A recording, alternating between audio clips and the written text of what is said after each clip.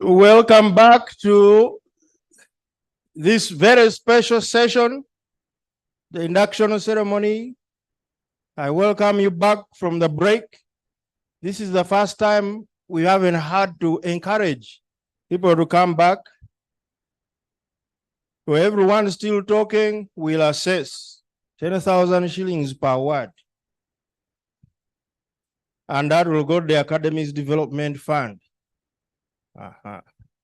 Wonderful, we are here for this. As our West African colleagues say, this is a solemn event, the induction ceremony. And in case your seat's facing the stage, I'll just request you to turn it around or find another situation. Fantastic. May I please invite Professor Grace Ndezi, who will serve as instead of the president today. Professor Ndezi is our long-serving, incredible treasurer. So Professor Ndezi, welcome you next to the table there after where there's the members book, right where William is standing right now. Fantastic. Not on the stage, down. We decided to do it down because the only steps on one side of the stage. Very good. Then may I invite Professor Dujanga, who will be standing here as chair of the Fellows and Members Committee. She's a member of that committee. Right here. Yes, Professor.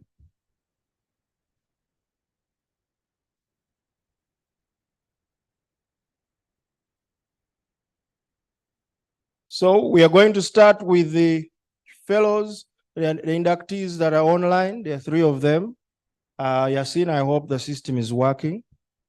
And Professor Belchivinga, you might want to move either across there or turn. Wonderful.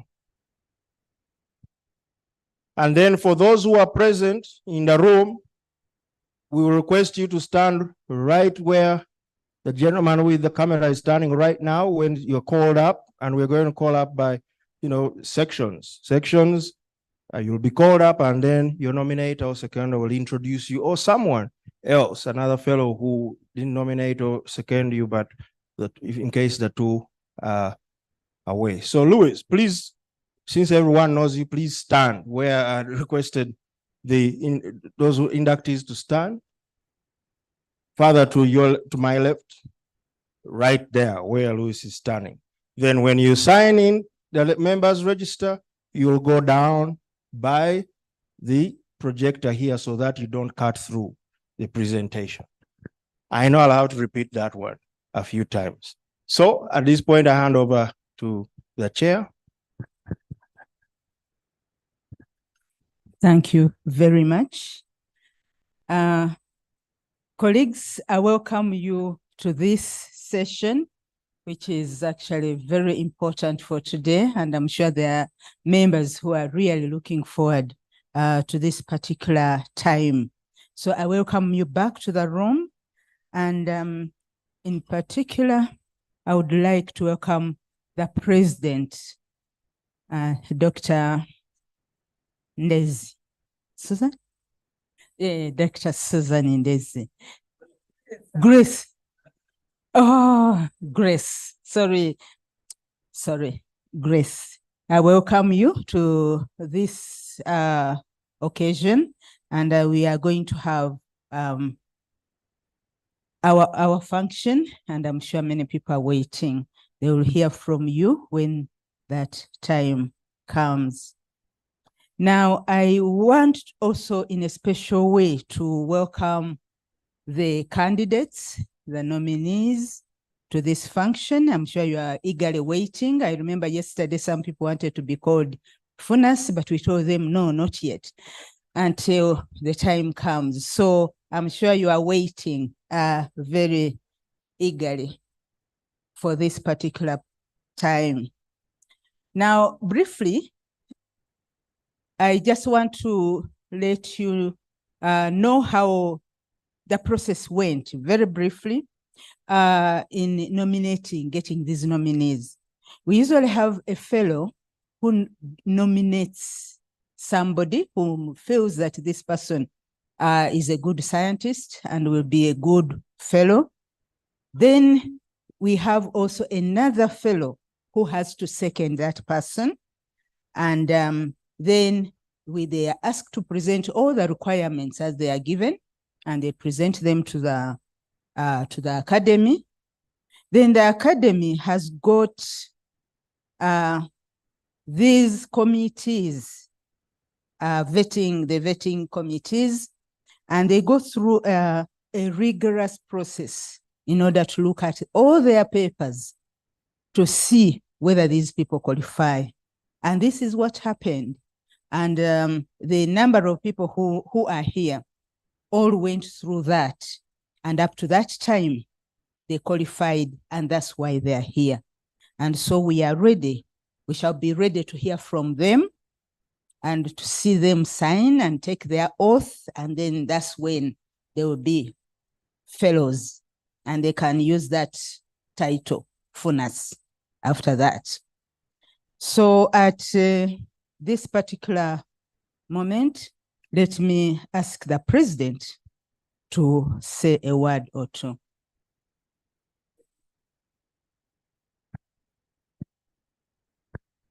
Thank you very much, Chair. I'm not the president, but I'm standing in for the president. I'm standing in the big shoes of Professor Grace Van Tevia, who lost her sister and she's not able to be here, and the vice president, who also had some urgent responsibilities and couldn't attend. So I'm a member of the council, so that's why I stand here to represent the president. I am going to read to the fellows that we are inducting the responsibilities of a fellow. The responsibilities are numerous, and they will be found in the various documents that the fellows will receive, some today and some as time goes on. The most important are highlighted here under, and the first one, a UNAS fellow shall always endeavor to uphold the spirit and letter of the Constitution of Uganda National Academy of Sciences and strive to contribute to achievement of the Academy's vision, mission, and objectives. The fellows should remain academically active in meaningful pursuit of academic excellence in his or her respective area of expertise. The fellow should be available to actively participate in the Academy's convening, consensus, and other activities wherever called upon or on voluntary basis, whether such participation is paid or otherwise. The fellow should ensure high standards of conduct interior based on national and international best practices.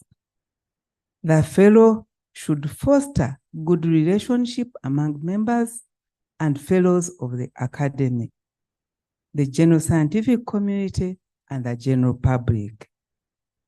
The fellow should meet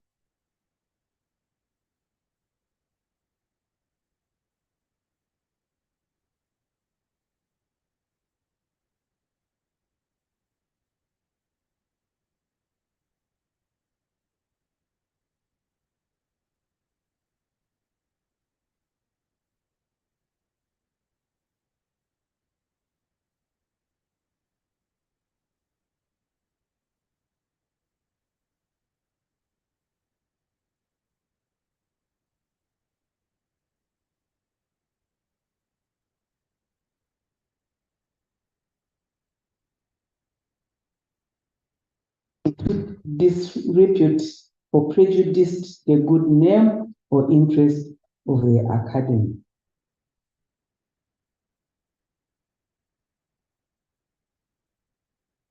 And when a fellow is convicted by a competent court of law or other legally competent authority of a felony, crime, or other serious offense, or is declared bankrupt or to be of unsound mind.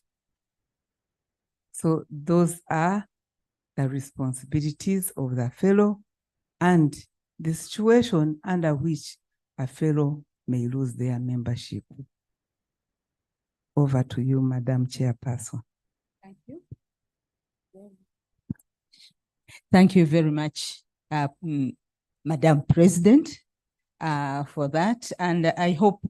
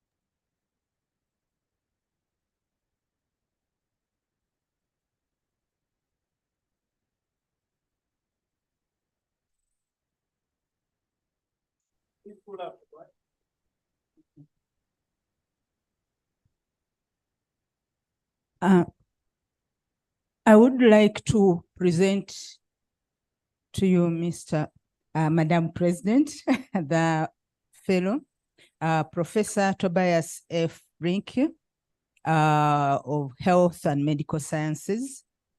He's a molecular biologist, public health specialist, and director of research of the Pharma Access Group and of JLI Institute.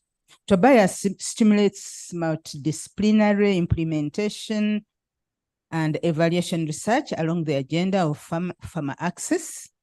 Research is mainly in diagnosis, infectious diseases in Africa, healthcare, quality improvement, and innovative healthcare financing supported by mobile health technologies. Tobias holds an academic chair at the University of Amsterdam. He leads the Department of Global Health and Amsterdam Institute for Global Health and Development, a team of scientists, and he also leads a team of scientists and PhD and master students. At this institute, he coordinates a large-scale HIV tests and treatment program in Tanzania. As principal investigator at the Department of Global Health of Amsterdam University Medical Care, Tobias develops the so-called connected diagnostics technology for improved quality and financing the healthcare delivery in Africa. Tobias serves as chair of WHO Global HIV Drug Resistance Network Advocacy Group. Another focus of his work is in COVID-19 in Africa, mainly digital mobile rapid diagnostics and the effect of African immune activation status on COVID-19 symptoms. He published over 225 articles in peer-reviewed journals and served on the board of the Mendio Healthcare in Amsterdam. By this, I therefore present Professor Tobias F. Rinke to be inducted. Professor Tobias Rinke D. Witt, I now officially congratulate and welcome you as a fellow of UNAS. May you remember this occasion and strive to live up to the aims and ideas and ideals of the organization. Tobias, you are welcome. Thank you very much. And I'm honored and pleased. Madam President, I think he has to take the oath. Tobias, you are expected to take the oath, but I hope somebody has summarized it for you. Okay, is he going to take the oath now? Yes, we wanted him to take the oath now. So can Yes. I will request you to read after me. And the oath is I, Tobias, it will be you now, Tobias, hereby solemnly swear I hereby solemnly swear and declare that I accept all the rights and obligations of membership and declare that I accept all the rights of membership and obligations to the Uganda National Academy of Sciences, to the Uganda Academy of Sciences, and that I shall always act within and that I shall always act within the spirit and letter of the Academy Constitution. the spirit and letter of the Academy's Constitution. So help me God. So help me God.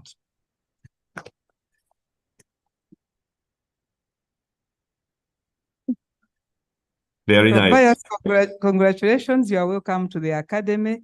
From now, you can call yourself UNAS, which is our title, Fellow of the Uganda National Academy of Sciences. Thank you very much for the honor. So you are supposed to sign in a book where all the members of the Academy signs. It's a very huge book. I don't know if you can see it on the table, but you will sign it when you come to Uganda, but you can give your speech of acceptance now. Thank you very much, Mrs. Chair, and doctor and professors in the audience. I'm very, very honored. I hope you can hear me well. I would have loved to be together with you in Uganda. Unfortunately, I am here in the Netherlands, in The Hague. It is really an honor and a privilege. My relations with Uganda, with my organization, go back to the year 2001, when late Professor Joep Lange was working with Professor Elly Katabira on HIV drug access. We all know that in those days, access to antiretroviral drugs was very limited. And this is where my organization, Pharmaxis, under guidance of Professor Joep Lange, started. And I had the privilege to be basically his first employee working in this organization. So Uganda is close to my heart and has been always, from the beginning onwards. And since 2007, we were privileged to run the big Pan-African studies to evaluate resistance, which were studies done to evaluate the effect of large-scale antiretroviral treatment in Africa in terms of drug resistance. And in fact, the Joint Clinical Research Center, then under Professor Peter Mugenyi, and now under Dr. Sisi Kitjo, was instrumental in this work. We did a big study for 10 years, having 75 papers published with 10 PhD students. And basically, the key findings here were that drug resistance already in the year 2010 in Uganda was around 12%.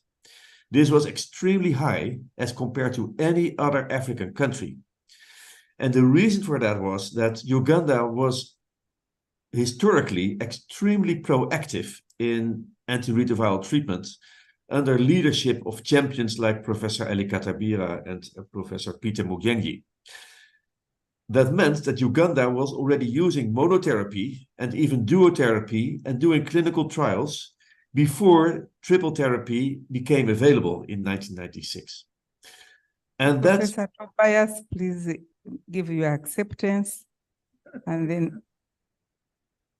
And that resulted, just to finish, in the excellent steps forward that were made in Africa. But unfortunately, in Uganda, they pay the price for their proactiveness. So I have a long-term history with Uganda. I'm very happy to be a member of the UNAS, and I'm very honored. And thank you very much once again.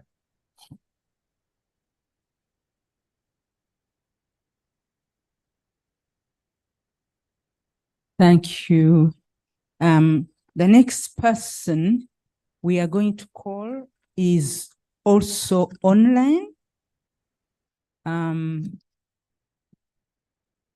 I would like to see his face, Professor Swaibu Lwasa.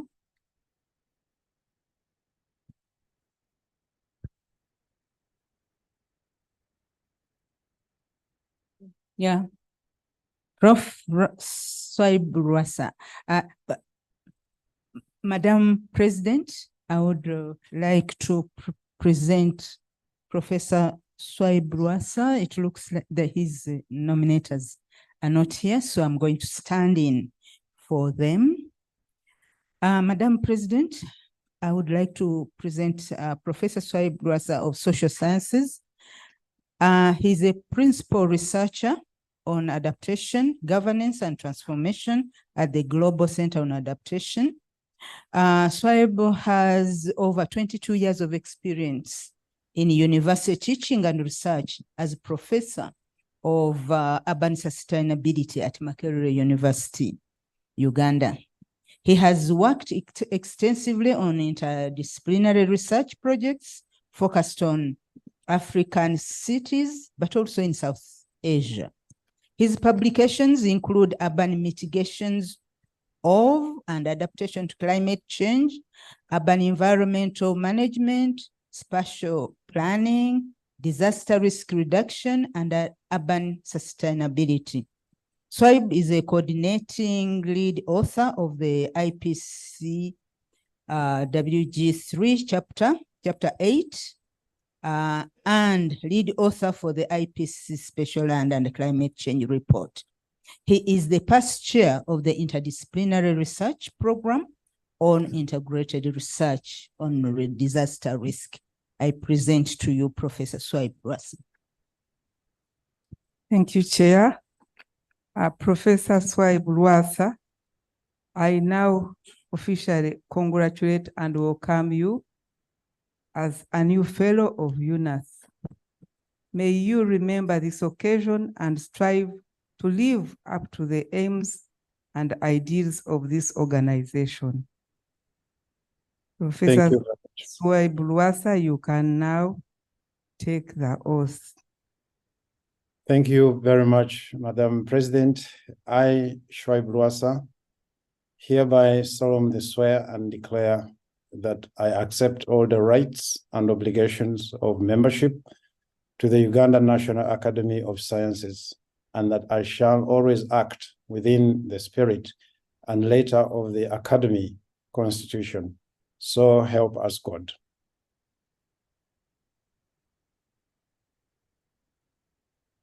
Congratulations, Professor Lwasa. Thank you. You ideally should be able now to go ahead and sign the Fellows Register, but since you are online, you will sign when you have an opportunity to pass via the UNAS office. And you now give your acceptance. Thank you, Madam President. I am truly honored to be now a member of UNAS, and I would like to accept the fellowship membership for UNAS. Unfortunately, I could not make it to be there in person. I'm also right now in The Hague, and I'm very honored to be a fellow under UNAS. As has mentioned by the nominator, I've worked a lot on climate change and urban resilience in Uganda, but also internationally. And right now I'm based at the International Institute of Social Studies, but I also hold the professorial chair at the Faculty of Geoinformation and Earth Observation, University of Twente, again in the Netherlands.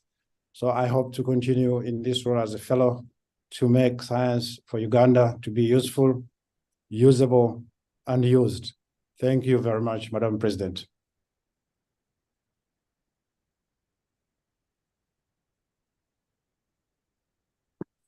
Congratulations. Over to the next. Thank you, Madam President. We go to the next, Dr. David Mwesige to Musime. And then I will ask Professor, the one who nominated him is around in the house, which is very good. Professor Joseph Oboa. UNAS, Professor.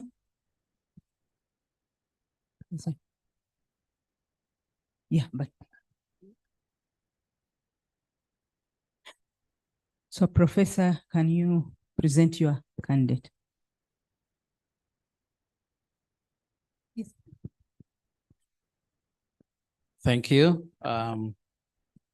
Madam President, I have the honor and pleasure to present to you Professor David Mwesige Tumusime. He is a member of staff in the College of Agricultural and Environmental Sciences in Makerere University. Professor Tumusime has contributed immensely to advancement of science, particularly in the area of environment and development studies, where he has conducted a number of research and shared findings with national and international in published in international and peer-reviewed journals. Professor Tumusime's studies on protected areas and people in Uganda generated valuable knowledge that has been shared widely and globally. He has also co-edited a book on conservation and development in Uganda, which has gained a lot of interest and readership by students and other researchers. He has also participated in building capacity in terms of supervising research, and he has supervised over 20 graduate students to completion, different areas. He has rendered also some consultancy services and undertaken a number of other assignments. With these and many others, Madam President, I have the pleasure to present to you Professor David Mwesige Tumusime to be inducted as Fellow of the Uganda National Academy of Sciences. Thank you, Professor Oboa. Madam President, he doesn't seem to be there. I don't know. Is he's Professor not Joseph on he's not online? Yeah, so how is he going to swear? I think maybe we call him when he, yeah. Yes. Yeah. Oh, okay, thank you. Okay. We shall proceed to the next candidate as we wait for Professor David Tumusime to join. Yes, thank you, Madam President.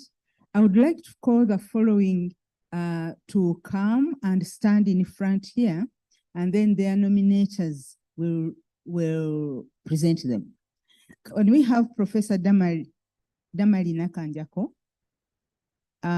Dr. Sam Okware, Dr. Suzanne Kiwanuka, and Professor Annette Olivia Nachimuri. These are from the medical category. We request the inductees to be Louis.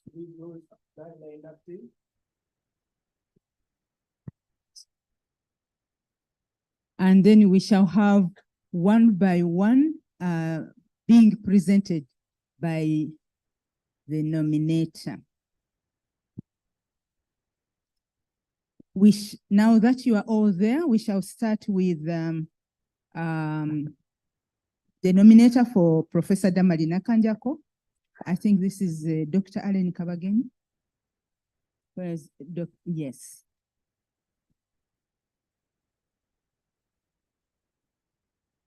Madam President and professors, fellows, invited guests, ladies and gentlemen.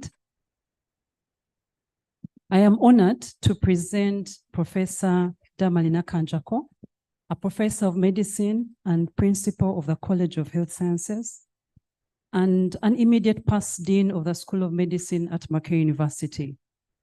She holds a bachelor's degree in medicine and surgery and a Master of Medicine degree in internal medicine, both at Makerere University. Also has a doctorate in biomedical sciences from the University of Antwerp, Belgium. Professor Damali has over 22 years experience in infectious diseases care, research, and training. She has led several research training and mentorship programs, including Makerere University, UVRI Infection and Immunity Program, to build Africa's capacity for scientific leadership in infection and immunity research. She has established a translational immunology group at Makerere and has mentored over 57 upcoming scientists at postgraduate, doctoral, and postdoctorate levels to build the next generation of scientists in Africa and worldwide. I wish to note that Damali is a winner of the 4th annual Mel Sunday Health Leadership Award 2013 in recognition of her contribution towards leadership and healthcare in Africa. She also won the World Academy of Sciences Twas Abdul Karim 2022 Award in Biological Sciences that was designed to honor women scientists in low-income African countries for their achievements in biological sciences. With that and many more, allow me to present Professor Damali Nakanjako as a fellow of UNAS. Madam President, can we have the one presenting Dr. Sam Okware, Dr. Maxwell, and I request that we summarize those things so that because of time, we summarize I know they are very well learned and all the things, but they summarize.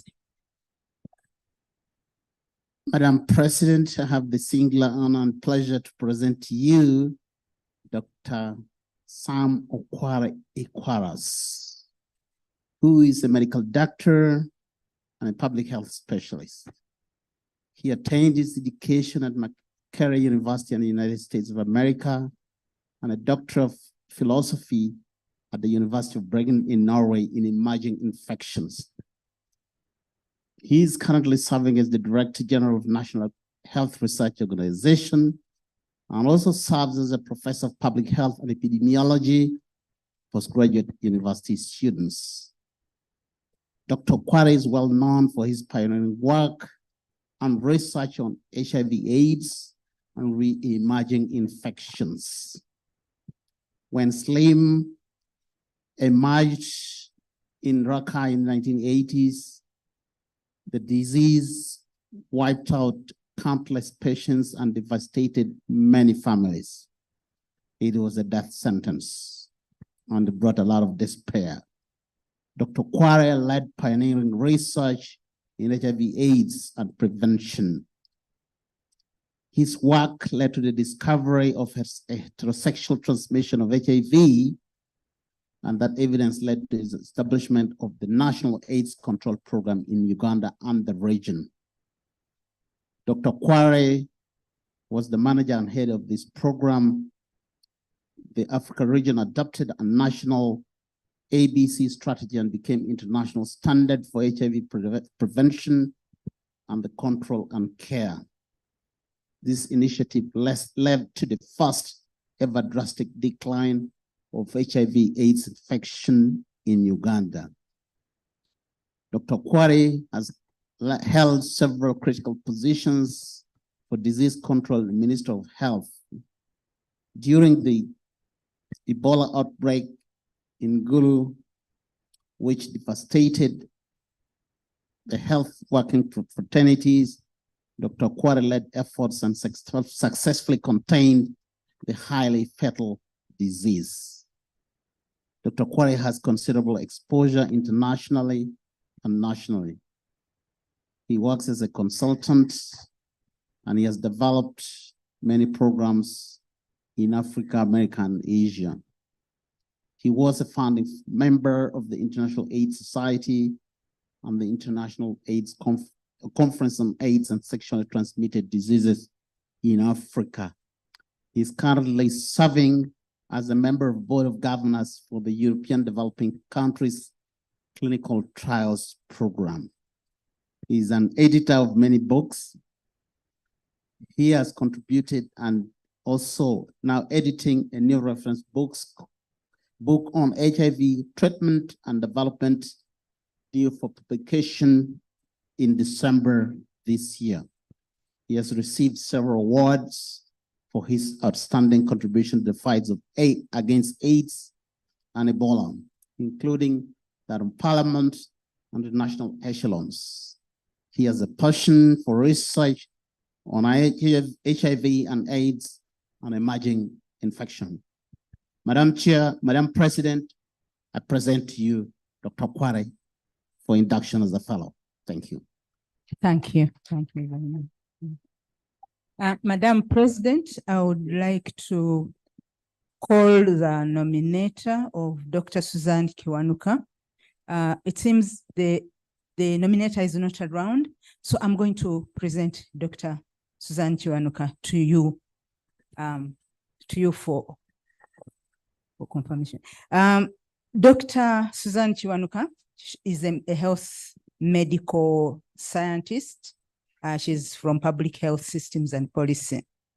She's a health systems expert and head of the Department of Health Policy, Planning and Management at Makerere University School of Public Health in Uganda. She's a senior lecturer with more than 15 years of expert evidence in health systems, strengthening and evidence-based policy making. She has conducted a lot of research and which includes policy briefs, newspapers, and so on and so on. She's an expert in evidence-based policy making and has led a team under the knowledge transition and so on. She was co-team leader under the supporting policy of engagement for evidence-based decision for universal health coverage in Uganda. She is involved in quite a number of things, and currently, she also led the country COVID-19 assessment for Uganda, generating more than 12 publications, and is currently assessing priority settings for this particular COVID-19.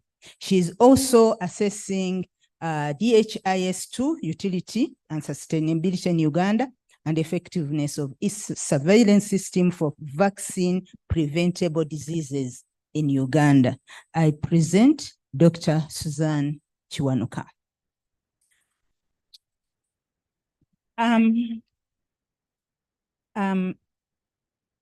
I would like to call the nominator of Professor Annette Olivia Nachimuli.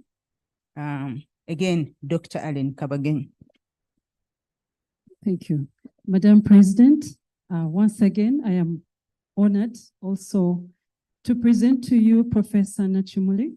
She is currently the Dean, School of Medicine, and an Associate Professor of Obstetrics and Gynecology at Makerere University. Annette trained as a medical doctor and later as an obstetrician and gynecologist at Makerere University. She has a PhD in medicine and doctoral training that was undertaken both at Makerere and Cambridge University. She has won many large research grants and has published over 70 papers in peer-reviewed journals. Her research group investigates pregnancy complications common in African women, such as preeclampsia, fetal growth restriction, preterm birth, and infections. Her studies aim at developing tools to improve prediction management and prevention of pregnancy complications. Noteworthy, she conducted the first genetic study on preeclampsia in Africa. Annette serves on several national and international committees on maternal health, including the National Safe Motherhood Expert Committee, where she chairs the Preeclampsia Committee. Annette is internationally renowned maternal health researcher and is committed to building maternal research capacity in Africa, and she's a fellow of very many other distinctive institutions and societies. Madam President, I am honored to present and to have Professor Nachimuli inducted as a fellow. of UNAS. Thank you. Thank you, Madam President. You can go ahead. Thank you, Chair. I think you have all heard the 4 distinguished scientists. They are all senior members of the medical sciences field. And I would now like to call upon all of them to make a vow. I think individually it will be difficult to make it as a group, accepting all the rights, privileges, and obligations of membership together. Okay, all right. Okay. They will read to, okay. You read and they repeat. Okay, so you will now make a vow as a group, accepting the rights, privileges, and obligations of membership, and accepting to respect and to be bound by the UNAS Constitution.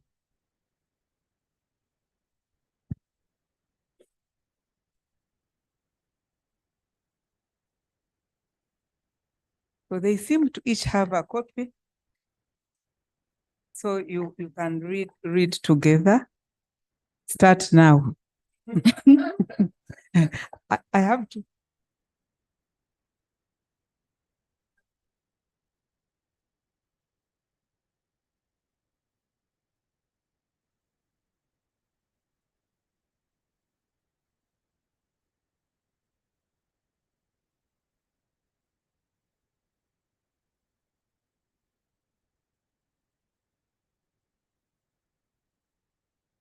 Thank you.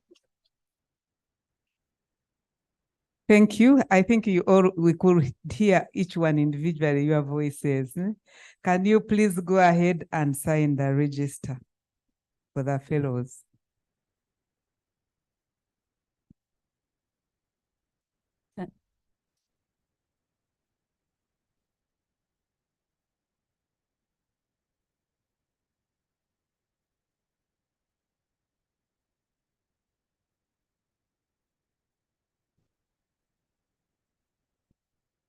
Madam President, as they are signing, can we go on? I think we can go on. You can call Yeah. the next set.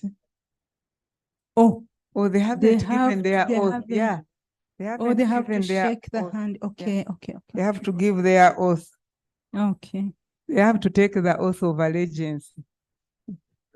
Oh, they have done that. They have. But you have to give acceptance.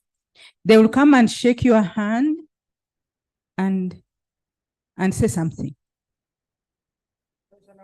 Please come shake the president's hand. Louis will give you a certificate, and then you move closer and say a word, and then back to your seat. I now officially congratulate the 4 of you and welcome you as new fellows of UNAS. May you remember this occasion and strive to live up to the aims and ideals of this organization.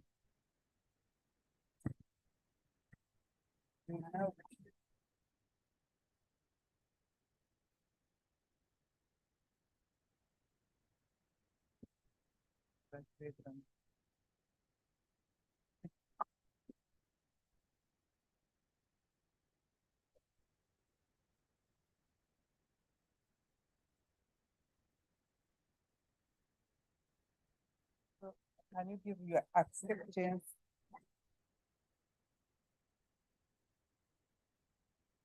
Ladies and gentlemen, members of the Uganda National Academy of Sciences, all protocol observed. It is indeed my honor and privilege to receive this prestigious induction into this prestigious group. And I would like to appreciate the person who nominated me, Dr. Ellen Kabagenyi. She's a statistician. I didn't ask her why she nominated me, but she just called me and I submitted my documents. So now that I've been inducted, I'll ask her why she nominated me. So I'd like to also appreciate my mentors, who have mentored me to this level. Some of them are here. I'll give them the honor to stand, and I appreciate them. Professor Nelson Sewankambo, my teacher, Professor Ndezi Grace, my teacher, and also Professor Francis Omaswa. You can now sit down. Thank you for honoring me to stand. It is not easy to make these very important people to stand, but thank you for honoring me. And for the last, as far as I remember, probably 28 or 29 years, when I came to the medical school, and I first went to internal medicine as my clinical rotation in my third year, and the first person I met was Professor Sewankambo as a clinician on the ward. And from that time, from what I saw during the time I was there, I said that I would like to change the world like Professor Nelson Sewankambo. So the dream of 30 years ago has come true today, but also before, I want to take this opportunity to participate in changing the world through this interdisciplinary, intersectoral group of scientists that is set up to influence not only Uganda, but the entire world in the different sectors. After that, I met, of course, so many other people in the College of Health Sciences, in other disciplines, including Professor Ndezi, Professor Masa, and all the others. So this award goes to them for the great work they have done. And in honor of that, I'll take the opportunity to mentor others to come to this position, probably 30 years later or even earlier. Yes, earlier. Thank you very much. I also want to thank my family that has supported me in doing this work. I also want to thank everybody really, and I give this to honor my college, the College of Health Sciences, my university, Makerere University, my staff and my students that have worked with me, and colleagues. And I pledge that I will serve Uganda and the world through the Uganda National Academy of Sciences for God and my country. Thank you. Madam President, may you allow me to mention that those who are coming, can you please summarize because of time? Can they be very brief? Thank you.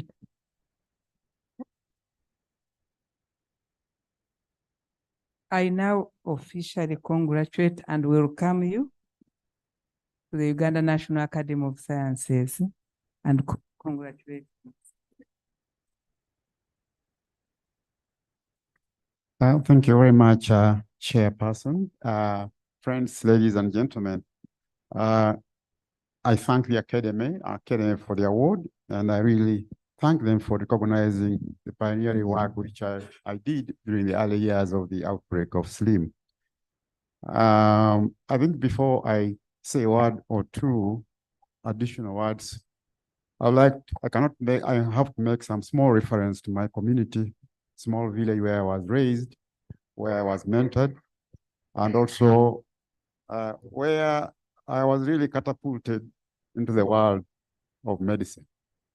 In the world of medicine, in the world of public health, as an epidemiologist, and also somebody in epidemiology with a PhD in emerging and new emerging infections. So basically here, I'm trying to stress the issue of the community being raised properly, being raised up, and always hoping for the best of their children. This to me is a very special occasion because I led the first early efforts to improve the quality of life of people at a time when misery was the order of the day. I transformed their lives using evidence, the lives of individuals, the lives of patients, the lives of families, and transform the lives of these people from what was a shadow of death and despair to a shadow of a chronic and manageable ailment we call today HIV/AIDS. I captured some of these things in a very early publication in the 80s that's towards a national AIDS control program. I started off with 17 cases, and the cases were multiplying, doubling every 6 months, until when they reached 1 million at the end of 5 years. So, ladies and gentlemen, I really like to thank, special thanks to my team. I'd like to thank in particular some of my peers, Professor Omaswa and Sewan Kambo. I think you did a lot of work for me, and this really should be a shared effort. This award is you and your team, and also your institutions. Finally, I think I must say that in this journey, this long journey, when there has been tears and hope and everything, we must not forget our partners, our institutions, and more importantly, our government. I would like to say that without government, without especially His Excellency, who supported my program and facilitated it so much, we would not have raised and reached this far. This award has inspired me.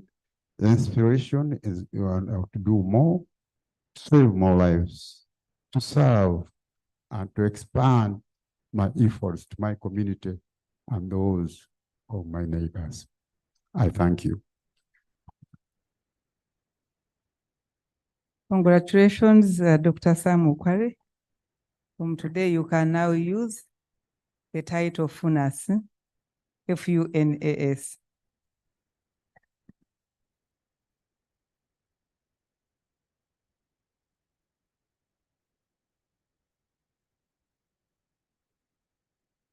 Dr. Susan Chiwanuka, I congratulate you and welcome you, the member of Uganda, a fellow of Uganda National Academy of Sciences.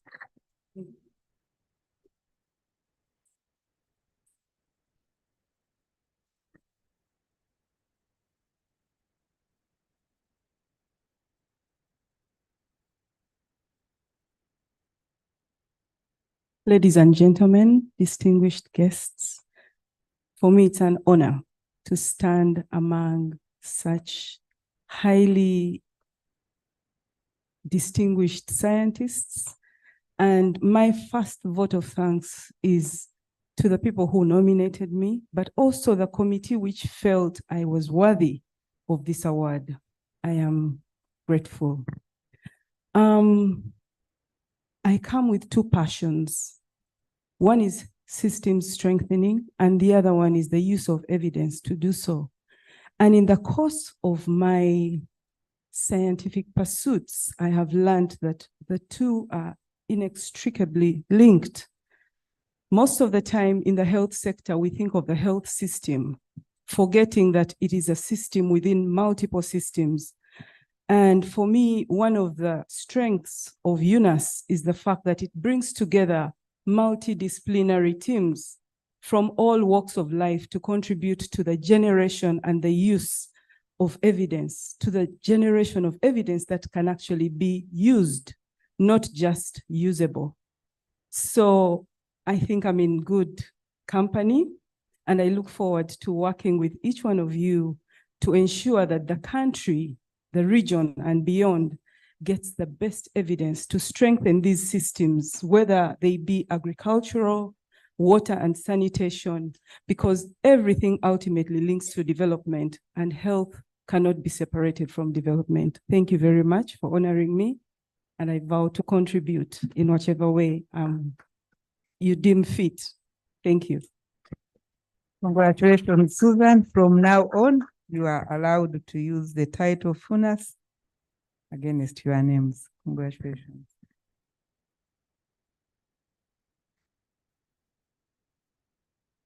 Professor Nachimuli, I officially congratulate you and welcome you to the Uganda National Academy of Sciences. We can now give you acceptance.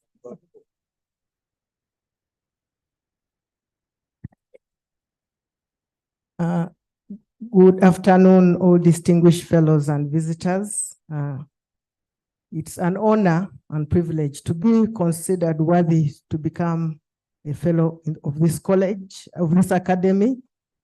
And I want to assure you that I have learned that my responsibilities are really around service, something that is very familiar to me. So I can only pledge that I will serve the academy as it tries to achieve the transformation of society through science. I thank the many people who have been part of my career journey. I will not mention names, it's almost half of this room, but also my family. My husband is here, Richard Adubango, for supporting me. And I really look forward to this platform as a way of advancing my quest for improving maternal and newborn health in the region. Thank you. Congratulations. From today, you can now use the title of UNAS against all your other qualifications. Thank you. Thank you. Let's clap for that group. We have harnessed 5 from the health sciences. That is a great harvest. We thank God for that. The next category, which is coming, of course, we have had already one online from social sciences.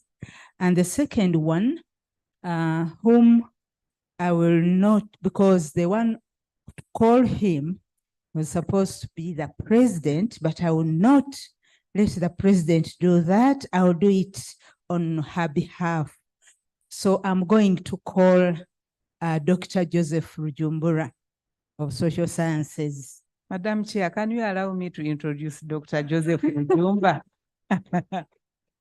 I will summarize because no, it's not for summarizing. I thought you are too big to call, but since you have said, please, can you call him? So, Dr. Joseph Rujumba, you have I don't have his CV, okay, but I don't have to read it. Because I nominated him. Dr. Joseph Rujumba, where are you? Oh, you are here. Okay. So I have the pleasure to introduce Dr. Joseph Rujumba. Throughout my work with Uganda National Academy of National Academy of Sciences, I noted that we have a lot of policy issues that are actually mainly on social determinants of health. And Dr. Joseph Rujumba is a social, he works at the College of Health Sciences, Makerere University, as a senior lecturer. He has done a lot of work in his, which is testified by his publications. He has more than 40 publications, and most of his work has been on social determinants of health across the lifespan, in children, in women, in adults. And he also holds a PhD in international health from University of Bergen. He has had collaborations with other universities from high-income countries and low-income countries. And he is a well-renowned social scientist. So I welcome him to be a member of the academy and also to serve the wider community.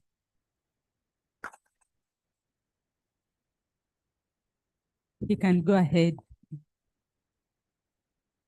So he seems to be alone in his category. Yeah, the other one was online. So, you will now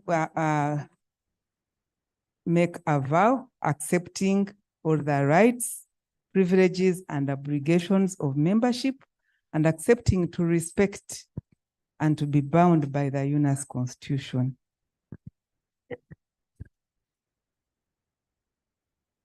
Thank you.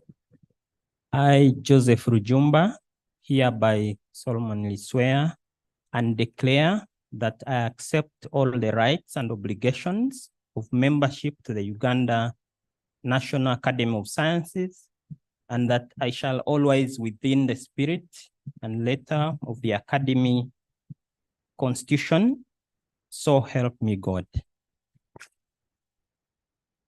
So you'll now officially sign the register of the Academy as a fellow.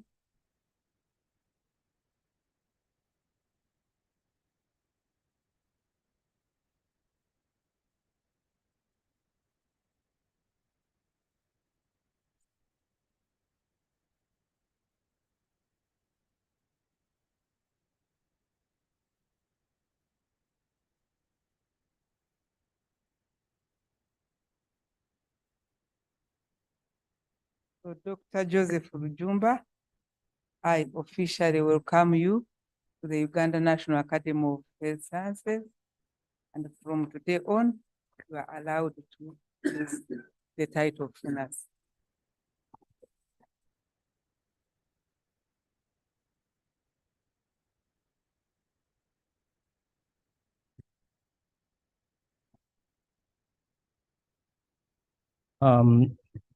Thank you, Madam Chair, Professor Ndezi, colleagues, distinguished members of the Uganda National Academy of Sciences. I'm really honored.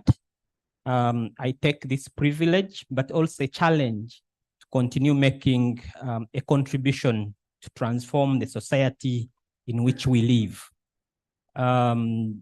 Prioritizing the most disadvantaged groups. As you have heard, my background is social work. And actually, I was wondering why I was not in the other group, because I belong to the College of Health Sciences.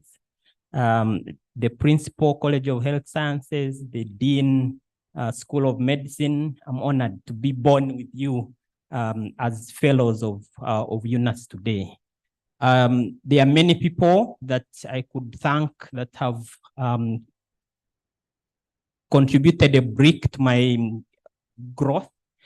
Professor Ndezi, I'm really honored. Thank you for nominating me, but also for being part of my growth journey. The first publication that I have, we co-authored it with Professor Ndezi, and she saw me through responding to reviewers' comments and a number of other things. I thank my family, specifically my wife. She's not here, Sharon Rujumba.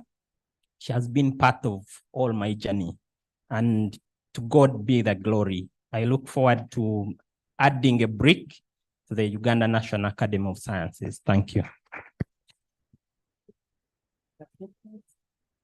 Congratulations, Joseph. Thank you. Thank you, Madam President, for that category. And now we go to the category of agricultural sciences. And I will call the following people to come in front, and then we shall go ahead. We have Dr. Paul Mugabi. I'm sure he's present. Dr. Peter Ebanyat. Present? Okay. You know, we are teachers. We always want to hear present, madam. Okay. Dr. David Mwesije Tumusime. Online, sorry. Yeah, that one is finished. That's the other one, Dr. Thomas Lapak Odong. Dr. Yazid Bamutaze. And Professor Nelson Tuliahawi.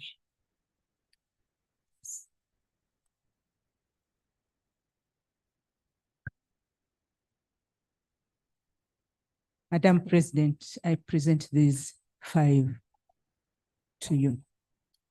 So the 5 candidates.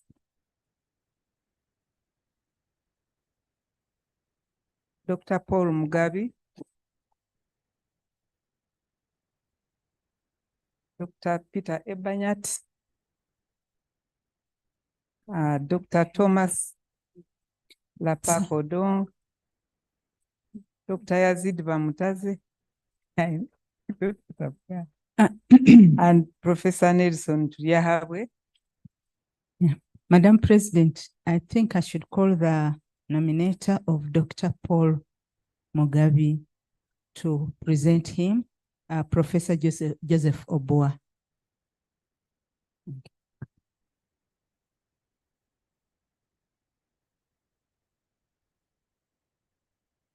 Thank you, Madam President. I'd like to present Dr. Paul Mugabe, who has conducted groundbreaking research on wood and wood products, and he has published quite a lot in this area, in journals and as book chapters. Dr. Mugabe's research on wooden utility poles has been able to guide the determination of moisture content of utility poles before applying preservative treatment. He has also developed novel non-destructive method of measuring internal defects in poles after seasoning. This has even been patented. Dr. Mugabe has also been involved in rendering services in sync with the principle on which UNAS was founded, to provide evidence-based scientific advice.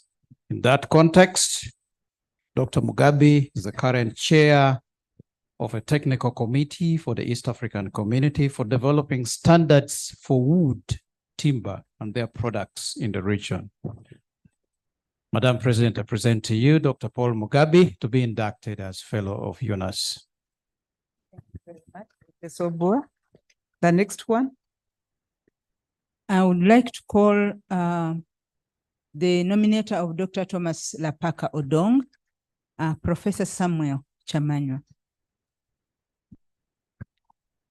Madam President, it gives me pleasure to introduce Dr. Thomas Lapaka Odong. Dr. Odong holds a PhD in statistical genetics from Wageningen University and is currently a senior lecturer at Makerere University. Dr. Odong has made tremendous contribution in science and society. He has published over 100 scientific journals, which have got very high citation. And in fact, one of his papers was selected as outstanding paper in plant genetic resources awarded from the American Crop Science Society. He has mentored and supervised many young scientists. So far, he has 10 MSc and 5 PhD and 3 postdoctorals. Dr. Odong provides backup support in research, design, data management, and analysis to research scientists in Makerere and academics, and in narrow IITA and forum member universities. He has supported strengthening of statistics and applied biometry in sub-Saharan Africa. In fact, he has been a visiting lecturer at the University of Ghana, the University of KwaZulu-Natal, the University of Namibia, and the University of Zimbabwe. In fact, he has facilitated over 30 trainings in research and design and data management and analysis, and has so far trained 1,000 scientists from universities and research institutions across Africa. Dr. Odong has developed statistical techniques for determining core collection in gene banks and was part of the team that developed Uganda sorghum germplasm core collection. I'm very pleased to present Dr. Thomas Lapaka Odong. And actually, he's been a co-PI with me in many projects. I'm happy to introduce him. Thank you very much, Professor Chairman. Thank you very much. Madam President, I would like to present the nominators of Dr. Yazid Bamutaze are not here, so I will present him. Dr. Yazid Bamutaze has 25 years of professional experience, leadership, and training in Africa and Europe. His field of professional expertise and specialty primarily lies in geomorphology and geoinformation science. with a teaching bias in natural hazards, disaster science, geographical, the GIS, and remote sensing. His research is primarily concentrated on drivers of geohazards, processes, and patterns. He applied deep knowledge in geographical and spatial data analysis to solve complex problems in global environment change, land use, change land cover, and transitions, and so on. And his core research focuses on two scientific lines: establishing contextual relationship between human and natural processes, and advancing geospatial analytics. Currently, he's a member of the editorial board of 4 international journals and 1 local journal, and has successfully supervised very many PhDs and master's students at Macquarie University in the School of Forestry, Environment and Geosciences. I present Dr. Yazid Bamutazi. Thank you, Chair. And now I would like to call the nominator of Professor Nelson Turiahabwe. Is it Dr. Donald Kugonza who is coming? Because I know Joseph has been here, but Joseph, do you want to do it again? I know there are 2, but only 1. So I wanted Joseph, he has just been here. Where did you? On my wait a second. Oh, I see. I think he was feeling so bad, but can now you do okay. Okay, thank you very much, Madam Chairperson. So I take the honor to present these 2. I will start with the one whom I first nominated. I think I seconded for the other one, but I nominated this mainstream. So, Madam Chairperson, I'm very much honored to present to you one gentleman who probably should have joined UNAS before me. And this is no other than Dr. Peter Ebanyat, an agricultural scientist, the soil scientist, the systems agronomist. Dr. Ebanyat is a senior lecturer at Makerere. He did his degrees in different places, including Wageningen University in the Netherlands. His work experience goes over 20 years. His work has caused impact beyond Uganda on soil and soil ecosystems. As I said, this is one gentleman who should have joined UNAS long ago, but it's never too late. He has caused impact across different organizations, IITA, NARO, and others. He has been a principal investigator and co-investigator on several interdisciplinary projects, most of them creating frameworks for improving productivity, best fit possibilities for improving productivity of smallholder systems. He has over 20 graduate students who have completed studies and many others in the pipeline, over 50 publications in high impact journal. He also has a lot of book chapters. This is a gentleman who rarely says what he does. People normally see his results. You have to push him to be seen. So thanks for accepting to join UNAS. Dr. Peter Ebanyat, I'm very proud to present you to the Academy for that recognition. Thank you very much. And now we will, for Professor Nelson Turiahabwe, you. And again, Madam Chairperson, ladies and gentlemen of the Academy, Professor Nelson Turiahabwe is an agricultural scientist, particularly from forestry. Please accept to join the Academy and hereby get introduced. You are very well recognized in your discipline, forestry, but in the broader agriculture and environmental sciences. Professor Turiahabwe has had this illustrious career in teaching, research, and supervision. He's a great mentor in the different disciplines from our college. He has consulted in Uganda and beyond. over 30 high-impact journal papers, book chapters, over 2 decades.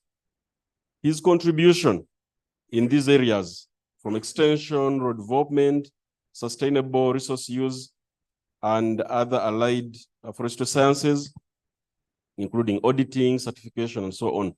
So he's a great scientist in our midst who has used this expertise to leverage and promote science. And that's what UNAS is actually here for.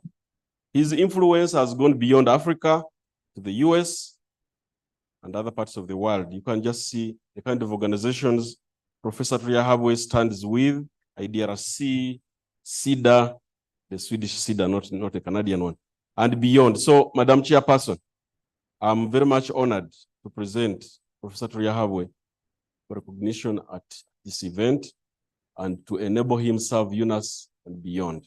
Thank you very much. Thank you. Madam President, I present those 5 to you for induction. Thank you, Chair.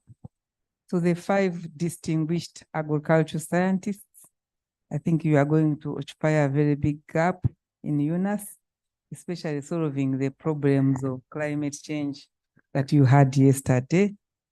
So I would like now to request you to make a vow accepting all the rights, the privileges, obligations, and membership, accepting to respect and to be bound by the UNAS Constitution.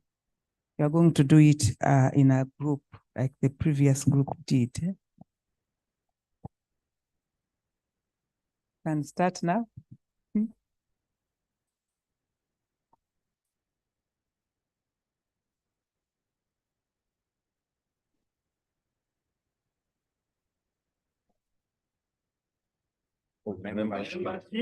The Uganda National Academy of Sciences, and that I shall always act within the spirit and letter of the academic constitution. So help me God. Thank you very much for accepting. You will now go ahead and sign the register.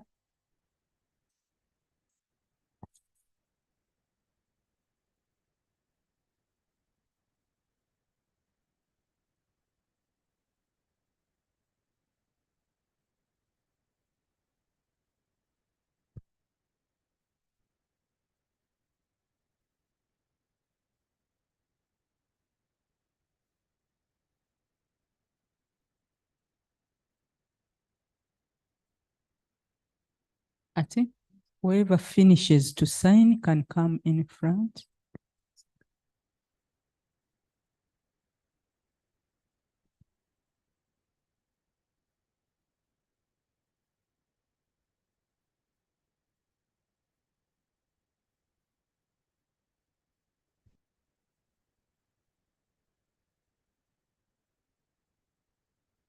I now officially congratulate and welcome you as a new fellow of UNAS.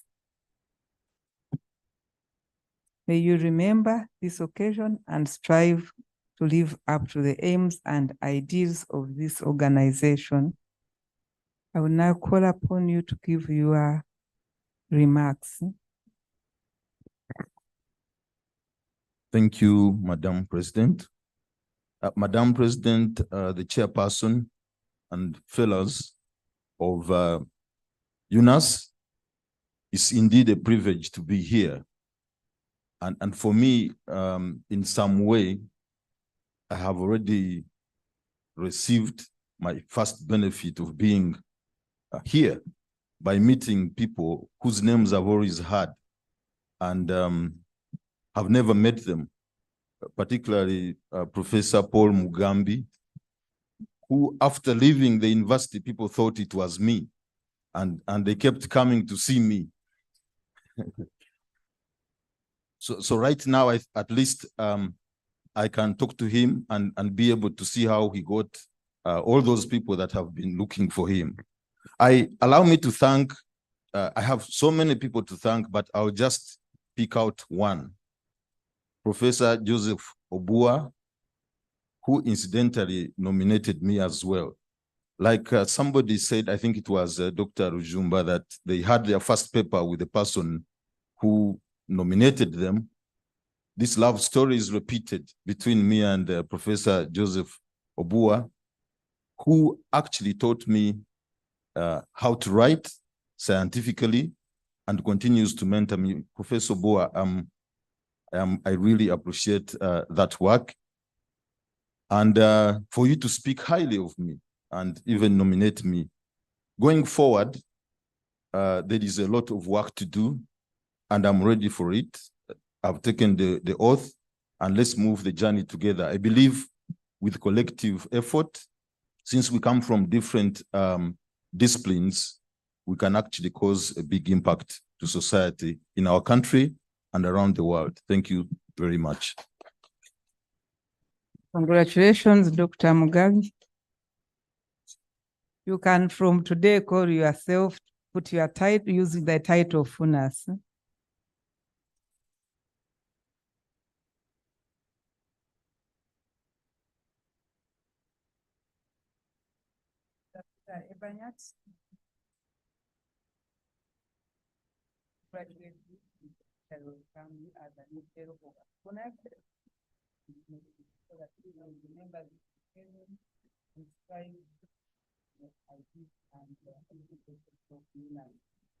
You are welcome.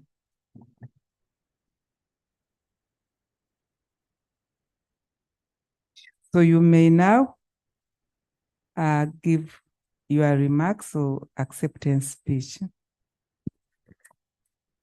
Thank you, Madam President, all distinguished scientists. It is an honor to be inducted into this very prestigious Academy of Sciences. I'm very grateful to the UNAS committees that evaluated the application and found it worth for me to join this academy. And to my nominator, thank you very much. I am what I am today professionally because of what the university has done, because that has been a place for my professional and career growth. So to all my teachers who are in the room, I cannot be able to mention each of you by name, but you know, right from undergraduate up to now, you have been an inspiration. So to come here and still find you, that you're leading the way, is very inspiring. So I'm glad to be here. I come because one, soils are our life. We came from soil, we return to soil. Our perpetuation in humanity is dependent on us managing those soils well. So we have a collective responsibility to do that, but it has to be done in context of the production systems, and thereby to help improve the lives of the populace. These I commit to bring the experience and the expertise that I have gained over years to continue that process of learning and placing science in the context of society, that we can be able to collectively address those humanity challenges. To my family in absentia, I'm very grateful because they have stood with me over the years. So as the saying is, to whom much is given, much is expected. I therefore accept this induction and thereby commit to the best of my ability to contribute to the goals of UNAS. Thank you. Thank you, Dr. Ebanyat. From today, you can use the title of UNAS. You have earned it.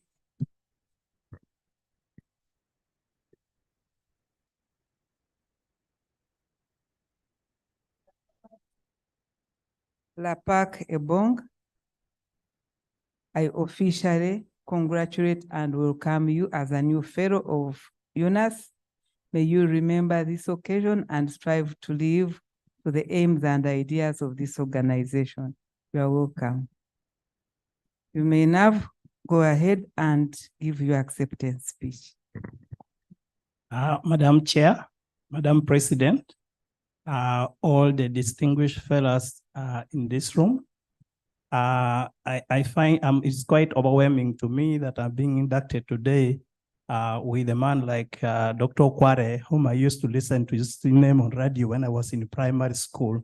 So I really feel I would like to thank the Academy for giving me the opportunity to contribute and for accepting me as a fellow. I accept this wholeheartedly, and I pledge to make my contribution whenever called upon. I would also like to thank my nominator, which is also my mentor, Professor Chamanya. I know you should have been somewhere doing something very important, but you decided to come here and nominate me physically. Thank you so much. Before I go, when I was a little boy, I grew up in a very strong DP family, but I used to admire Professor Obaya. I never told my father that. And I've come very close to Professor Obaya now that I'm a self-appointed personal assistant of Professor Obaya. So if you're looking for him, you may have to come through me before you can get him. So thank you very much for this opportunity. I pledge wholeheartedly that I will contribute to this. Thank you. Congratulations. From today, you can use the title of UNAS among your so many other achievements.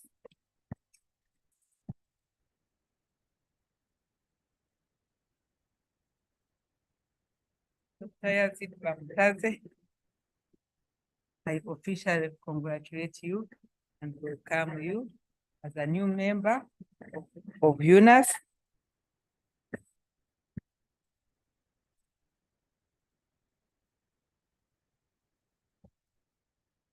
You may remember this occasion and strive to live up to the aims and ideals of this organization. You are welcome. You can now go ahead and give your acceptance speech.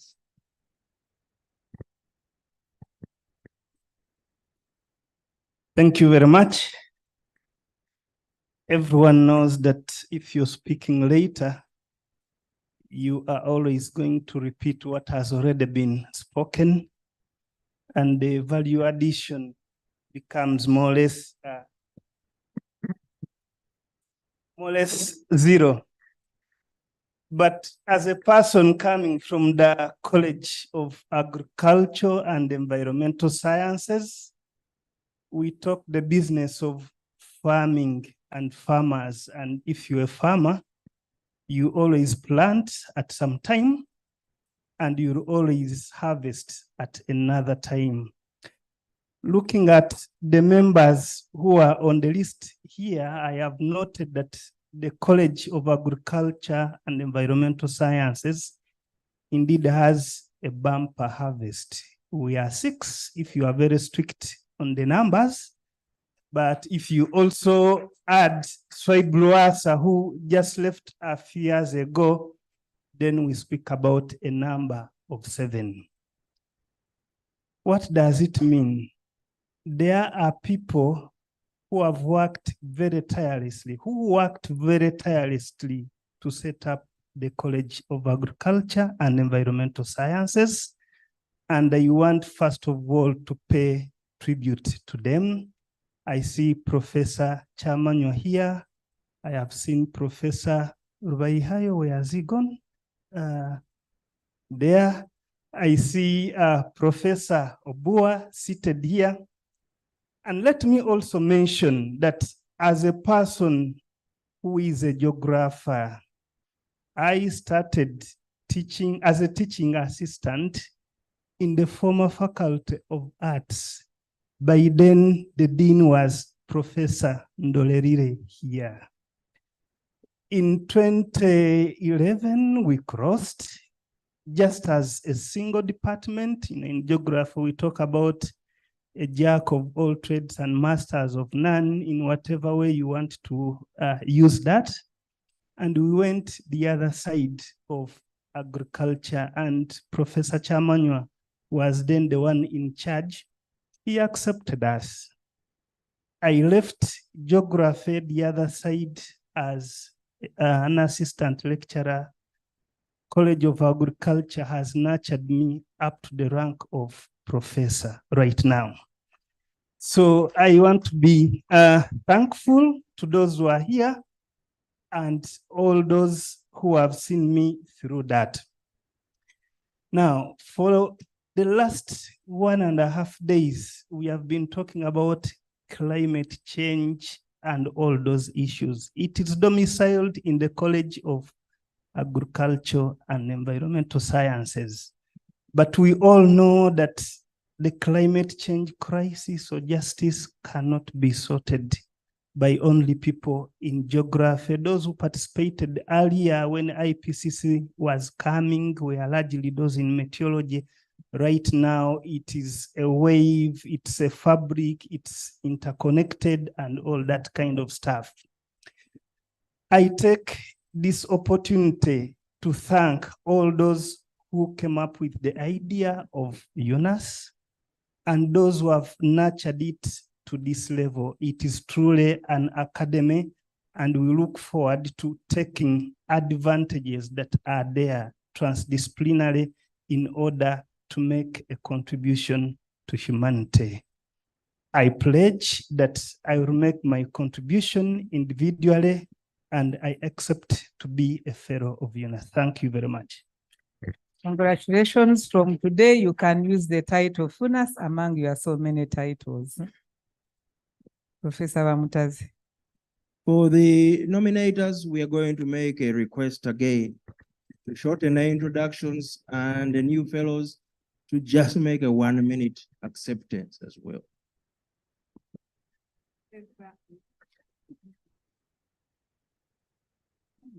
Professor Nelson Turiahabwe, I officially congratulate you and welcome you to UNAS.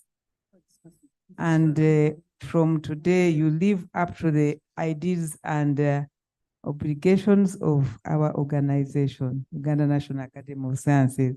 You can now proceed and give your acceptance speech.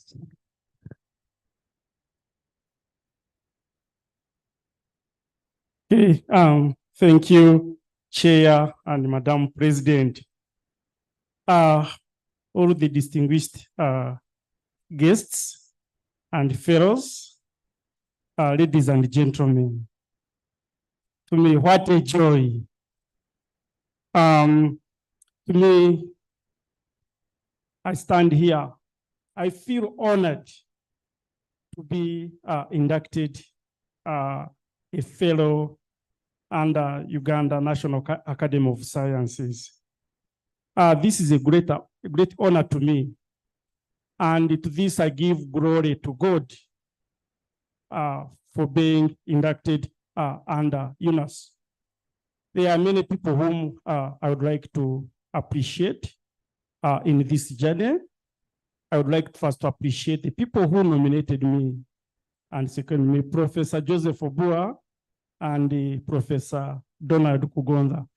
Thank you very much for fetching me from somewhere down there, and you brought me into this club of the scholars. I would also like to appreciate the family members. I have my daughter here who has represented the family. Rora Habge, you can wave to the people. I would also like to appreciate Makerere University. I think if it was not Makerere University where I'm serving and where I'm doing scholarly work, I wouldn't be here. So I would like to appreciate Makerere for giving me the opportunity also to write and contribute to the community through science and knowledge generation. In a very special way, Professor Bo, I would like to appreciate you. I think my first publication in 1998, I did first co-authored with Professor Obua. And since then, I think we've moved together. I think even up to today, we are still together. And I greatly appreciate you and continue to mentor me and also mentor others. I know there is a big task ahead of me. under UNAS. And I would like to say that I am up to the task. I will continue promoting the core values and the mission of UNAS whenever I'm called. Thank you very much. Welcome, Professor Nelson to Yahweh. From today, you can officially use the title FUNAS among your so many titles. Thank you, Madam Chair. President. Can we call the three at a go, even if they are from different? Oh, yes, actually we had, yes, we shall do that. Thank you. But we have to thank the agriculturists. We have had a big harvest there. We thank God for that. Now the next are coming from 3 different categories, but I'm going to call them at once. Can I call Dr. Dennis Muhanguzi? Dr. Dennis, oh, I didn't hear the present, madam. Dr. Julian Suzanne Sansa, seeing her, and Dr. Safina Bira.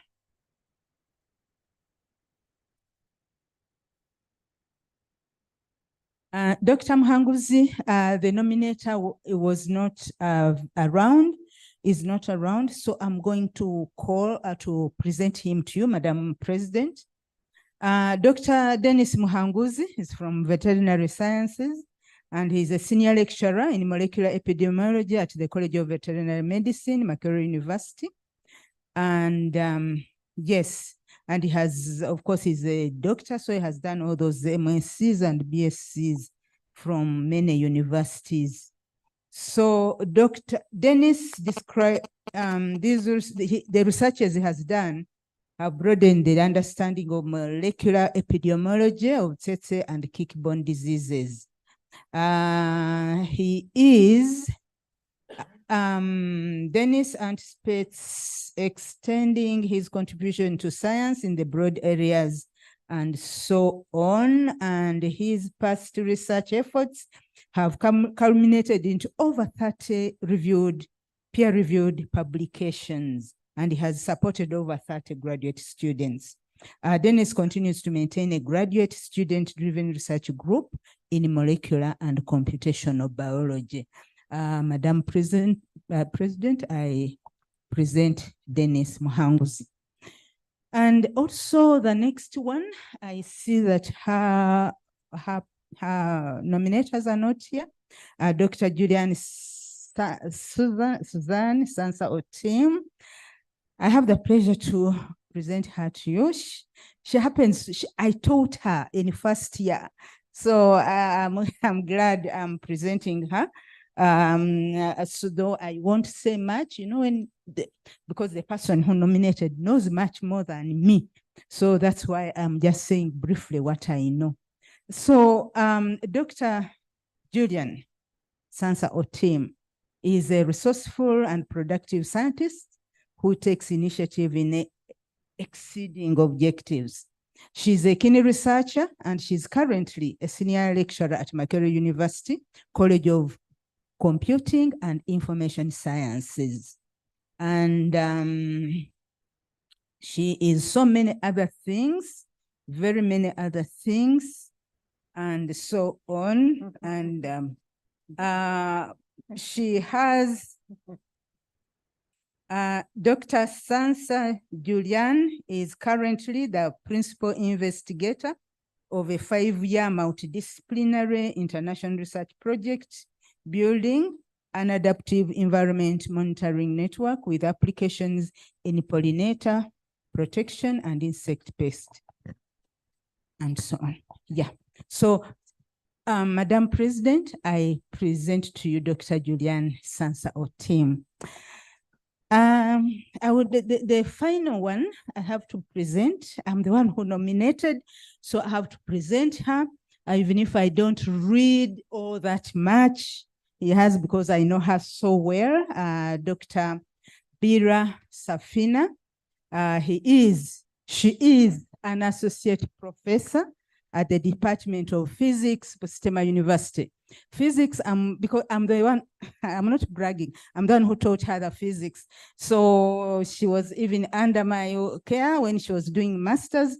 So I'm very proud that she has reached this far. And she then got a PhD from Pretoria. And her area mainly is in materials sciences, which is also mine. Mine is also space physics also. And recently, the big thing, she was appointed Deputy Vice Chancellor of Academic Affairs at Bustema. She's so big. She looks small, but she's big. So, and she has been actually on many fora of women in sciences, both nationally and internationally. So, Madam President, I present to you Bira Safina for so that she can be brought into the house of UNAS. Okay, Madam Chair, thank you very much. Now you will make the three scientists, you will make a vow accepting all the rights, privileges, obligations of membership, accepting to respect and to be bound by the UNAS Constitution. Start.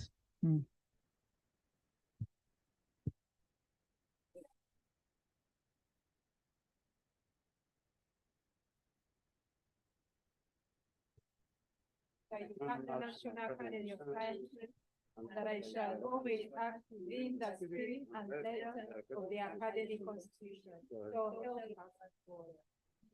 Thank you. You now proceed and sign the Fellows Register.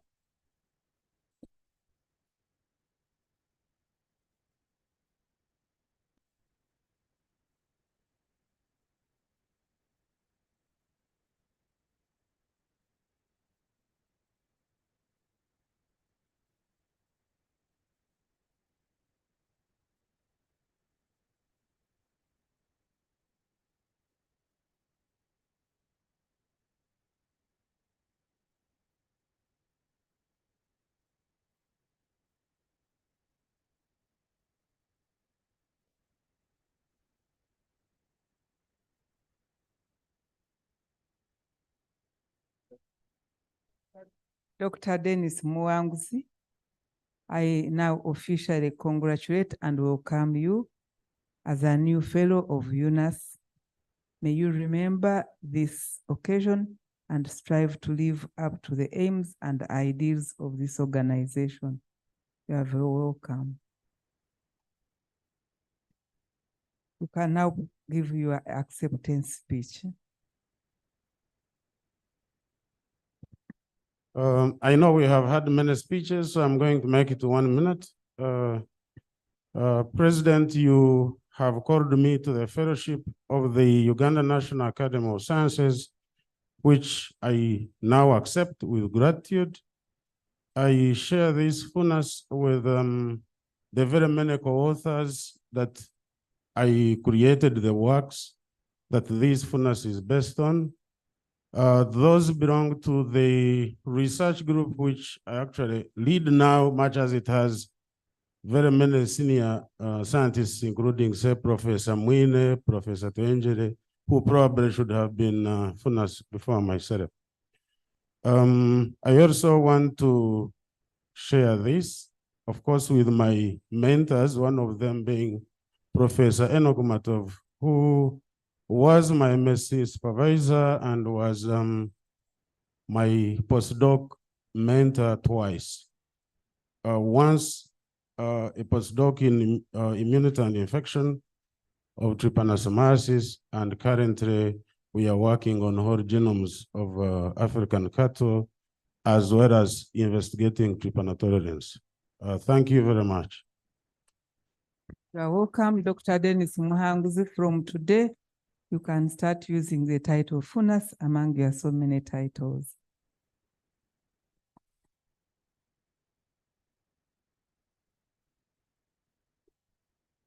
Dr. Julian Sansa. I officially congratulate and welcome you as a new fellow of UNAS. May you remember this occasion and strive to live to the aims and the ideals of this organization. You're welcome. You may now go ahead and give your acceptance speech. Thank you very much, Madam President, Chair, and all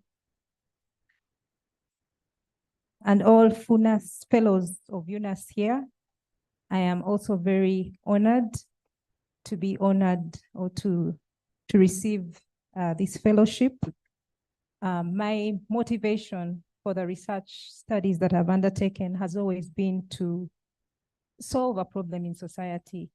And that is very much what the mission of UNAS is all about. So I feel very excited to have access to people, like-minded people, very accomplished people with the same mission. And I therefore pledge to continue serving the mission of UNAS only at a higher platform, or and therefore possibly with greater impact. My research contributions have generally been in the area of information and communication technologies for development in different areas, weather information management, insect pollinator protection, to mention but a few. And so I enjoy doing work in multidisciplinary settings, which is very much the same setting here. So I would just like to appreciate the different people with whom we have done this work, my colleagues and students in the College of Computing, especially in the Internet of Things Research Lab. I would also like to appreciate the management of the college, as well as the management of the university. I thank the funders of our research, especially NORAD and DFID, who have funded our work for over 10 years. And I especially thank my nominator, Professor Mary Okwakwol, for thinking that I am deserving. And I'll find out more the reason why she nominated me. And above all, I thank my family for always supporting me, and thank God that we are all here and we are all motivated to contribute. God bless you all. You are welcome, Julian. From today, you can use the title FUNAS and add it among your other titles.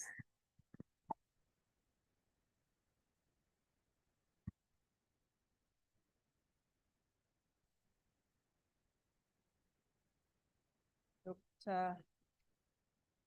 Safina Bira, I officially congratulate you and welcome you as a new fellow of UNAS. May you remember this occasion and strive to live up to the aims and ideals of this organization.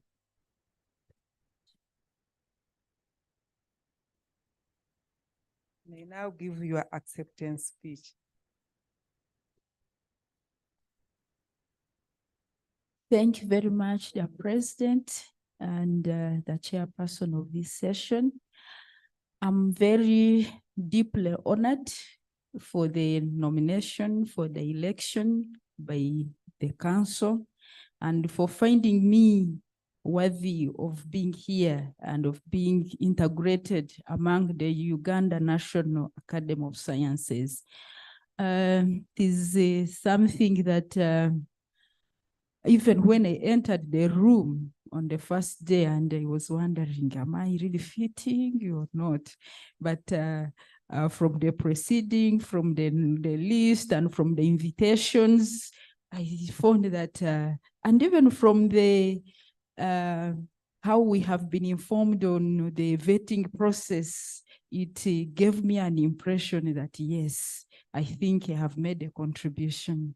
And from how we have been told of our obligations I think this is a very big task and a very big milestone. And I'm hesitant to say that to mention what I will do and what I will not do, but I want to say that I'm just going to do all my best. And I want the members present here to possibly be the one to judge whether I will contribute or not, because it's really such a big thing. Allow me acknowledge some few individuals. I know there are many who have made a contribution in my life. You have heard by yourself how my nominator and my second Professor Deujanga was really beaming and excited when he was reading my name. Professor Deujanga saw me right from my bachelor's, and also my master's was my supervisor, my MSc supervisor, and we published the first publication together, and we have co-authored a number of them, and also we have been a PI in a number of projects. I don't know whether I will be able to be like her, because she almost, there is no recommendation she has not made about me.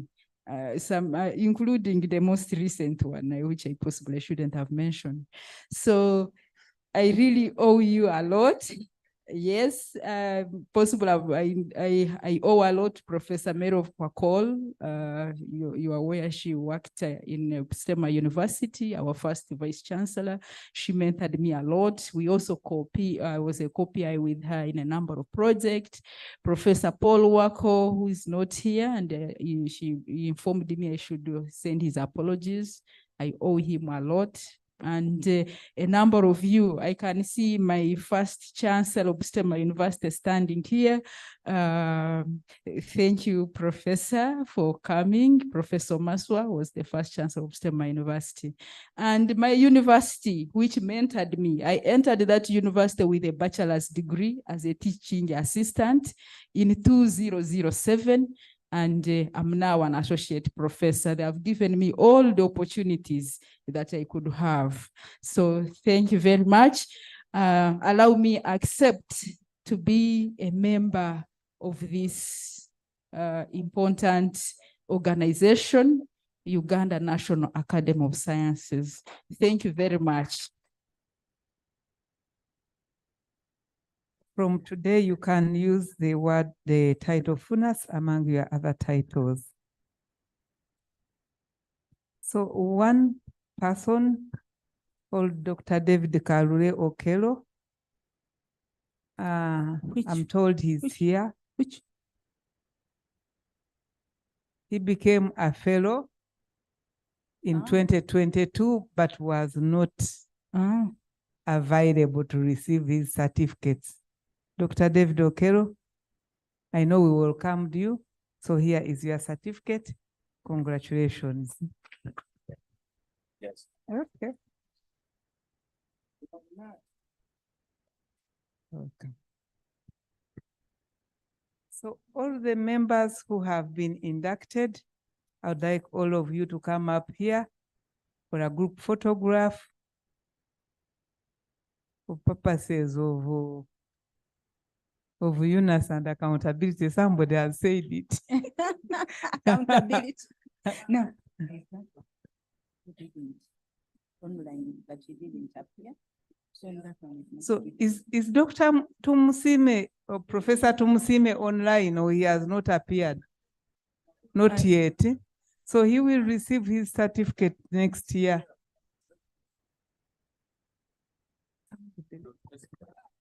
They go up. Yeah. All of us. All of us go up. Are we going to jump? Are we going to jump? Oh, I don't know who left the. Why shan't we be? Shan't we be dwarfed if we go up and down? Oh, so you are the one who left your papers behind. You have them. I have them. Prof, mine. Nick. Okay, whoever doesn't have their papers, they are here.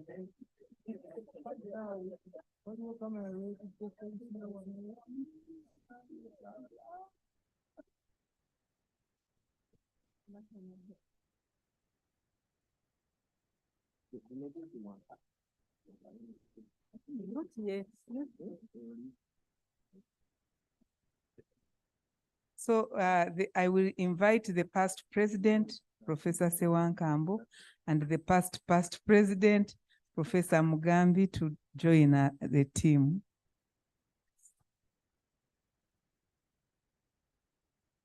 Professor Bachivinga, the past Secretary General, please join us. Where do you stand? Professor Mugambi, stand in the center. Where?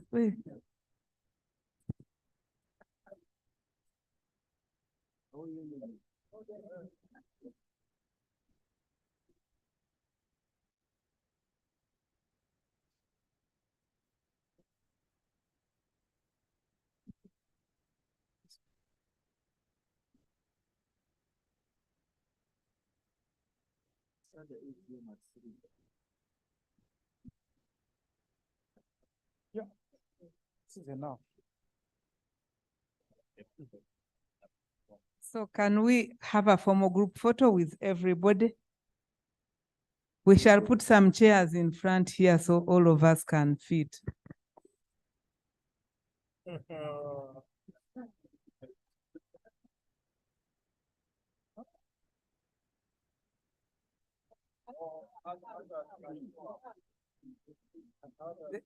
The tall ones can go up, can go behind.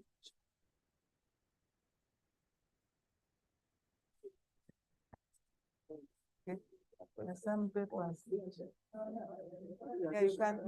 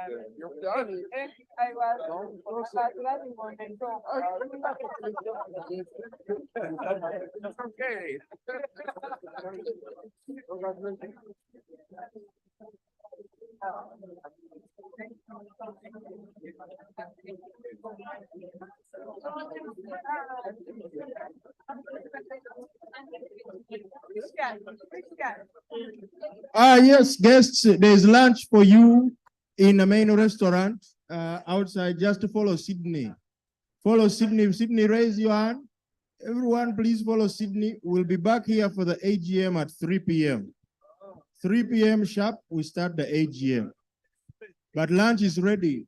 Groundnut is waiting for you. You are all invited to attend the AGM, please.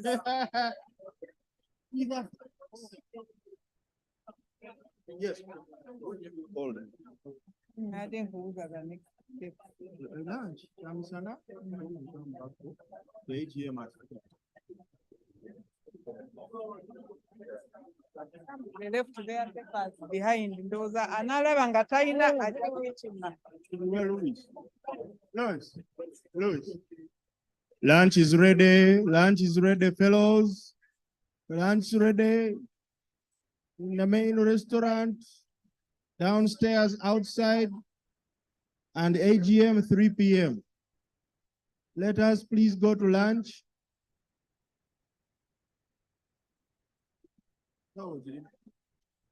For presiding, you've done a good job.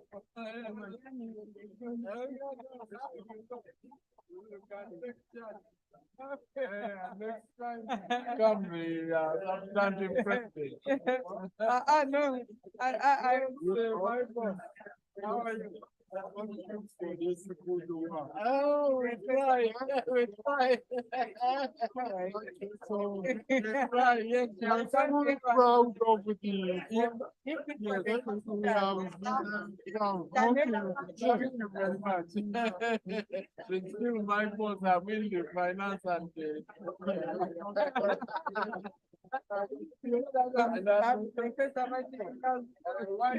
why not? That is how it should. You know, in Uganda we have a saying. Yes, yes.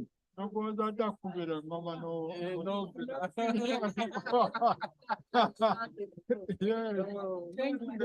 Thank you. Continues to go up. Okay, more photos. People want to take more photos. You had forgotten.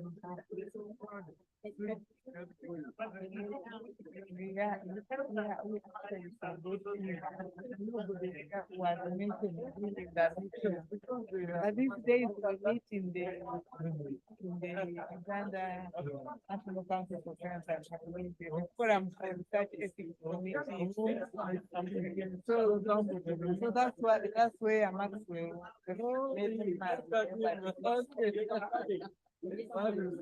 Yeah. So we go for lunch. Yeah. Thank you. Wait. What's your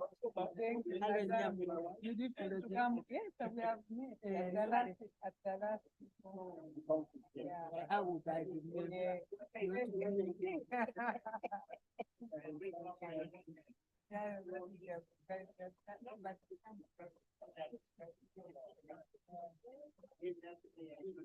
is no gender balance in that.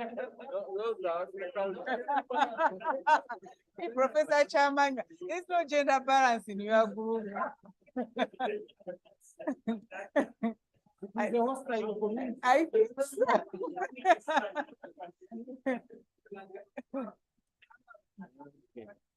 I don't know if it is not by design.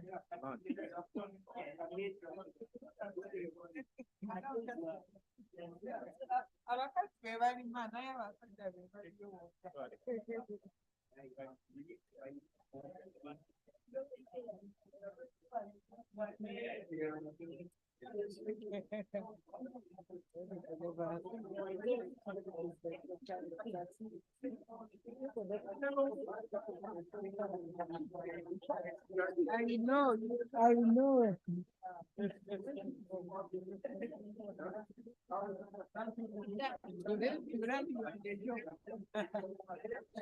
Yes, this is my first time to see it physically. I've been reading the name. No, yeah, yes. So good to see you. At least some of your colleagues in Nakanjako and I've seen them. You've seen them? Yes. I was in the member of the Senate, but I might. So.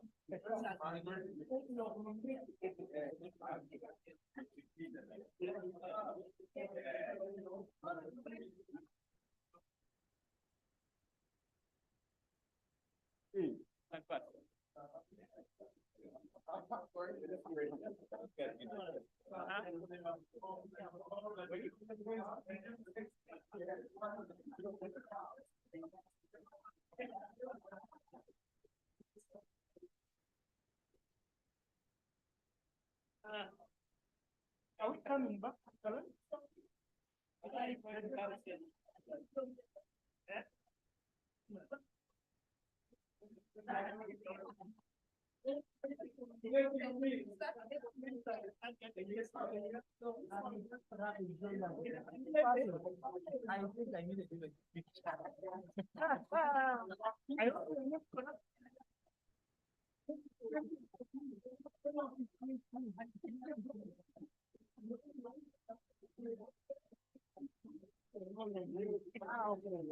Okay, thank you so much. Oh, yeah, yeah, yes, I will. Yes, I will. Are we coming back?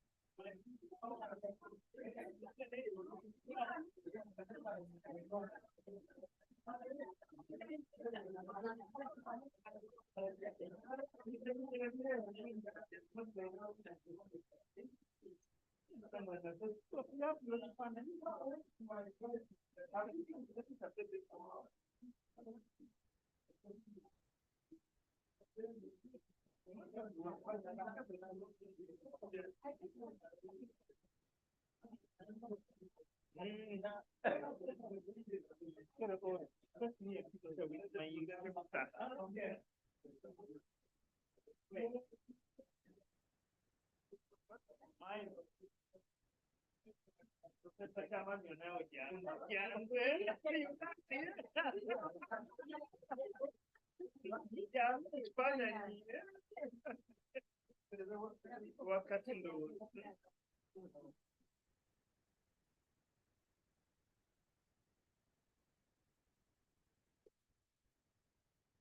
yeah, that's what they thought. Just standing the leader.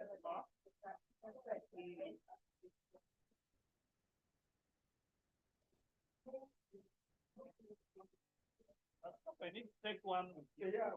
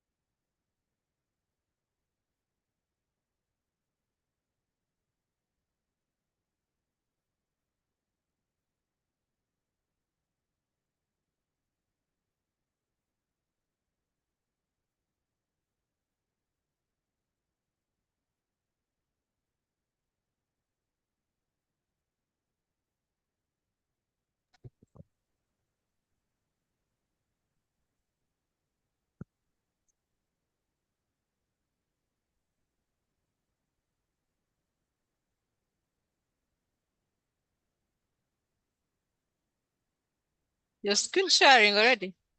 Oh.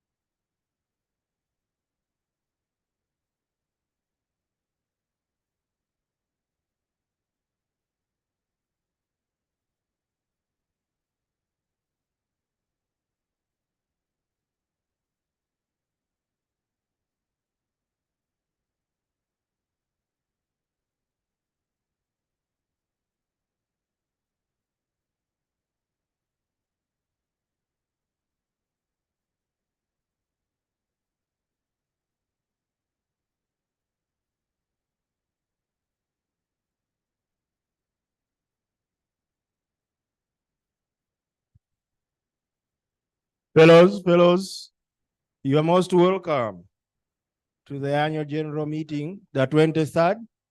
I invite the Vice President and the Treasurer to the platform. Fellows, we are ready to begin. If it's possible, please come closer.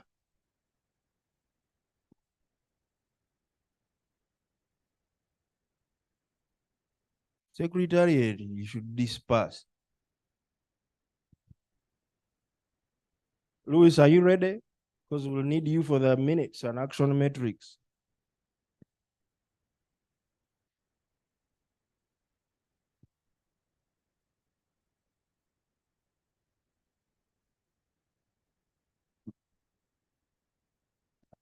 Madam Vice President, I think the new fellows are plotting a coup. They have refused to get ready for the AGM.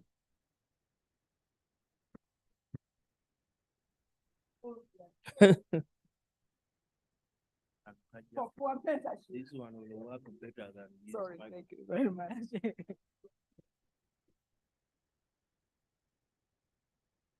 Professor Rubod, when the new fellows don't abide by the processes, we blame the old ones for poor mentorship.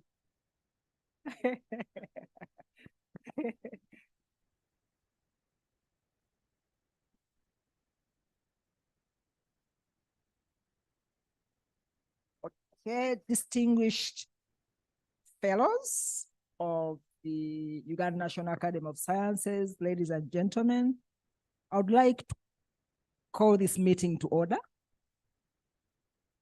Welcome back from the lunch. Hope you enjoyed it and hope you feel energetic to go through the next 1 hour or so. The agenda for this annual general meeting has been distributed. I hope everyone has a copy before you. We'll start with that. So for those who maybe, especially the new fellows, so my name is Mary Goretti Nakavugo, the Vice President of UNAS. And I would like once again to convey the warm greetings of our President, Professor Bantevia Chomuhendo. I've been baptized Chomuhendo also on that page. So we'll start off by correcting that on the agenda. If you look at the agenda, Mary Goretti Nakavugo Chomuhendo, please, you can cross it, but I'm standing in for her as President. So yeah, she's not here, but she physically, but she's here in spirit, and we continue to pray for her and the family. So if we look at the agenda, I believe you have all read it. Probably the other correction is on the item that starts from 1630. The draft strategy, the presenter there is Dr. Maxwell Otim Onapa, so we can correct that one. And with those few amendments, I would request a member to move a motion. Unless you have some changes, let me not take for granted. Are there any other changes that members want to make? If there are no changes, could I invite a member to move a motion that we adopt the agenda with those changes?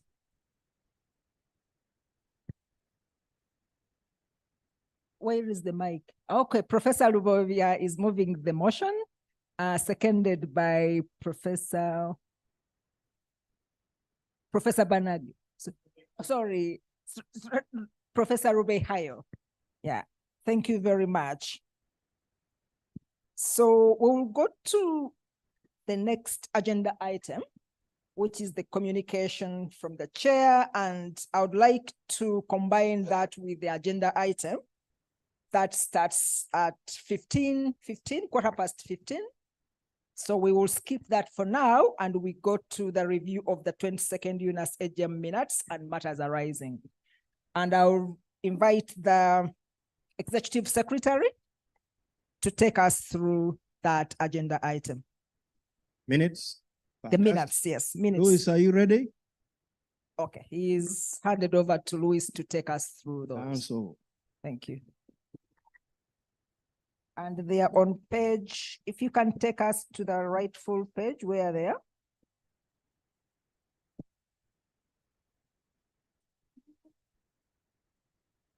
Yes, the minutes, that is number 2.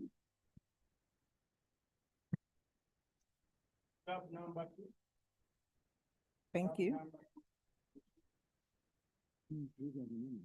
Yes, number 2. This one is.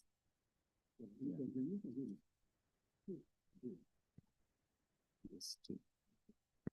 On page 1 of the minutes, we have members present, and the record is 25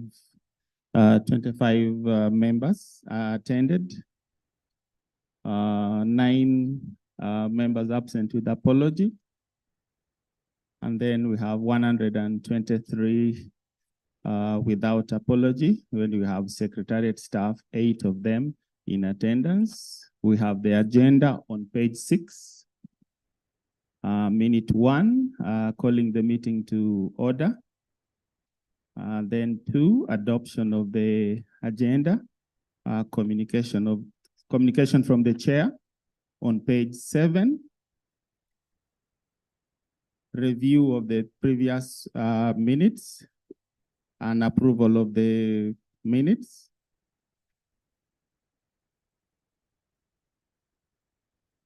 Then we have page 8. Page 8, we have a resolution noted there. And then the president report on minute 5. That continues from page 8 and page 9, 10, and 11. Minute 6, we have the treasurers and auditors report for the financial year 2021-2022.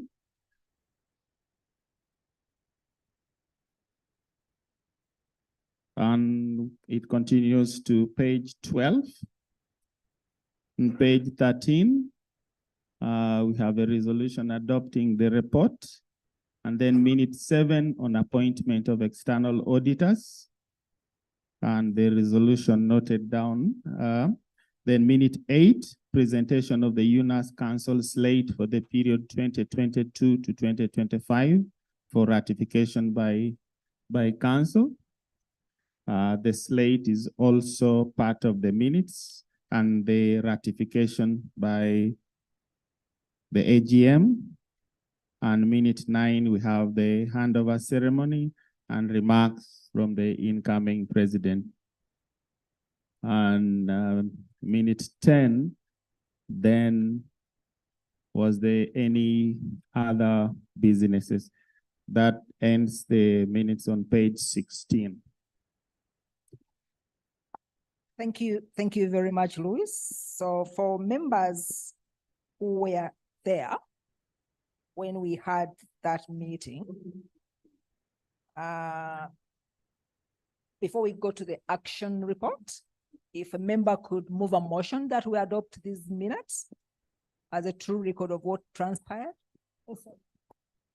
Is it now on? Yeah. But you heard me, eh? Okay.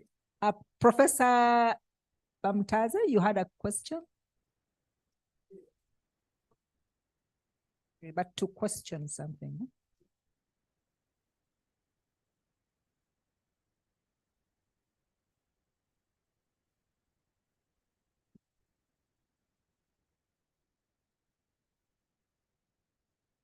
Okay. Kindly use the mic so that everybody hears.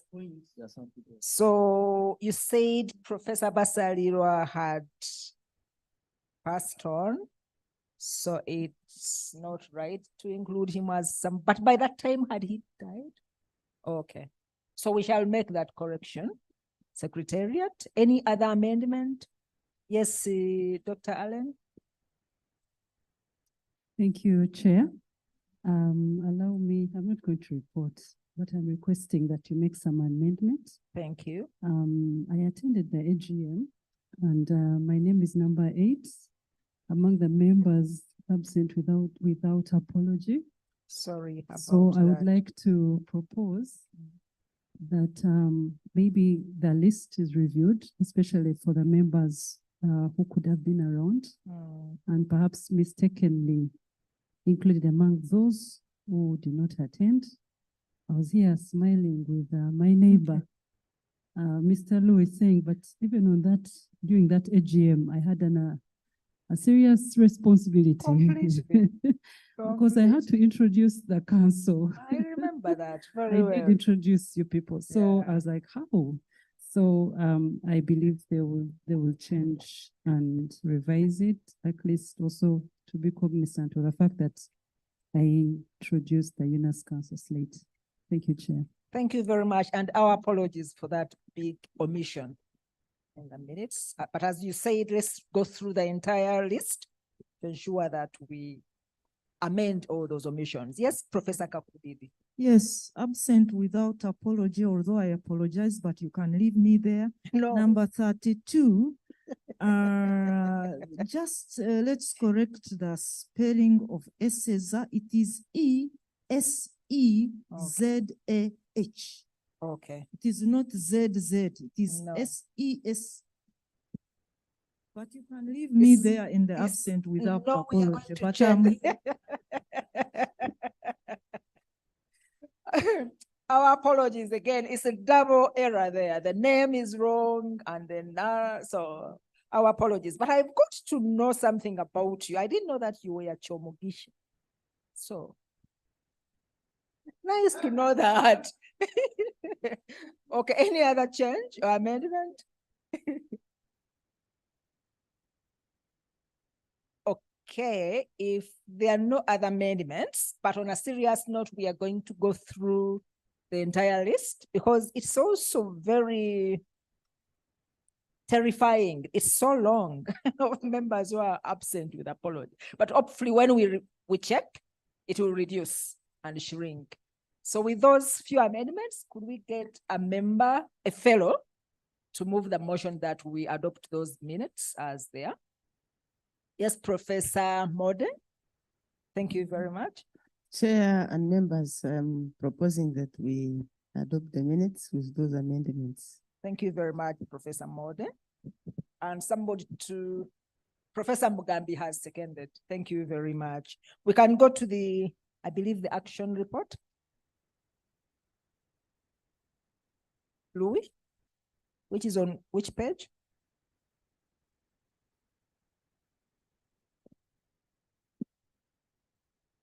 Do we have that? Yeah. Or there's no action report? There is no specific action report, but there is a note on page 8. Okay. On page 8, the second paragraph, it dealt with reminding members to contribute towards the UNAS permanent home as a demonstration to stakeholders that fellows had a concrete stake in the undertaking, which was done, and we continue to remind fellows to make that contribution. And members and fellows reminded about the annual membership subscription arrears, although there is membership that believes that reminders should only go to those who have not, but they're usually general reminders to everyone to follow up and make payments, but that is continuously done. And thank you to all members and fellows who have made it a point to respond to the request from the Secretariat. The number 3 is about the USD account number for the UNAS home, which we continue to share. And those who do not have, we shall not get tired of communicating that to all members of the academy. And on page 14, I think it's about the UNAS Council. The UNAS Council membership was constituted and the standing committees reappointed to serve in their different capacities, and documentation in terms of letters to officers of the academy and members of council was done. Page 14. Page 14 on the UNAS council slate for the period 2022 to 2025. In the booklet, it's page 15. Is it 14? It starts from page 14. Okay. And goes on to page 15 where the resolution was passed. Okay. Those are the few items we note from the minutes. Thank you, Chair. I yield back to you. Thank you. Thank you very much, Louis. So members, we can take maybe 3 to 5 minutes if there are any matters arising, both from the minutes, but also the resolutions. Professor Kakudidi.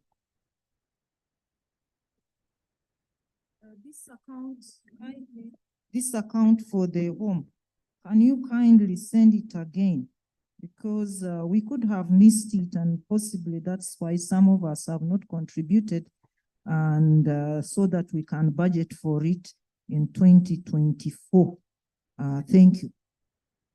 Thank you very much, Professor. Very useful observation. Thank you. Professor Banage?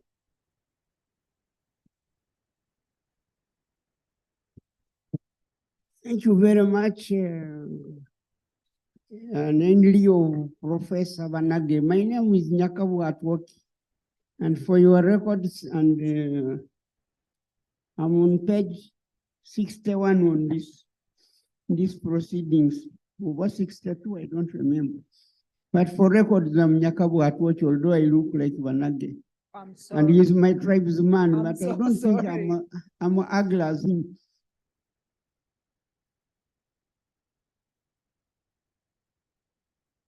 Now, on a serious note, I just noted in one of your answers to Louise's comment is that the fellows are reminded to contribute to the permanent home, and it has been repeated a number of times. Are we ordinary mortals of this world excluded from putting tafari on the new home?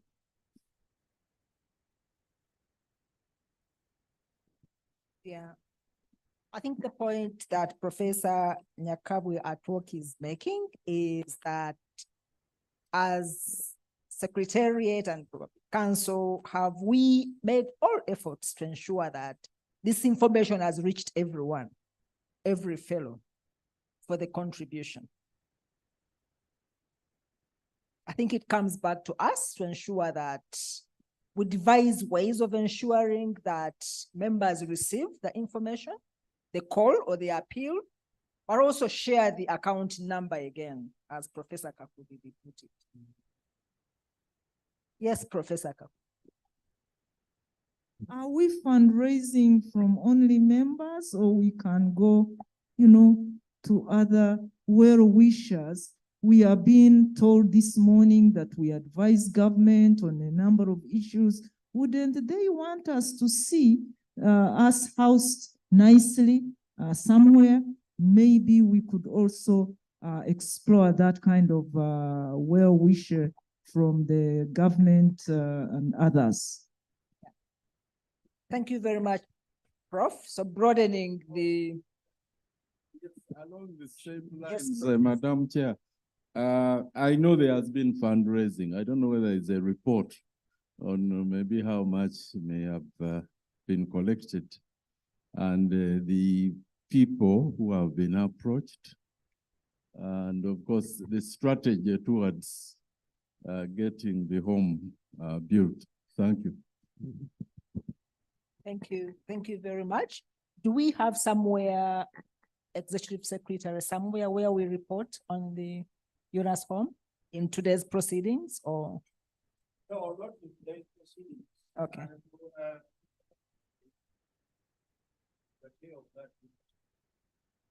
Okay. So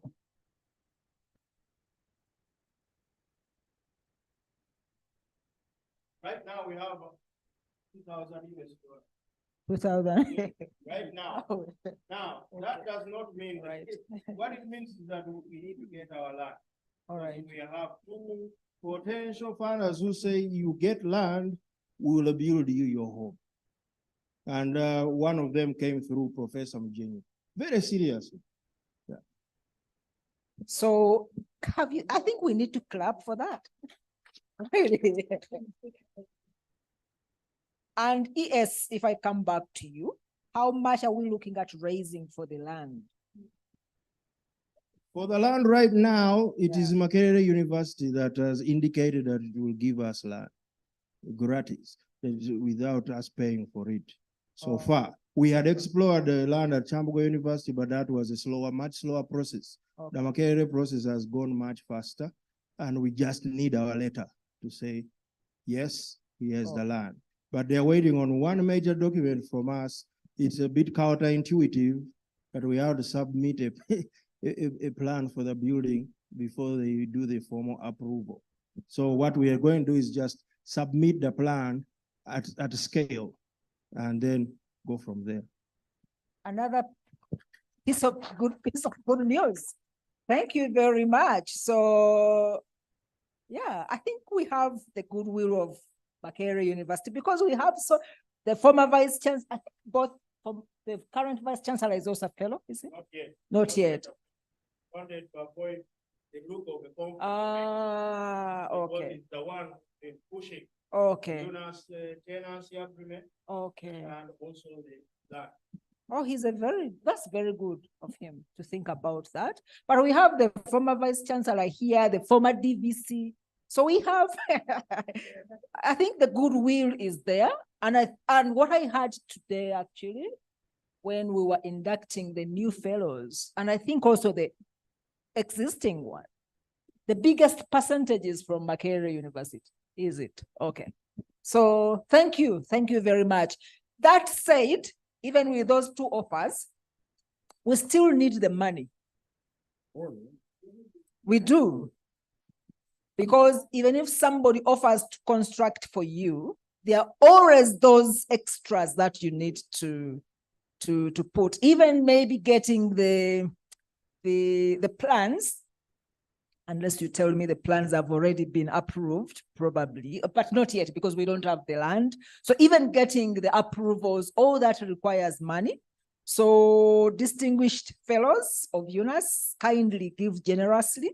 So the $100 is the minimum. You can give us $10,000. Dr. Napa. Oh yeah. So, and everyone, but also, I think for our records, we have agreed that we are going to expand the pool of the people we are targeting for fundraising. So thank you very much. Any other matters arising? From the minutes and action report? Okay, if there are no other matters arising, join me to thank the Executive Secretary and his team for taking us through that agenda item. Thank you.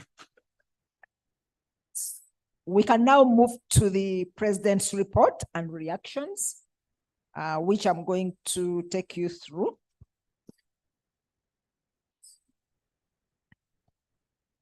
Does everyone have a copy of the report?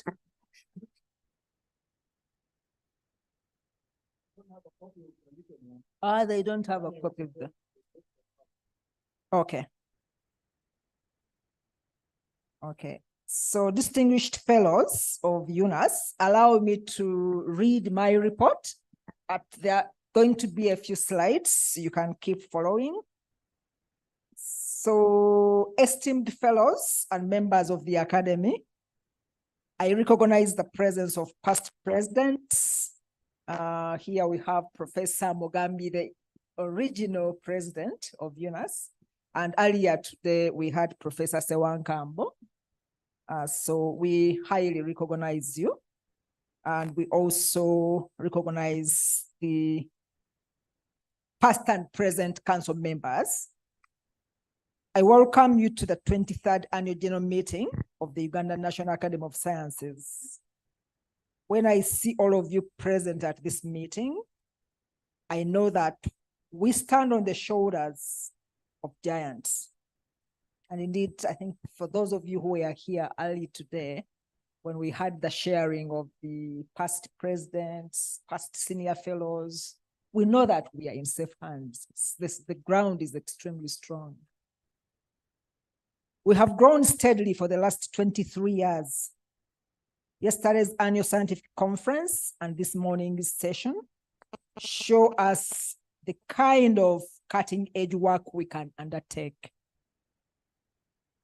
We see the multidisciplinary, multi-sectoral, and multi-generational audience we can draw to our events without monetary incentive for the participants. That is extremely important, to get the audience that we had yesterday and today when people are not expecting anything to take home. It shows a high level of the citizens here who are highly committed with passion for what they do. So thank you very much for that. Yes, you can clap. Thank you. We should take a moment to appreciate how far we have come and where we are, and inspire us to continue strengthening our academy. We are an academy for society, responding to pressing national issues. Allow me to request us to take a moment of silence before I continue with this report. because I regret to announce that since our last AGM, we have lost several colleagues. Some of our fellows have also lost loved ones, including our president who lost her sister the other day. As we empathize with their families, we pay tribute to our deceased fellows and recognize their distinguished service to the academy and the country. I request us to stand and observe a moment of silence in their remembrance.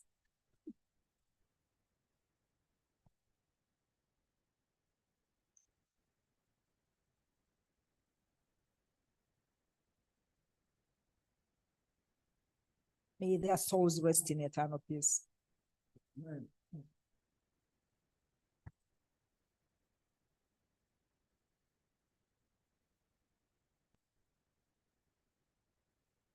Allow me now to take you to some details about the first year of the new council. Those of you who were here last year, around the same time, we normally have our annual general meetings in November, in October stroke November. A new council was ushered in, and you can see the details on the screen. And that council, our first year is this 2020 to 2023. And for those of you who are new to the council governance structure, every council runs for 3 years. And members, I think they're eligible to be reselected for another term. So after the second term, there's no other Tisanja. Okay, so on behalf of the UNAS Council, that one on the screen, I thank fellows present at last year's annual general meeting for entrusting the council to oversee the affairs of the academy. We have worked diligently and in close partnership with the Secretariat to position our academy for continued success. Really, at this point, I would like you to join us to not only to thank the new academy, but to thank the Secretariat led by the able leader, Christian Achema. They make our work so easy. So our predecessors and us can testify to that. So those of you who are seated in the audience, new and old ones, don't fear to take up these roles thinking that everything is going to lie on your shoulder. We have a very able Secretariat to support. So thank you very much, Christian and your team. Again, we would not have made it to this point without those who came before us. So we thank the previous council for handing us a vibrant academy. Professor Mujenyi is not here today. I think he sent in his apologies. And other council members, we have the General Secretary here, Professor Bachivinga, and others in the previous council. We thank you very much. You had the achievement that we were able to get. I mean, getting somebody to commit to build a new home for UNAS, that is not a small achievement. So we thank you very much. Allow me to present a few representatives of the successes that we have registered in the previous year, the year that is ending. So since the last AGM, we have registered several successes. I will mention some representative successes and invite you to engage with the Secretariat for more details. But you'll also have a chance to ask a few questions in case anything is not clear today. Number one is the strategy for 2023 to 2028. We run 5-year strategies. So the current strategy is coming to an end. It has come to an end. It's ending this year. So we have developed a new strategy, which at some point, again, as part of the substantive agendas, which I request you to approve, believe. So since January this year, Professor Paul Wako, member of council, has led the strategy formulation and implementation committee. He also sent in his apology. Those of you who are following news and the media, Twitter. You have seen him in China. Currently he's in China, right? So, but he has led that committee to champion the development of the new strategy. We reviewed the past strategic plan and intentionally decided to focus on an overarching strategy instead of an operational plan. As we saw during the COVID-19 pandemic, rigid plans, not the UNAS strategic plan, can easily get upended. So we build on our previous plan to craft a vision for our future, allowing us the freedom to make mid-course changes based on prevailing conditions in our operating environment.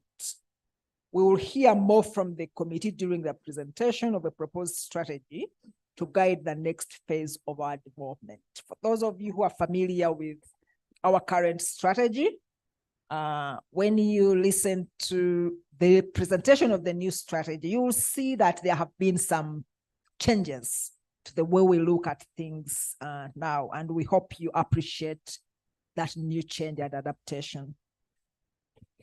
Success number 2 is about financial sustainability and visibility. We have kept a close eye on our finances, which has enabled us to sustain our funding and get new partners. Let me provide a few examples here. Example number 1 is the William and Flora Hewlett Foundation, which renewed our grant for another 3 years, starting November 1st, 2022. Our previous 3-year grant, which ran from 2019 to 2022, has now fully closed with no queries from the Hewlett Foundation, which helps us maintain a good reputation. I think we need to clap for that. It also helps us strengthen our relationship with a key funder of evidence-informed policy making in Africa. Hewlett Foundation is one of the major funders. If you get a chance for them to fund you, you are really lucky, and they provide long-term funding, normally up to 10 years. So yeah, now that with this good track record, I think we are really in safe hands. Number 2, under the financial sustainability, is the Global Antimicrobial Resistance Partnership, or GAP, which approached the academy to revive our past work on Uganda's antimicrobial resistance strategy. You know, when you become president or vice president, you also read these very hard terminologies. Me, I'm an educationist, and you're telling me to read these antimicrobial. I hope I'm doing a good job. Oh, thank you. Okay, so that GAP, it has approached us to revive our past work on that antimicrobial resistance strategy. We last worked with GAP, or the Global Antimicrobial Resistance Partnership. We last worked with them in 2017 and have now renewed that collaboration. Professor Philippa Musoke, who also sent in her apology, she's out of the country. Professor Philippa Musoke and Professor Dennis Byarugaba, both fellows of the academy, co-lead this work. So we would like to thank them for that.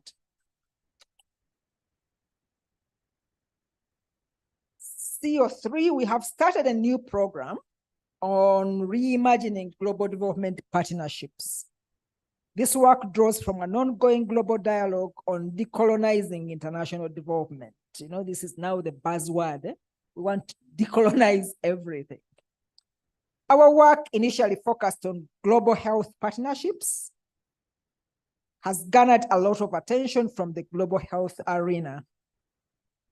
Important to note here is that in May 2023, during the World Health Assembly, UNAS hosted a side event at the headquarters of Gavi, the Vaccine Alliance in Geneva, Switzerland. Professor Nelson Sewankambo, who was earlier here today and did share his experiences. Professor Nelson Sewankambo led our delegation to that event that attracted participants from across the world. It left an impression on those present, and UNAS will host another event next May 2024 to launch a consensus study report on equity in global health partnerships. The Catholic Health Association of the United States and the University of Minnesota have provided initial direct funding and in-kind support for this program. So that is a remarkable achievement. Thank you very much for that clap. D, the Ugandan National Immunization Technical Advisory Group, UNITAG, continues to receive funding from Gavi, the Vaccine Alliance, channeled through the Ministry of Health and the World Health Organization through its country office in Uganda. Professor Harriet Mayanja Chiza serves as chair of UNITAG, and we thank her very much for that role. Thank you. Thank you very much. E, or 5, under the financial sustainability, is that the Secretariat continues to submit grant proposals and enhance our visibility with funding agencies. At the beginning of this week, for example, UNAS received special notes during a meeting of the National Research Foundation of South Africa as an exemplary grantee with expertise to showcase with other grantees. So we are an example of good practice. At this year's annual meeting on think tanks, OTT, at Chatham House, London, UK, UNAS was the only National Academy of Sciences present as from this continent. And the ES has corrected me, not just from Africa, but from the world. That is even requires another club. Thank you very much. So UNAS hosted a session on building public trust and trustworthiness during periods of uncertainty. This event generated high-level publicity for UNAS and contributed to the general dialogue on the purpose of evidence-generating entities when confronted with misinformation and disinformation. The major other success, the third one, the final one that we would want to highlight from the previous year, are the consensus studies. The Academy translates and integrates primary research from various knowledge streams to addressing pressing societal matters. The unique value of the Academy emerges when we combine our knowledge, experience, and wisdom to provide policymakers with authoritative and contextually relevant evidence-informed policy advice. The Academy has undertaken a consensus study on climate change. You saw that report being launched yesterday, emphasizing the crucial role. It was actually not launched yesterday. It was launched some time back, but again, we unveiled it yesterday. And that study emphasizes the crucial role of community action in climate change adaptation.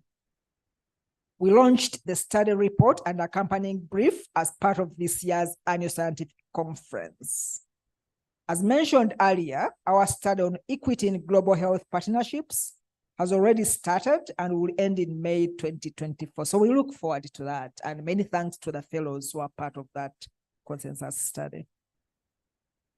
At the beginning of the next calendar year, we will embark on another timely, tricky or contentious consensus study on the role of money in national development. Money. Yeah. The Secretariat has started doing the background research for this study, and we will know the focus of the study after this review.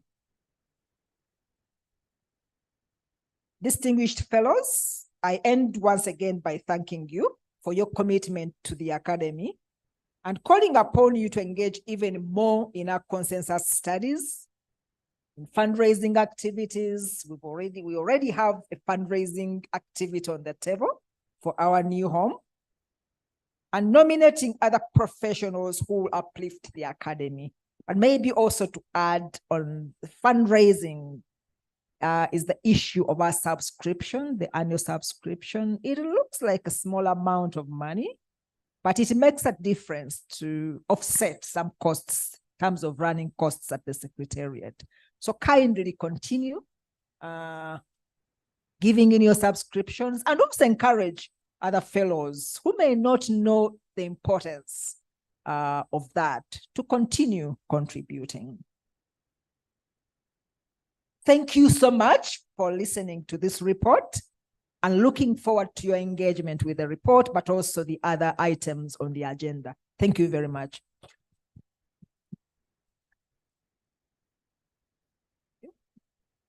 I guess we can have some matters arising, but before you do the matters arising, we can stand a bit for 1 minute, 1 or 2 minutes. Stretch a bit.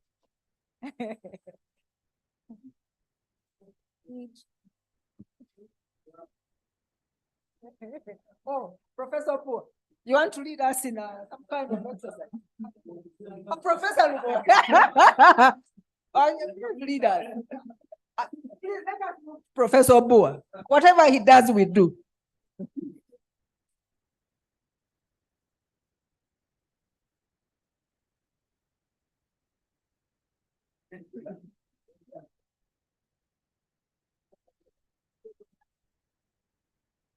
Thank you very much. Okay, so we can take some 3 to 5 minutes to get some matters arising from the President's report.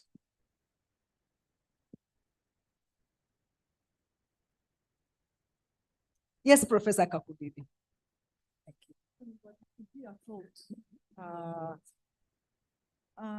Those studies we carry out, do we need to carry out one at a time, or we can concurrently carry out others depending on the expertise available in this academy? Thank you very much. Very concise question. Thank you. Any other comments or questions?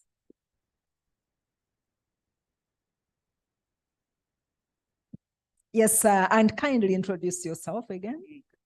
Yes, thank you very much. I'm called Thomas Odom from Makerere University. Thank you, Thomas. Now, I've seen most of the sustainability line seems to be in medical. So what are others doing as well? Thank you. Thank you very much, Doctor. And yeah, thanks for the team of fellows. I'm reminded that you're one of the new fellows, so thank you. Okay, so Secretary, I hope you have taken note of that question. Any other comment? Okay.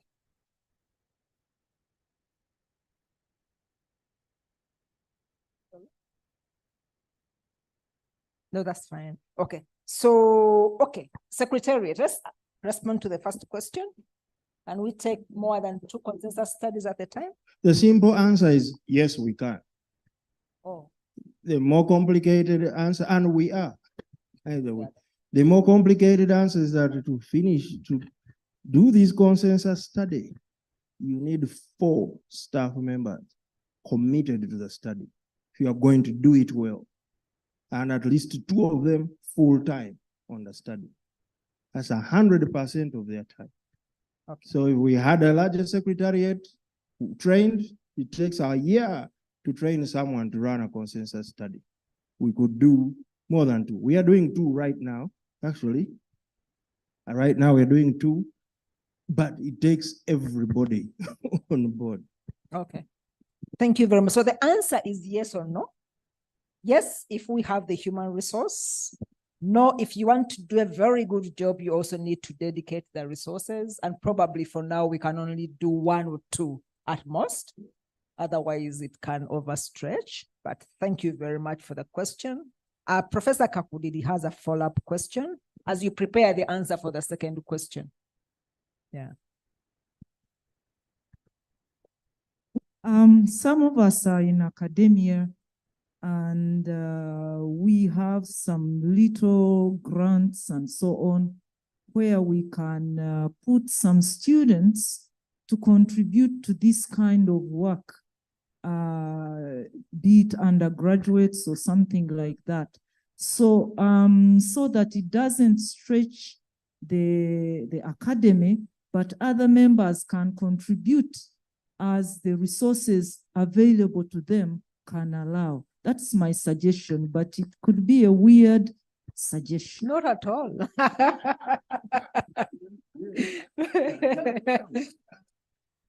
I think it's brilliant. So thank you. Yes, you want to first comment on that? Yes, they said we have to do business unusual. So that is fine. We've had mixed experience with students, undergraduate students and graduate students from Uganda, from outside Uganda. It takes a special kind of commitment from a student to do a study. So we can't shut them out. We welcome them. The only thing is once I see students burning out my colleagues, I cut them loose because already colleagues have a headache to finish a study and then they're working with someone who is just a dead weight pulling them down. But we've had fellows who sent us wonderful graduate students and they've just uplifted everything and then stayed with us longer on volunteer basis from New York University, for example. So it depends on the student, but we welcome it as well. Plus the money. Takes about $50,000 to run a short study, like half the size of this one. Thank you. But Professor also made it clear that there are some professors, academics, who have grants. I know some of you are running like $1 US minimum, like, so if you have those grants and we can make use of some of those grants for consensus study with your graduate students, we should be open to it. So please, anytime, Secretariat is open, but also, yeah. Yes. Yeah, so thank you. 100% open. Yeah.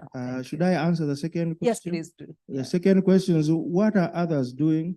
We welcome the others as well. The money from the Hewlett Foundation is not tied to health work. It's tied to whatever our priority is. That's why we are doing one on money next year. And that's why we've done this one on climate change.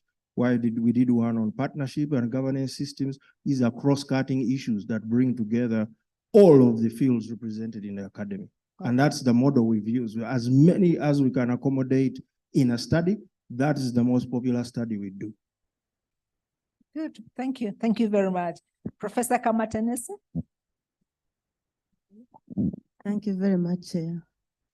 On the issue, when you look at the list of members who don't come, those who are not active, it's actually learning.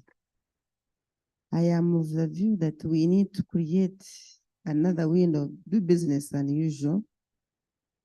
Promote people, put in groups, start writing proposals, so think in their areas where they can deliver. I think, for example, like Professor Mgandi.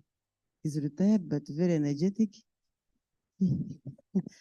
If you take him in the area, maybe you can say, beyond the group of lobbying, not necessarily, he can knock on offices and see things done. You can say, Professor Vachivinga, you are legal. You can provide maybe legal services, depending on what. So people have where they can participate and feel that they own, like doctors. I want to borrow from the Netherlands. They have what they call POOM experts. These are POOM experts. These are professionals like we are. It's like an organization. So they go and provide the services elsewhere in the world. So for example, they want lawyers, they can go. They want training in agribusiness, they have experts. The Professor Varewas are there. So please go and train in this, such that they can be used, be put to use. That's my proposal. But I was also thinking, why can't members write projects through UNAS? For example, some of these are professors, they are retired, they don't have other engagements that they have. But UNAS is available. They can use the home of UNAS to write proposals. And therefore that calls for the council maybe to think of a policy that if people have written their proposals, how can they be implemented under UNAS so there is no conflict of interest or it will not cause any embarrassment to anyone, but do something that is good. I submit. Thank you.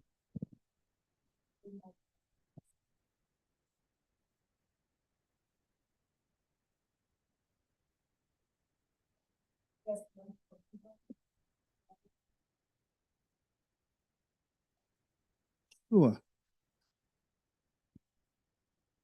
Yes, I can comment on the writing of research work through UNAS.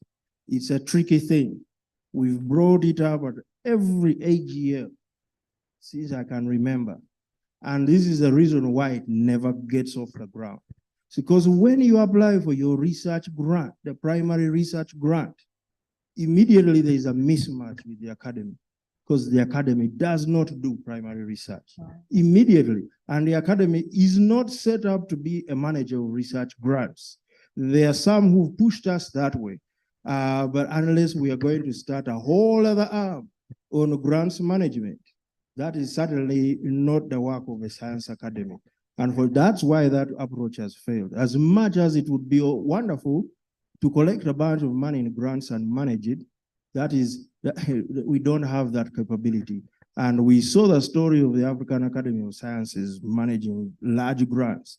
They got in trouble because they failed to admit that they didn't have that capacity there to begin with. So that's just a cautionary remark. But any other cross-cutting, transdisciplinary work that is on a secondary or operational, we are there with you, 100%. I think the point is met. So it's something that we are open to, but we are also mindful of the challenges and constraints, so risks that are involved with it, but also the issue of opening up the membership, the fellows. We all share your concern. And when you have a list of over 130 members sending in apologies, you have to worry.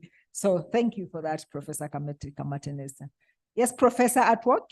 Nyakabu at work.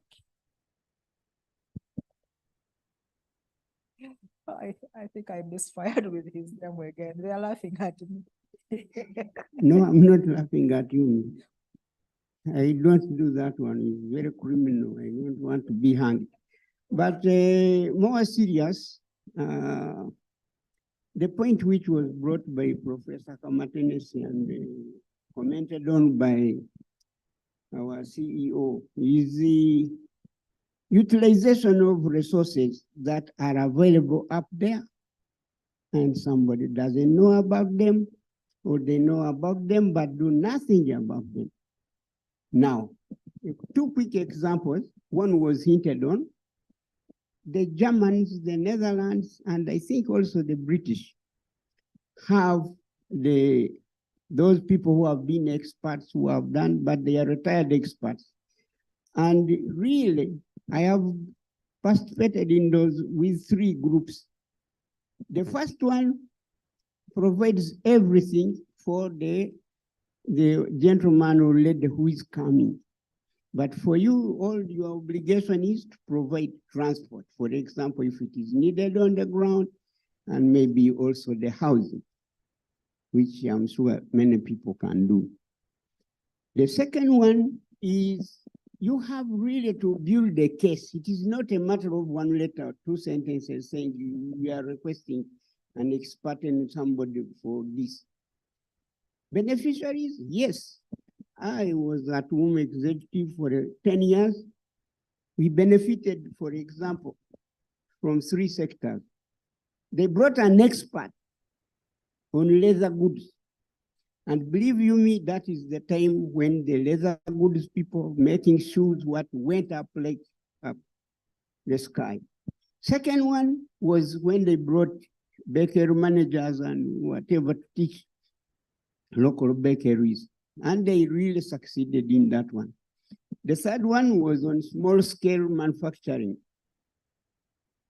They brought those experts, they taught people how to do work with whatever means they have, all the lasers, all the drills, whatever else. I don't want to go to technical details, but I think that was a success. So what am I saying in short? The academy should look a little bit wider and concretize on free and available goods. One thing which I've noticed here is many Rotarians. One of them is putting his hand there. I know him very well. We have been working together in some cases.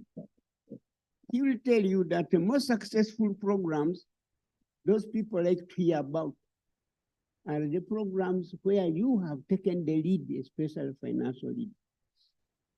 I think there is one which I can quickly is 1 shilling. For every 1 shilling you raise, they give you 3. 3 to 1, I'm sure my friend there will agree. Second is dire need, critical means. I'm sure some of you might have heard something called Books for Africa. We brought many tons and tons and tons of those books, scientific ones, encyclopedias, and so on, which we supplied throughout the whole of Uganda. And my personal success, which is not my success, but I led, was to get a generator, brand new one, for Nyenga Hospital. And if you have heard the story, they used to operate cesarean, if you experts call it, sometimes under candlelight, when UEB or whatever was at that time failing. But in a nutshell, those funds are there. The goodness to goodwill to disperse them is there, but you have to do a bit of homework. Thank you very much.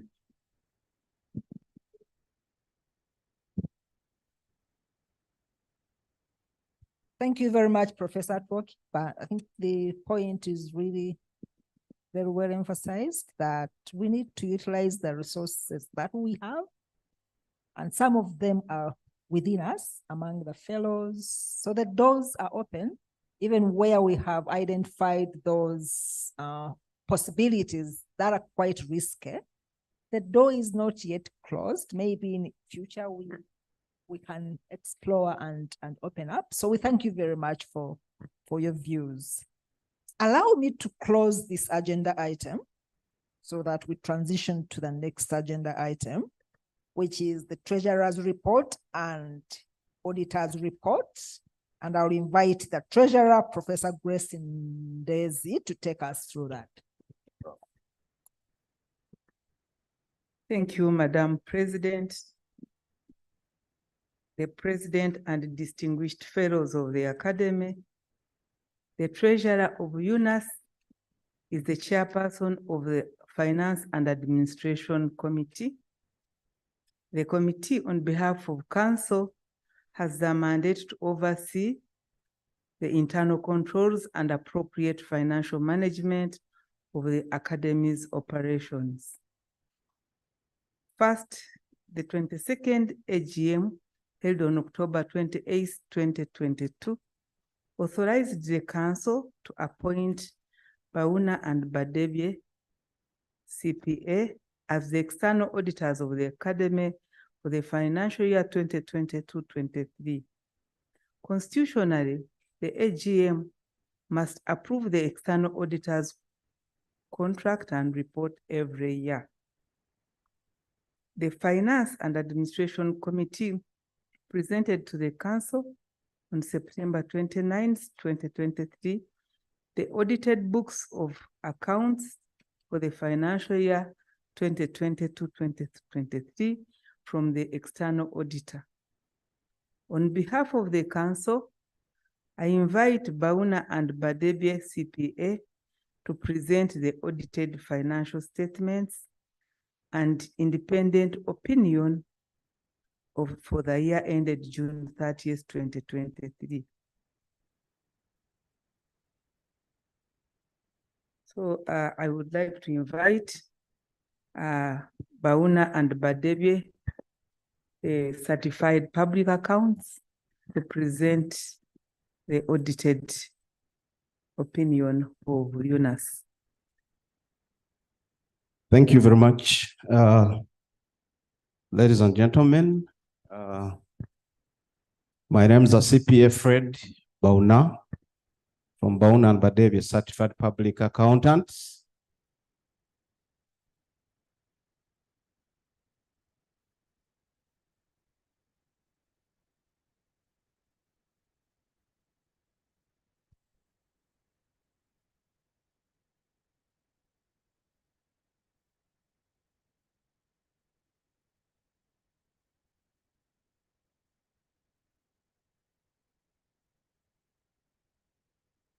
All the seats here, we can also use.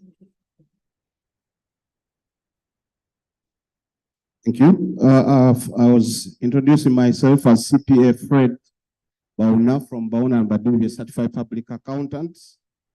With the auditors of Uganda National Academy of Sciences for the year that ended the 30th June 2023.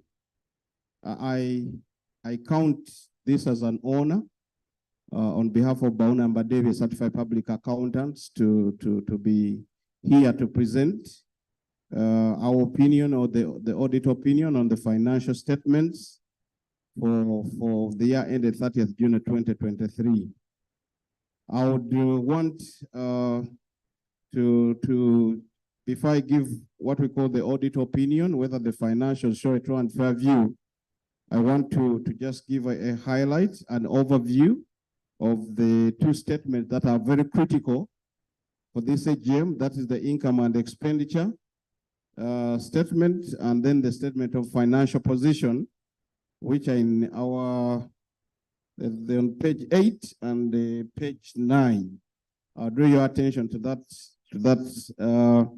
those pages, so that I give a highlight. The statement of income and expenditure certainly shows the income that you received during the year, and then it shows how that money was spent. And then, of course, the statement of financial position will give you the statement of your assets and your liabilities. Very critical is to know that the income that you received during the year amounted, if you're at that page, amounted to 1.3 billion compared to 849 million in 2022. That is certainly an improvement from 849 million to 1.3 billion is an improvement, meaning that the fundraising strategy, the efforts made by the Secretariat to raise funds is recommendable, and that shows that they're putting in effort, because you know very well that the donor landscape is changing. So many people competing for the limited grants.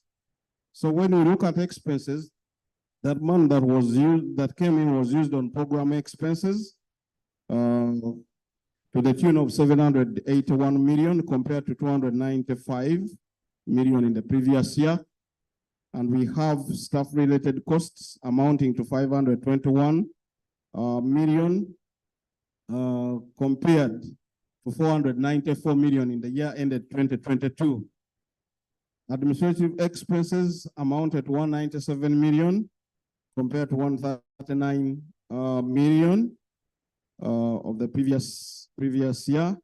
And then we have finance costs of 13 million. I think we may see that in the previous year it is indicated dash, but it was a reclassification. It was categorized under administration expenses.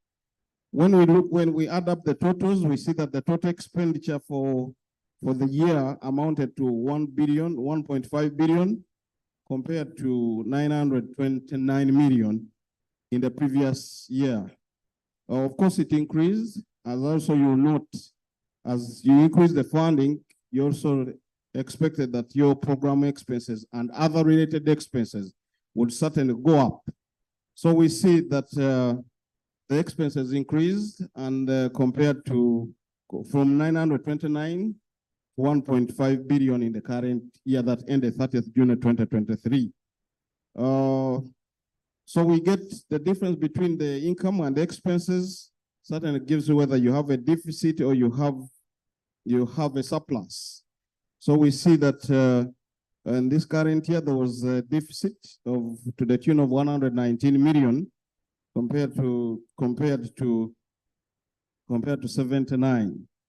So basically, that's the overview of the income and expenditure. And then the balance sheet certainly just shows you what are your assets, what are your liabilities. Of course, the academy has some assets, property and equipment to the tune of, I'm now on page 9, to the tune of 33 million. And it had cash at bank as of 30th June 2023 amounted 268. Trade and other receivables amounted to 166. And the total current assets amount to 434 million compared to 550 in the previous year. Total assets amount to 468 compared to 581. And of course, the assets must be financed by the reserves and the liabilities. The accumulated reserves amounted 306 million. Deferred income, that is deferred membership paid in advance amounted to 5 million.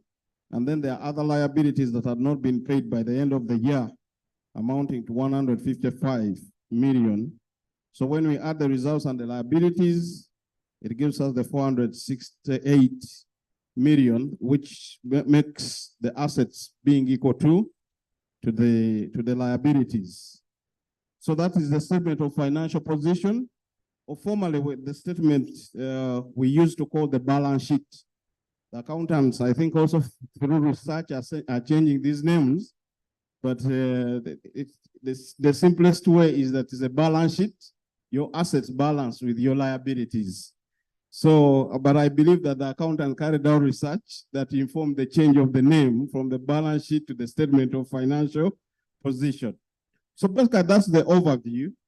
And the main thing why I am here is basically to give the opinion to the AGM, whether the financials that we audited, they show a true and fair view, and whether we received all the information that we needed from management. So I'll go to page 5, paragraph 1, where it is written the opinion. And in our opinion, we audited the financial statements of UNAS. The financial statements comprises of statement of financial position, which I've just given an overview, statement of income and expenditure, statement of changes in reserves, statement of cash flows for the year ended, and the notes to the financial statements, including a summary of significant accounting policies. In our opinion, the organization's financial statements give a true and fair view of the National Academy of Sciences financial position at 30th June 2023, its financial performance and cash flow for the year ended in conformity with the general acceptable accounting principles and the requirements of the Companies Act 2012. So that is our opinion, which is the unqualified opinion, which is the good opinion. The rest of this report, the basis of opinion, and the rest that follow basically describe the process of an audit, how we approach the audit, the process, the planning, the sampling, and everything. I'll not go much into that detail. I'll only want to draw your attention to the last paragraph, which is on the report on other legal and the regulatory requirements. We are required by the Companies Act. That is page 7. Report on other legal and regulatory requirements. We are required by the Companies Act to report to you, based on our audit, that we have obtained all the information and explanation which are, to the best of our knowledge and belief, were necessary for the purposes of the audit. Meaning that we are not limited in our work. All the information that we needed, all that the team required, we obtained everything that the team required. And in our opinion, the organization has kept proper books of accounts as far as it appears from my examination of those books. And the statement of financial position and statement of income and expenditure agree with the books of account. So basically, that is what I wanted to point out. And this is our opinion as the auditors. Once again, we we happy that we're grateful for the opportunity that was given to us to audit the financial statement for the year ended 30th June 2023. And the opinion is the unqualified opinion. These two words are confusing. Sometimes you may think that the qualified opinion is the good opinion. But in audit, if you say, I'll qualify your opinion, it means that things are not okay.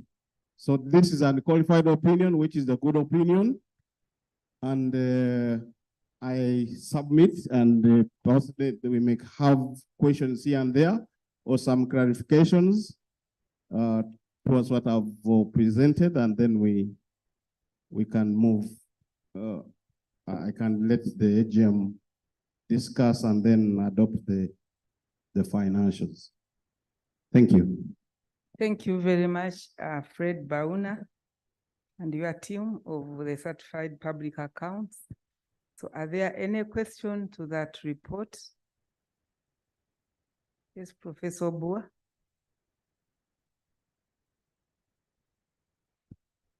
Thank you, Auditor, for that report. Was it all rosy, or there are some areas for improvement? Don't fear. Thank you. Another question, we can take 2 or 3 questions at the same time. So there seems to be no other questions, so answer that. As people think about your report and read the details, sometimes the figures can be difficult to understand. Okay, thank you very much for the tough question. And I like the aspect of don't fear, but I'm reminded that the Bible says that I've not given you the spirit of fear, but of love, of power, and of sound mind. So I'm not supposed to fear. And if there are any issues that I need to put across as asked, I should be able to. In an audit, we certainly give 2 reports, which is the audit opinion, the opinion on the financial statements, which I've just gone through. But there is also what we call the management letter. It's another report. As the title goes, the management letter, it is basically a letter or a report that is mainly sent to management or the board to see whether there are any weaknesses within the internal control system. So we issued that report, and it is there, and I think that according to the regulations, any member can access that report at the Secretariat. But perhaps I can note out only maybe the key issue that you may find there. A full report is available, and I think can be circulated to the members. It is not in secret. I think the only issue that we noted in there is the issue to do with the tax matters, the issues of tax compliance. That we noted that URA had issued an assessment to the academy concerning in respect of a volunteer who had not put in their opinion or has also recommended would qualify from the tax point of view as an employee, meaning that you ought to have some deducted pay as you earn. So there is an assessment in there, but we're in the process of objection. We've started some of the grounds of the assessment, and we think we have better, we discussed this at the council, and the council agreed that we take on the objection process as the auditors and ensure that we submit this objection to URA. And we have started the grounds and all the points. Much as there is an issue, there URA may have an issue, we think that that liability can be offset from the accumulated tax losses from the previous years. So we're in that process. I think when we finalize it, we'll certainly issue a report, and I think that the members will be informed accordingly. So I think that's the only significant issue that I can mention at this. Yeah, thank you. Thank you, Fred. Any other question or issues of clarification? So yes, there's one question. Good afternoon. My name is Maurice Agaba. I was a bit worried when you said it's unqualified. I wondered whether the qualification is yours or not. But anyway, it's a financial report, which is okay. But maybe the question is to the council. When do other processes of the academic get audited? Apart from just the financial statement, or what is your opinion on such audits of other processes of the academy? Thank you. I will try to answer that question. We have an internal auditor who gives us quarterly reports. And the quarterly reports are discussed by the Finance and Administration Committee and then submitted to the council meetings. So if there are any issues, they are usually identified early and attended to. There are different projects, as you have heard, and the different projects usually have their own budgets, and they have their regulations, how they should account. So the internal auditor usually moves along with these people, and any queries are usually solved quite early before they get out of hand. Christian, where is Christian? Where is our accountant? The government is there. Yeah, Prof. Okay. Yes. You can add. Like Prof has said, we have those the internal audit, which is also independent of the organization. It is procured through a procurement process managed by the Finance and Administration Committee that issues this report on the internal processes, on the systems, on the controls. Then they are discussed at a committee level and then to council. Then the reporting of different projects is also done to the funders at different time, depending on the regulations of the grant agreements, which are also reported after to the committee and the council.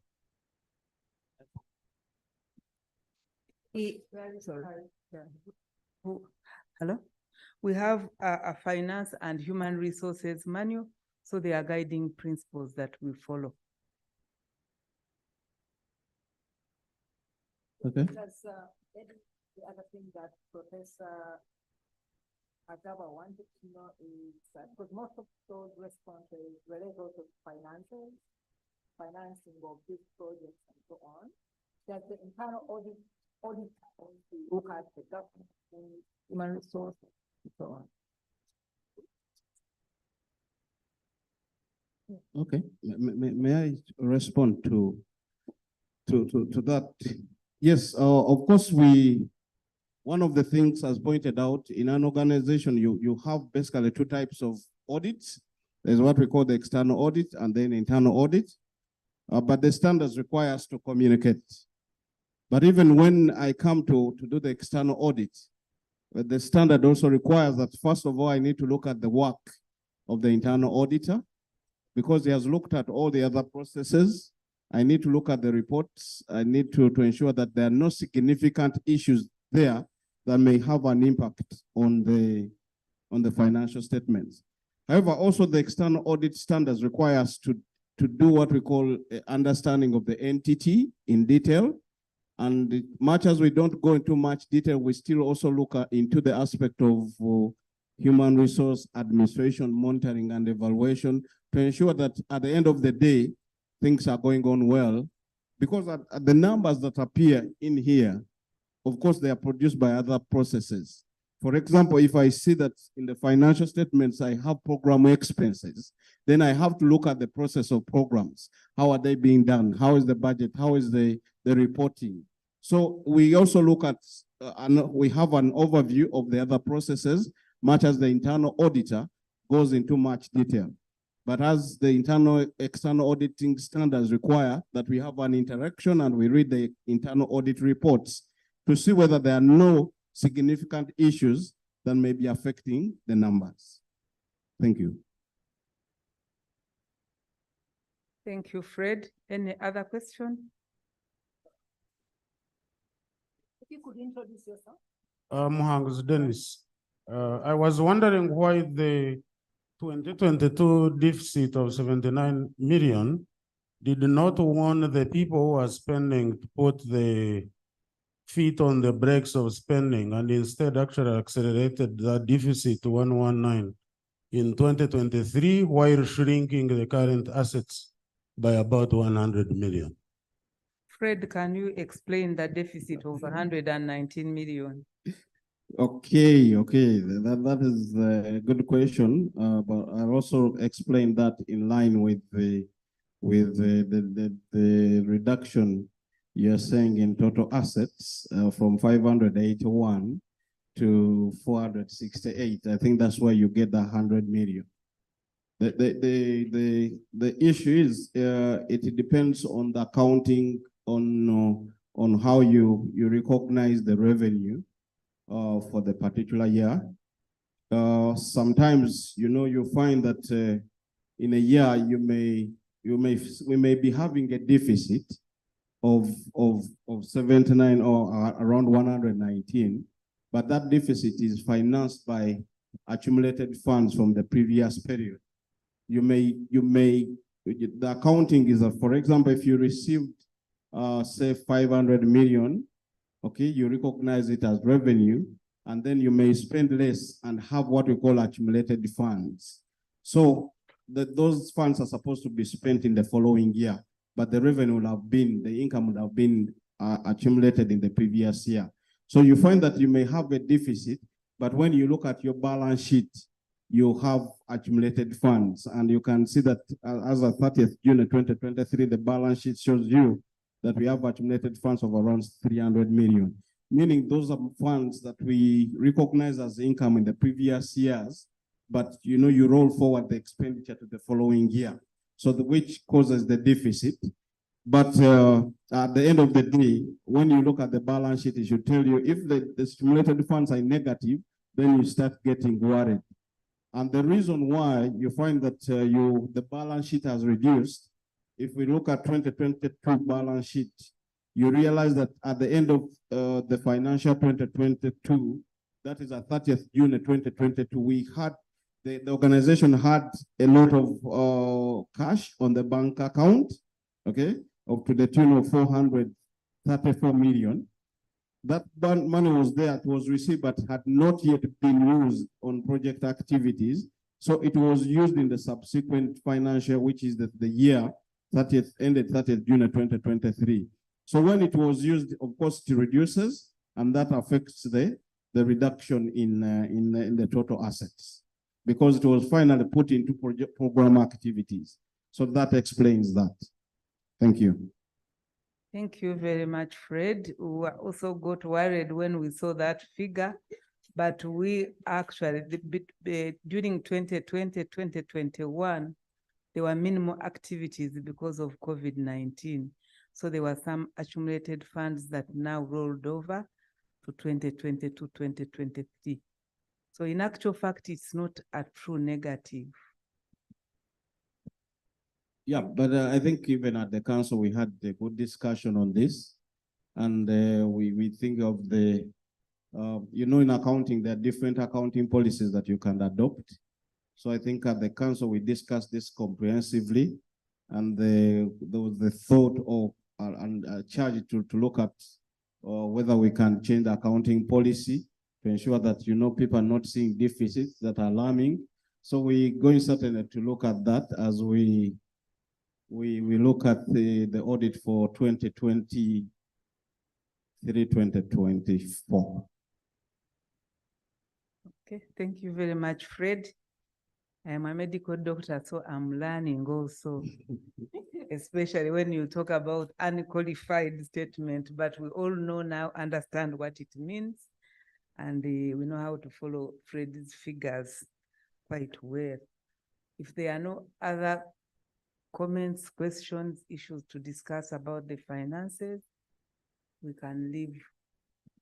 We can allow Fred to leave the room, and then we discuss our own internal affairs. Okay, thank you very much, Professor, and thank you all for the opportunity to give me to stand before you. I don't take it for granted. It is an honor for me to be before you and share a few things from my field. But I'll be doing a disservice to myself if I leave this place without expressing interest in being reappointed. I think it is the next agenda. Yeah, and to pick from the lawyers, Professor Wachivinga is here. My prayer is that he will be reappointed. Thank you very much. May God bless you. Thank you very much, Fred. Professor Wachivinga is on the finance committee, so he's always guiding us through the legal issues. Give him another applause for the good work that they did.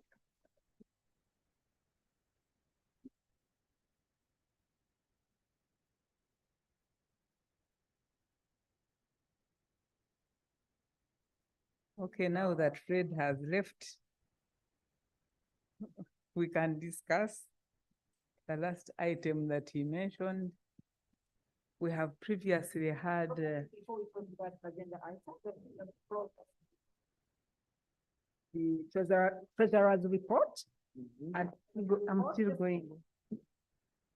Should I be, but along with the other report? Let's first start the report, treasurer's report and the audit report, and then we go to the next item. Could we get a member, fellow, to move the motion that we adopt the treasurer's report and the audit report?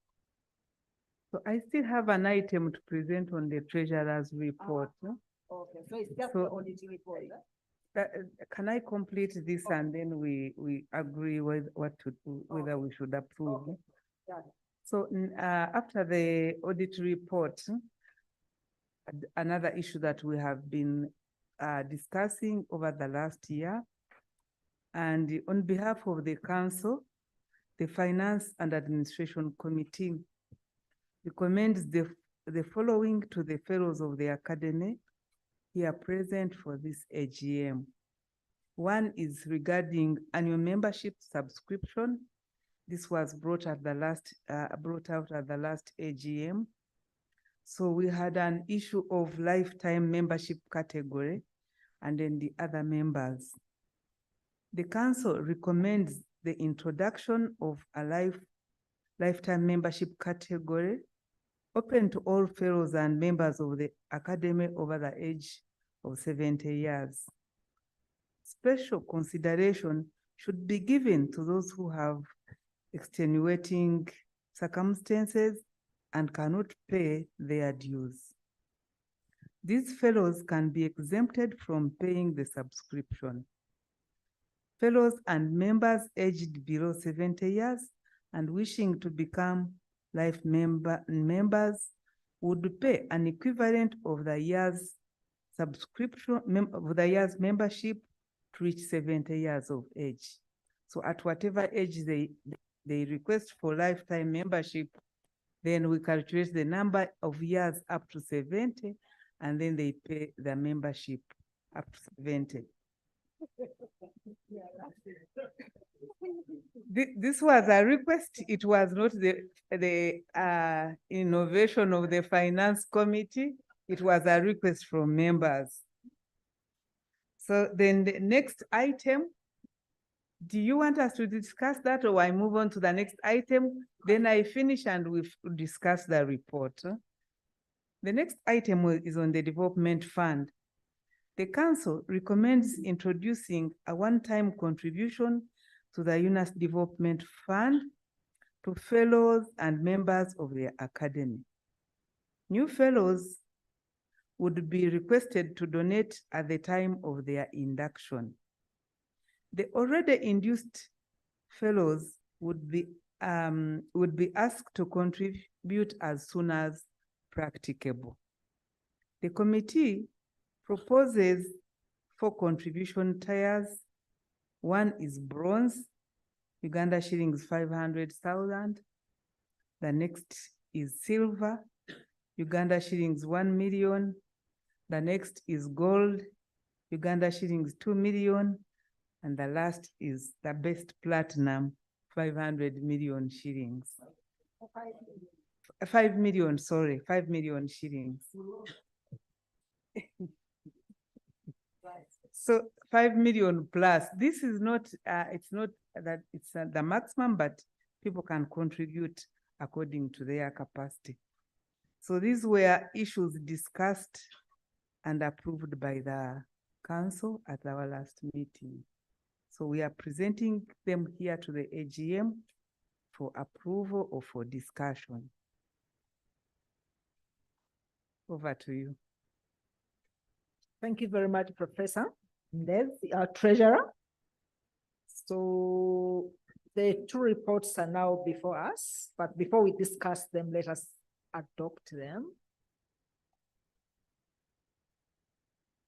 The treasurer's report and then the audit report, just for our records. Yes, Prof? Yes, Yeah. thank you very much.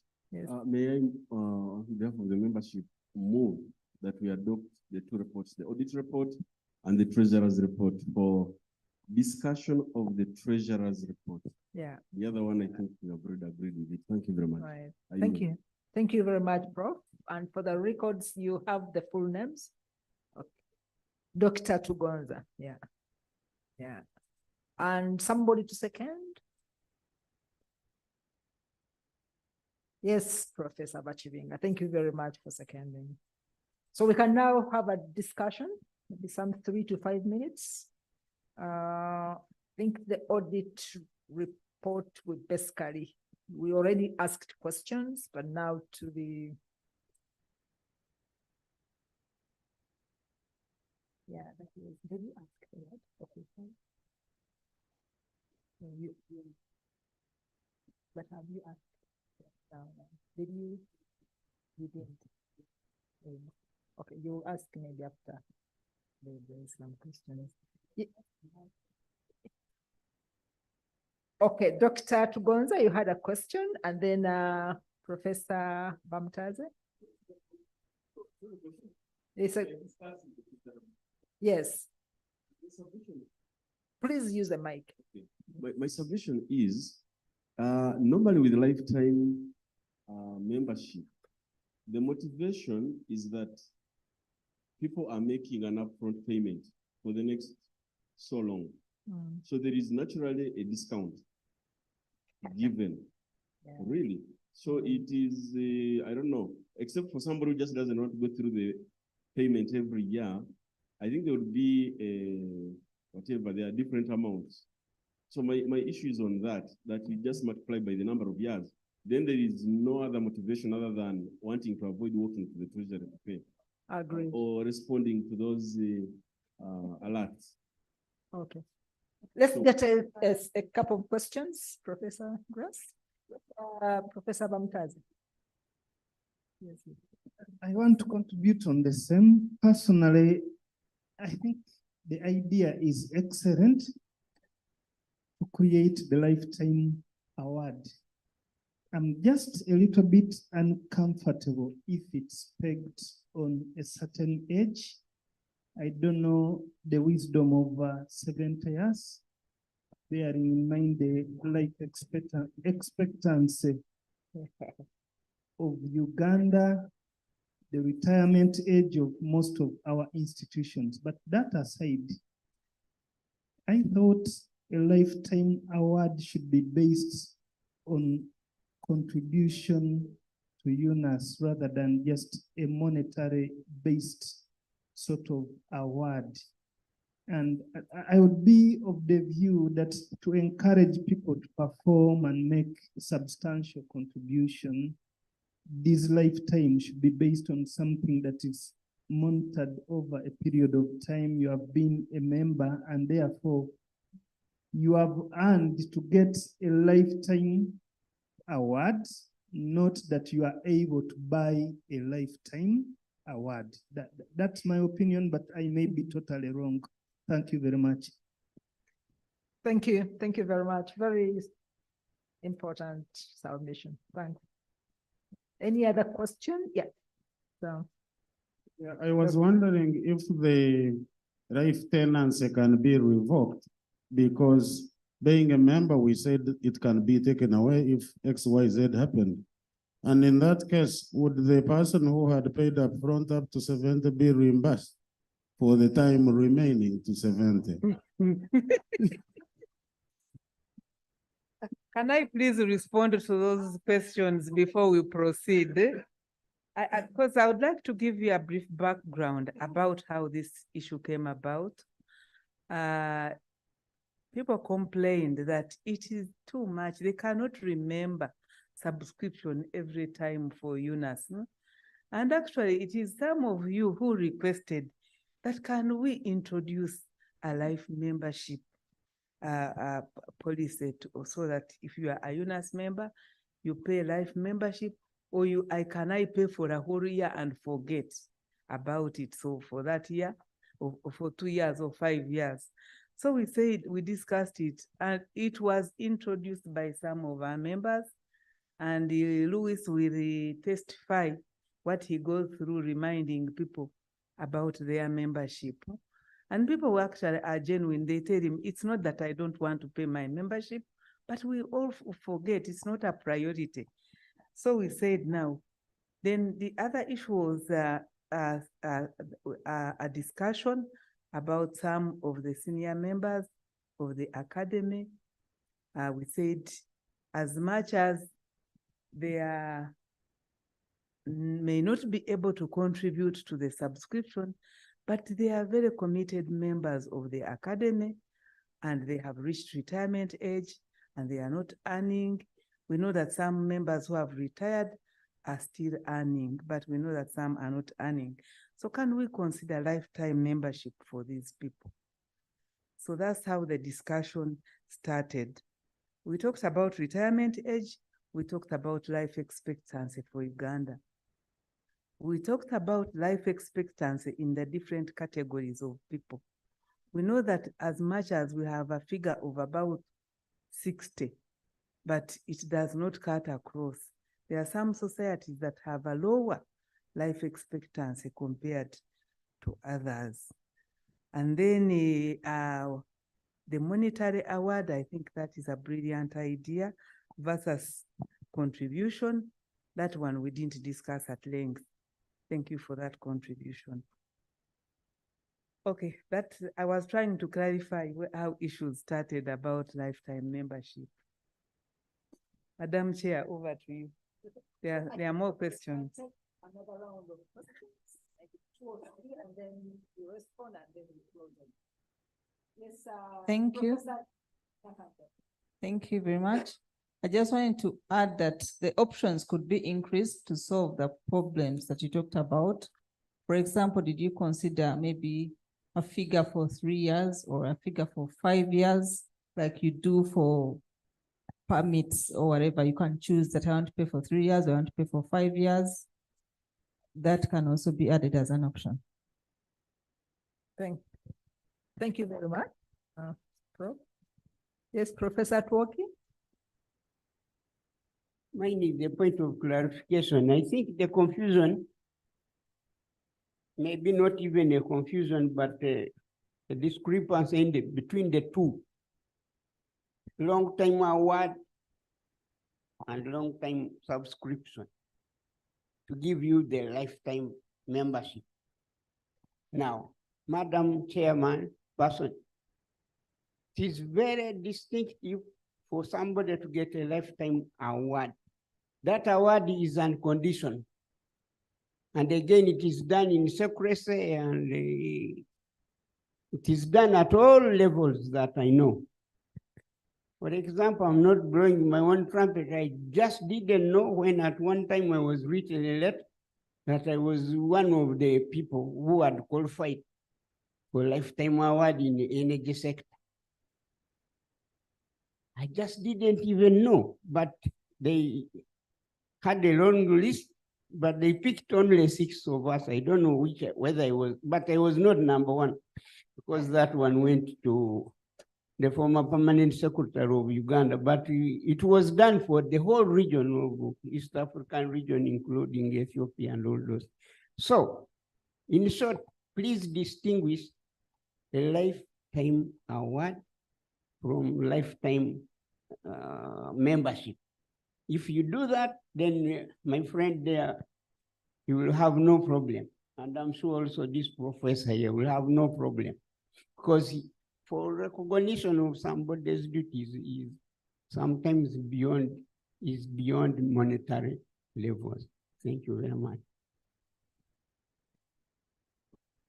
Thank you. I think we shall close the questions there. Okay, thank you very much for suggestions and questions. What I also forgot was actually to inform you that this was borrowed from other academies, how they are run and how they design their membership policy. So I would ask Christian to add on to what I said, and then we close the discussion.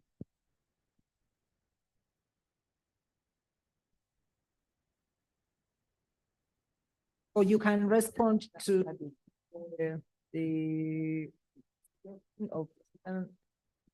Nakanjako, the different categories, whatever options, and then the other academies. For the Well, the easy one is that the other academies, those that were willing to send their information to us in confidence, to say this is how we deal with subscription in our academy. You know, a place like Nigerian Academy of Sciences hiked its subscription fees used from $100 to $500 in 1 year. And everyone who couldn't do it, they say, well, why do you call yourself a professor if you can't, you know, pay $500 in subscription? You can trust Nigerians. Nigerians, I was there for that meeting personally. I was a guest of the council that day. So that's an example. Then there are others, you know, Kenya, for example, that really struggle to get subscription fees. So we are not doing badly here. Whenever I see us struggling, I say, well, there's always Kenyans that's doing worse than us in that regard. So coming up with a figure for 3 years, not a problem. In fact, if it had been up to me, when I serve at the pleasure of the fellows, if it had been up to me, I would have said, as you get inducted, write this check to the academy so that you do it and get it out of the way once and for all. So me as Christian Achema, that's what I would encourage. We have some fellows who paid for 10 years up front, and they just say, that's it, 10 years, and I'll pay after that some more. And then a plea going back to the UNAS home. I mean, we can send as many reminders as we want. At the end, it will come from you. So in your hearts, where do you want to see UNAS, and your personal stake in it, the UNAS home. That one I will repeat. And then I think that's it, Madam Chair. Okay, thank you, Christian. I don't know whether you want to. Thank you. I can just wrap that up, and then we need to agree what the AGM has decided on its lifetime membership. It's not an award, it's a membership. Yeah. I think some of the recommendations that are emerging from this AGM, we shall take them up for further discussion at council level. So what we came here with was a proposal for the lifetime membership. Another very brilliant idea, I think, has come up of the lifetime award, recognizing members or fellows who have really dedicated their life and time to UNAS I think we shall discuss that further. I hope, yes, that is fine. We discuss that further, or you want to comment on it again? Well, just to inspire those who need an inspiration, Yeah. we have those who are present for UNAS at 22 last year. Yeah. You saw that celebration. We're going to have UNAS at 25. And UNAS at 25, that's the end of October 2025, we will give those awards. So please dig deep in your pocket and contribute the UNAS home. You will get an award. I think that is quite different. I think that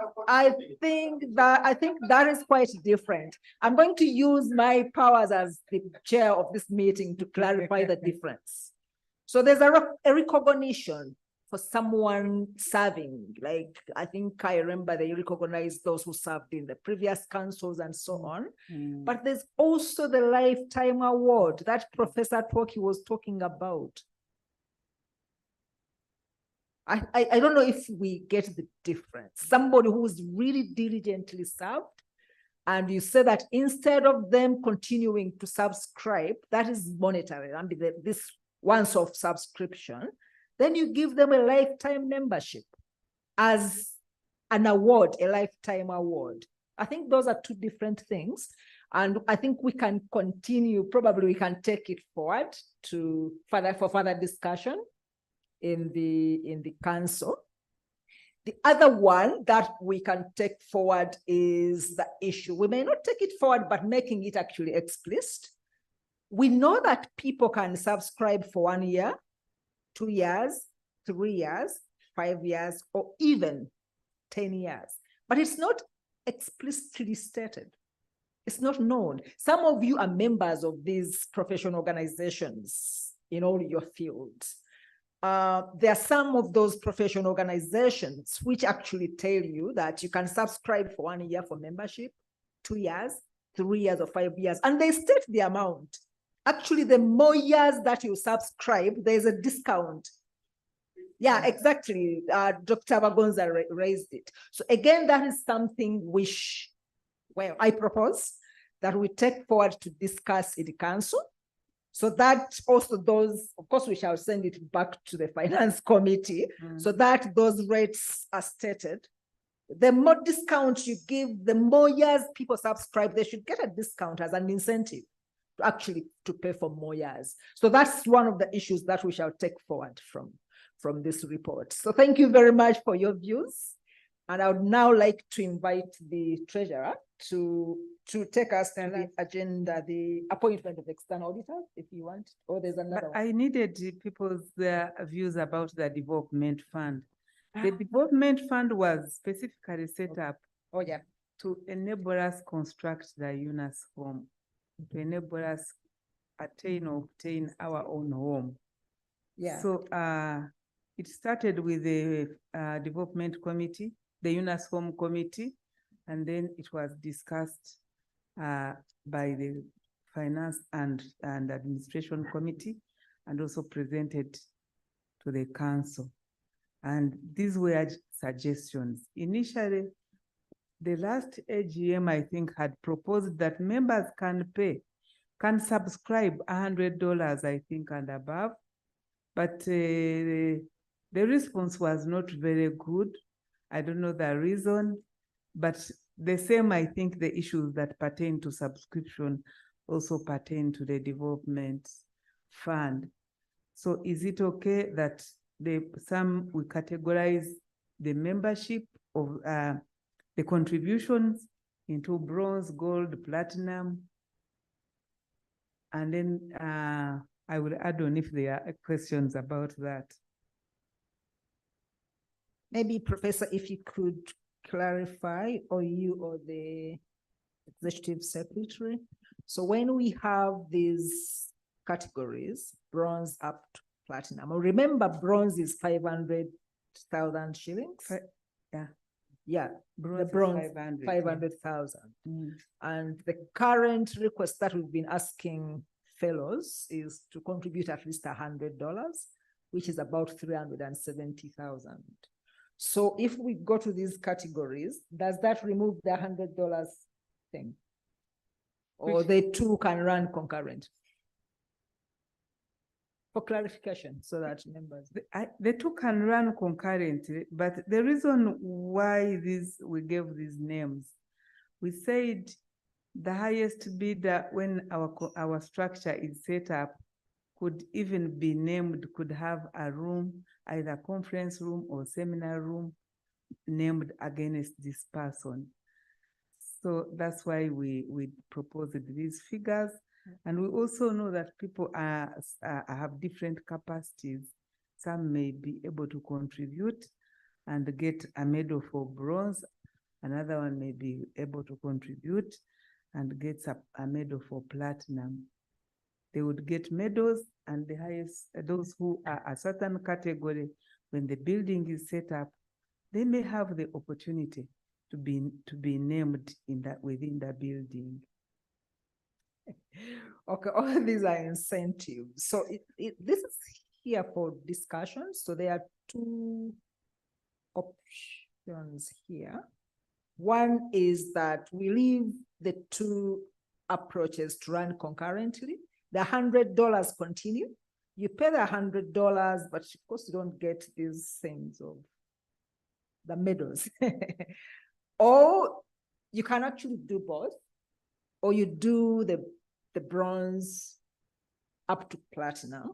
And what happens to this one, the categories that Professor Treasurer is presenting, it also answers the question that Professor Kakudidi said. So these categories are not only open to fellows. I think it's also to the general public. Yeah. So this is where we have opened it up.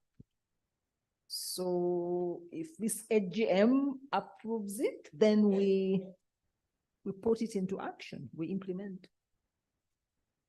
Any objection? Or there's a question. Yes, Professor Gaba.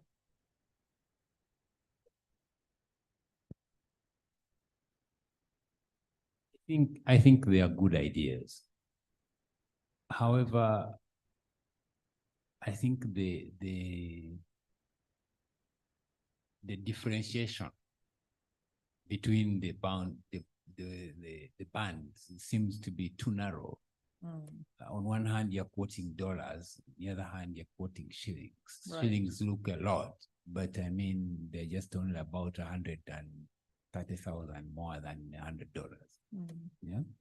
So probably either quote everything in the same currency so that we can see a differentiation for which the medals are being awarded, or maybe the bronze, or that's the lowest that I have had, could be given on top of the 100. So someone has contributed $100 as the baseline, then added on another 500,000 shillings. That would make more sense to me, but it's up to you. But thank you. Okay, we get the point. You don't also want to confuse people who may want to contribute. I think one currency is a good idea. So we need to, Professor, you want to respond to that? Accepted, I think. It's a good idea. We shall discuss all your opinions at our next council meeting. Yeah. So the idea here is that you have something below, like a base, you call it a baseline, a base. So you give the equivalent of $100, you can say 300,000, 350 maybe. 370 sounds quite crazy, strange. So maybe 350 in shillings. And then if you top that up to make 500,000, in addition. So you do the 350, and then if you add on 500, you get a bronze as a minimum. Okay. What about the person who gives then 1 million, which is silver? Are they also required to give the baseline? It's on top of the, okay. Are you okay with that? Okay. Okay, so that's 1.35. So that applies to the fellows and also the outside world. Okay, so I think there's the way how we shall phrase it, but we need all these things that we agree on as ES and council. We need to ensure that they are publicized. We are only a few people here. Let's not get tired of, this is not a criticism, let's not get tired of publishing, repetition for impact. That's what the communication experts say. Who is the communications person? Louis, yeah. That's what you say, Louis, right? Yeah. Yes, Professor Mugambi and then Professor Twoki. They had a comment. Professor Mugambi, yes. Sorry, throwing up an idea which is popular these days. How about a run to fundraise for women? A run for UNAS. A run for UNAS. Woo. You organize a run, we get the money and off we go. Yeah, why not? Thank you. Chief Runner, we see Professor Mugambi and Mrs. Lydia Mugambi. Yeah, I'm willing to do that. I'm Yes. willing to lead it. No, that's great. Yes. Yeah, Let's think thank of you. So let's take note of that also. Professor Twoki, and then we shall conclude this agenda item. I'm sorry, I've overtalked today than usual, but It's okay. At least if you can keep it short, that would be what great. I'm yeah. trying to say again here, you have brought in an element which, if is not clearly put forward, it may make you lose some people. Now, if they get those levels of each money you have left, they get their medals, is all right. But what I think to me really will bring out a real sense and very quick results is the rooms, all the floors being named by those people who contribute a certain percentage equivalent to the total cost of that building. And already, I think in your academy, you have your academic world, you have this question of chairs. There is a certain chair called the chair of mathematics belongs to so and so, then you probably put it on your name, a professor and the chair, professor of a certain chair, and they name somebody who did something wonderful for either in the chemistry or whatever level they did it. So to me, separate the two ideas from the medals with their subscription, but also put an emphasis on either a room or a floor on the financial building, on the total building given to the contribution of what. Because somebody can give you all the bricks and you say now we shall have a chair of Nyakawa cement.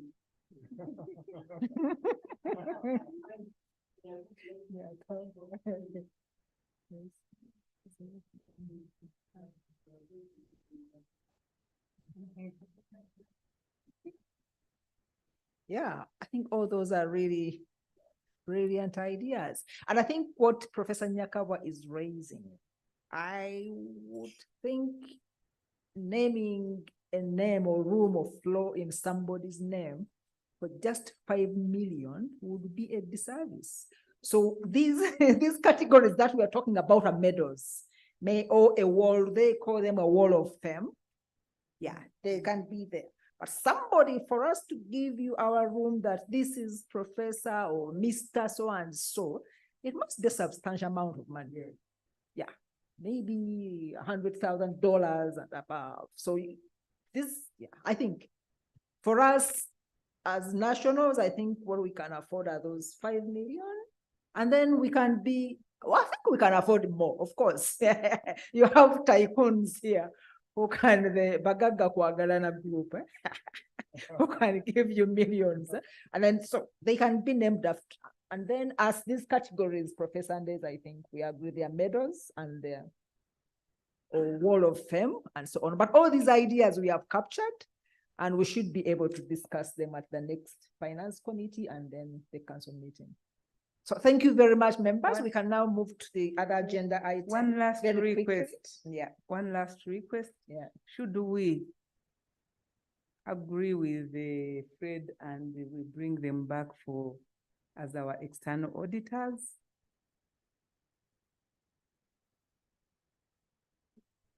Yes, Professor Baguma. I think we have professors overall here. There is a way we appoint companies to do business. Normally they say, let them be 3, and then you judge the best. So that's what I would suggest. Professor Bachivinga, do you want to comment on that? Okay. Please, a mic. You can use the mic. People were the auditors were reappointed, I believe, last year. And I think according to our rules, they can continue for 3 years before they are replaced. So I think the prayer which Mr. Bauna put to us was that we should consider renewing their appointment. And I think that this is what the treasurer is putting before the meeting. Yeah.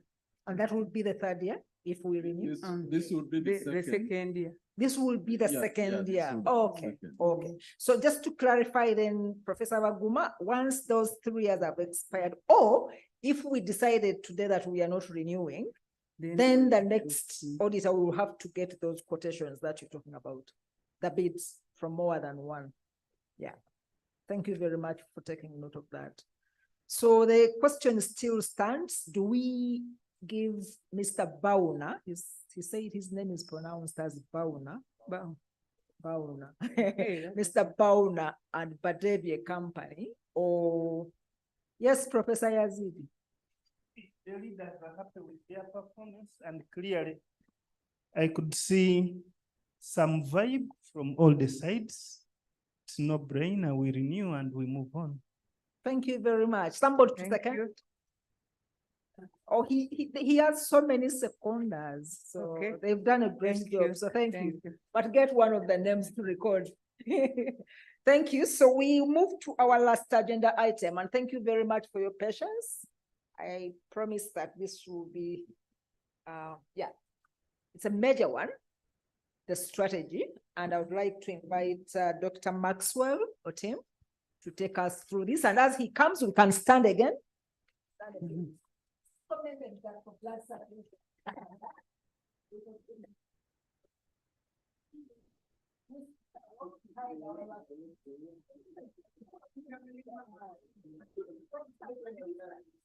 We are looking at Professor Lubodi. Whatever Professor Lubodi does, please do.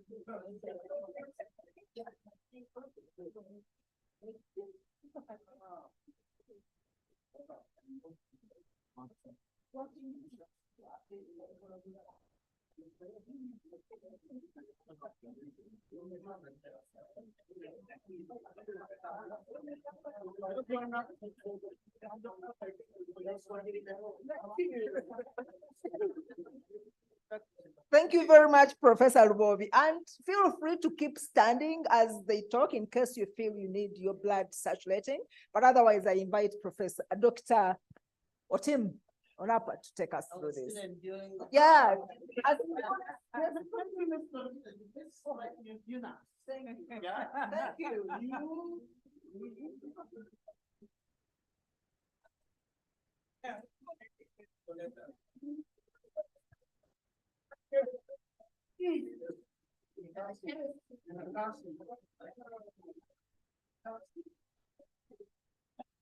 Thank you very much.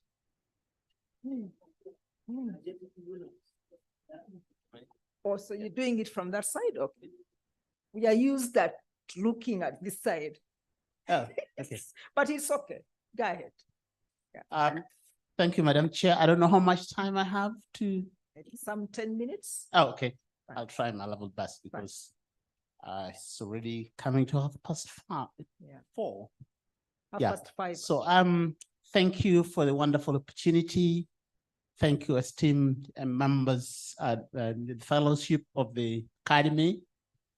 I'm making a presentation on behalf of the chair, Professor Paul Wako. I didn't introduce myself fully.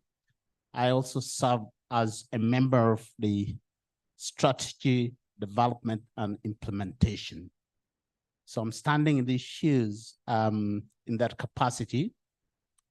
But I make a disclaimer because he said that if the presentation goes well, then I can benefit from anything that accrues from it. If it goes bad, then we shall take collective responsibility. Okay, so yeah, so I will of course try my level best to benefit, try to be a bit selfish. So I'll take us through just a bit of repetition because our elders, the founders of the academy, give us a background, the historical background of the academy. Then we'll see in what situation are we operating in terms of the context as it is now. And then we'll look a bit on the strategies and then the model that we're proposing for the next 5 years. And we'll ask a few questions because we were asked, Professor Sewankam asked this morning, what can you do for the academy rather than what the academy can do for you? So we'll look at it from that perspective. So next. Yeah, so like I said, the journey for the academy started, you know, the way it was presented by Professor Mugambe around about 2000, when the goal was really to honor those scientists that had made great contributions in their disciplines. But again, in 2004, they added on the component of advisory services. So the academy now began to take a lot more role. And because of this, then was able to attract and leverage funding that supported lots of what he had to do in around up to around 2015, using the funding that was leveraged from ASADE that brought in a lot of dynamism, a lot of training, a lot of opportunities within the academy and capacity development. But after ASADE, things became a bit lackluster because of the funding challenges. And like it was, I think it was Christian who said that winding up the academy was not an option. There was a bit of struggle until 2017 when the academy rose again. And what is on it for fit, something that we consider maybe that was the third phase. And now going forward, we could say we are now getting the fourth phase of the academy's journey, and it's going to be guided by this strategy that is being proposed, that the council approved and for presentation to you here. Next. Yeah, so we move forward while appreciating the fact that we are living in a very volatile, uncertain, and very complicated world because of the dynamics at play in different sectors, disciplines, and faculties. And that makes the world kind of looks like a very ambiguous territory. So because of that, one of the things that we have to deal with as an academy is the amount of information, the kind of information that we are dealing with, that there is increasing misinformation and also disinformation, as well as in infodemic, you know, an outbreak of too much information that you do not know how to filter this. So the challenges of misinformation then renews the zeal of the academy to even dig deeper, to develop a resolves that will be able to strengthen the generation of evidence to inform decision-making as well as policy. And like I said, the world is very volatile. The world is very uncertain, very unpredictable, very complex, and very ambiguous.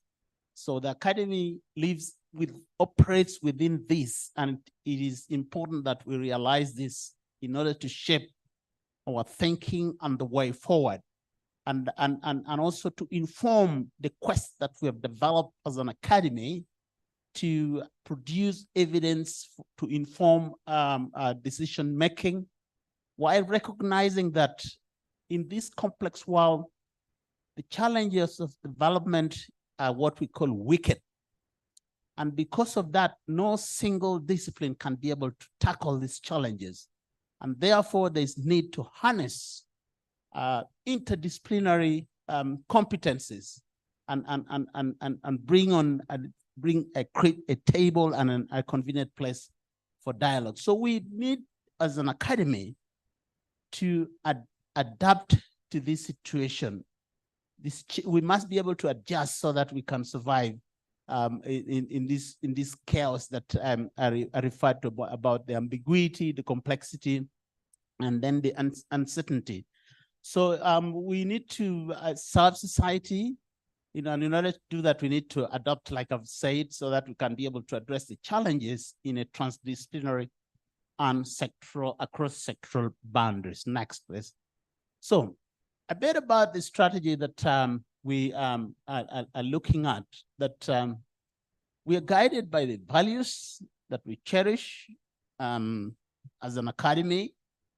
We have aspirations that drive us, that we wake up and dream about and make us to work on a daily basis. And then we need to start from a position of defining who and what we are, and that is knowing ourselves. So in looking at our aspirations, we aspire to design mindset shifting and behavioral changing experiences based on the competencies that are harnessed from different disciplines, physical sciences, the biological sciences, humanities, and the like, so that we can be able to use this as an opportunity to facilitate shared vision for sustainable development and the learning processes that academy and the communities that it serves go through. And also to share knowledge that enables confident and credible action and interaction. The knowledge that we generate in the course of our work, consensus studies, and others should be able to inform the way we do this. And then at the end of it all, we want to communicate interdisciplinary research that should be able to speak to the interconnectedness, addressing issues of the various cultures of the world, so that we can be able to make contribution to this next place. Yes, so our purpose is basically, like I've already explained, is to make sure that we create transformative insights, looking at holistically to the natural world, the human being, that is humanities, and also the knowledge and the knowledge systems that are embedded within us, including those in arts, humanities, as well as science that will foster development. Yeah, next please. Yeah, so how do we approach this as an academy? So let's suggesting about 4 approaches. Number one, that there should be mutual understanding that should start with humility, that we come from a position that, yes, we do not know it all, but we put it out there to generate a debate. And we know that in development processes, there are always power dynamics and biases.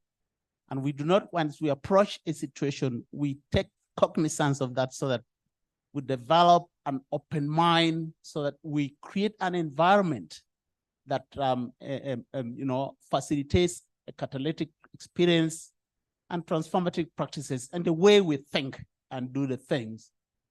So that requires that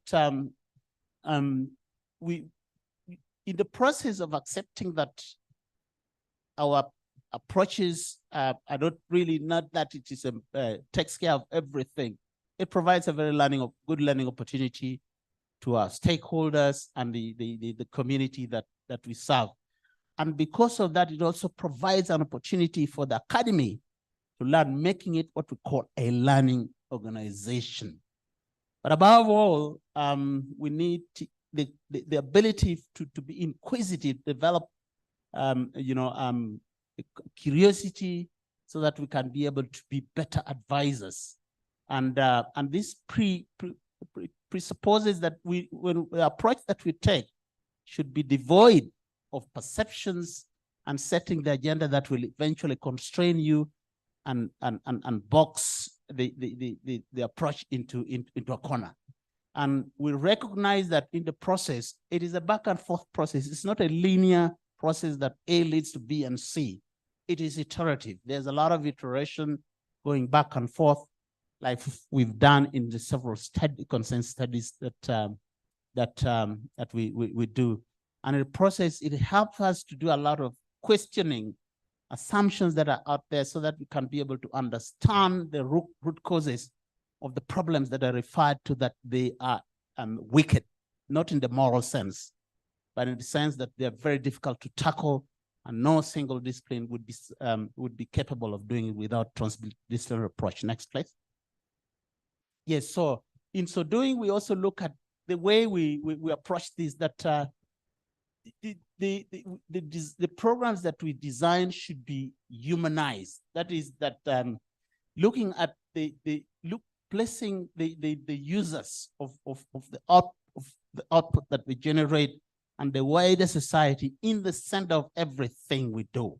And that is what I call wider society actors and user-centric.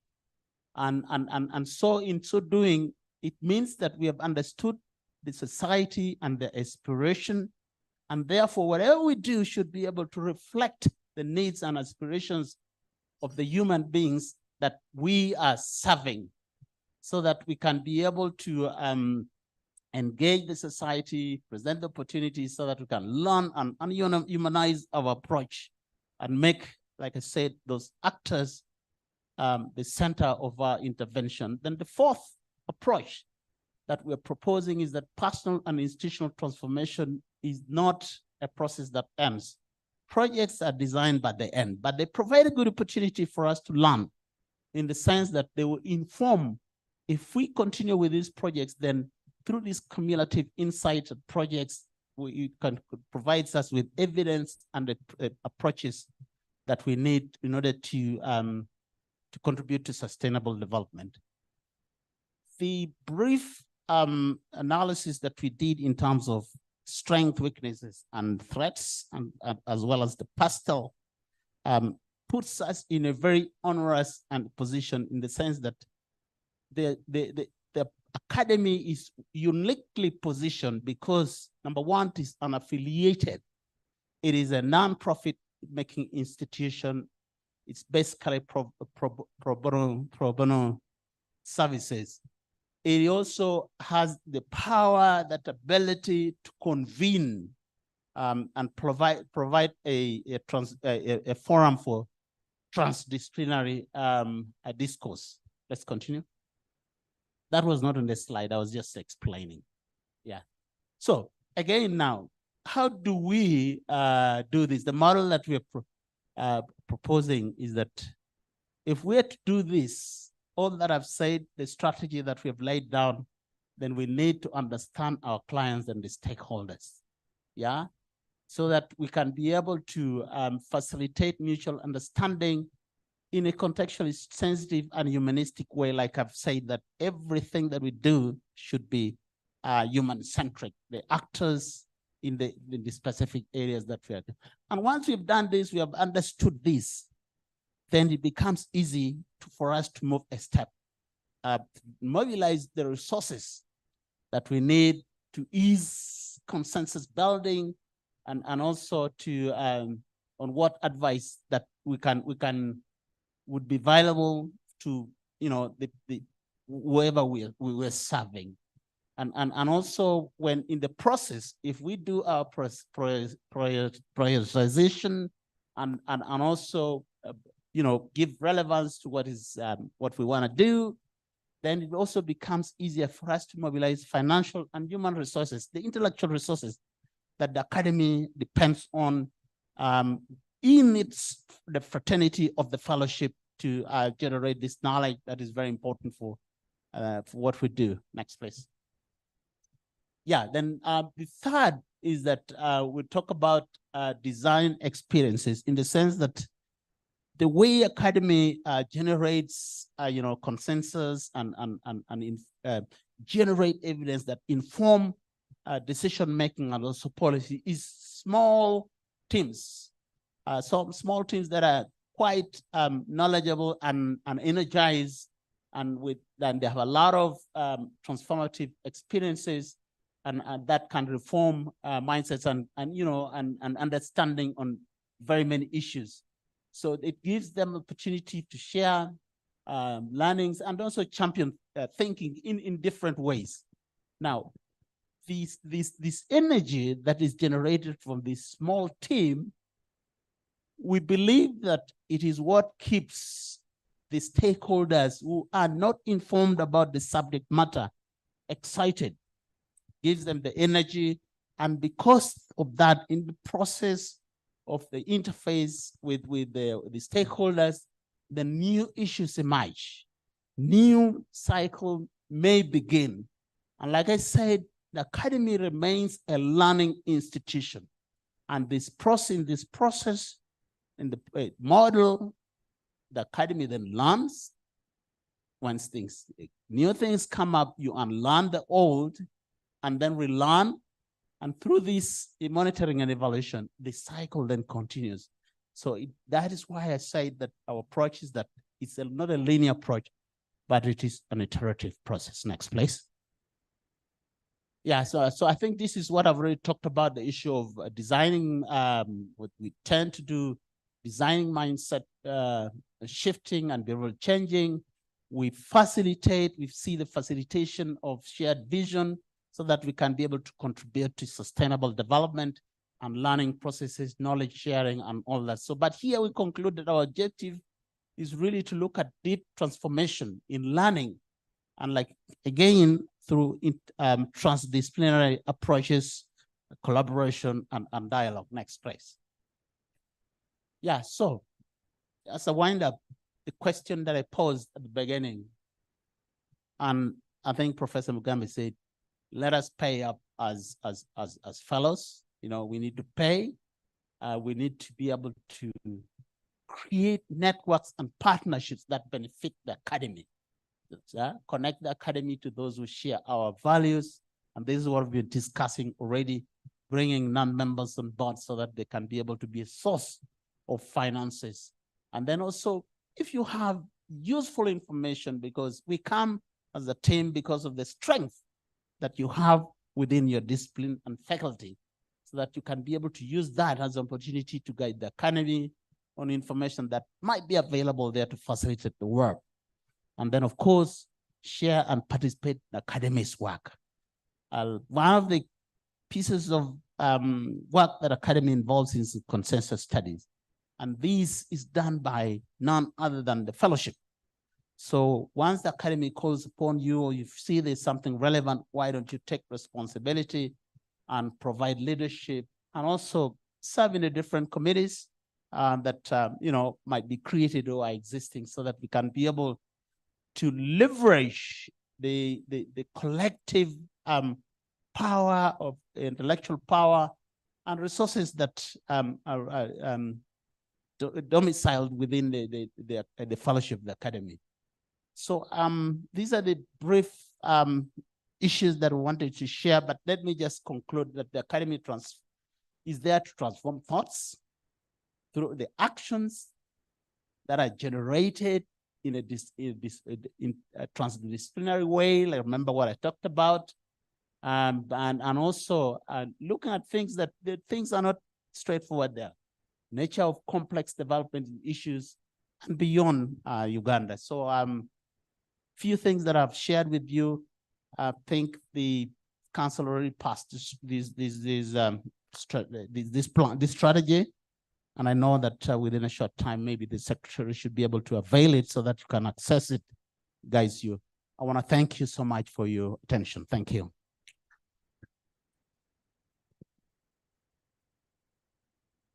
Thank you very much, Dr. Maxwell, for eloquently presenting the strategy.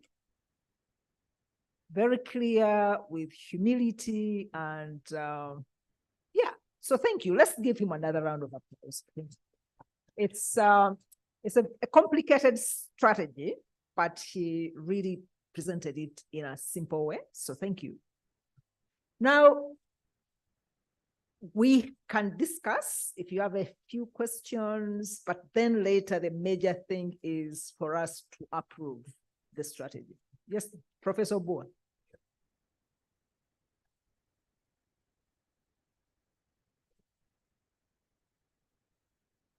Thank you, Madam Chair, and thank you, Dr. Maxwell, for presenting the strategy. I'd like to start by saying I belong to the old school.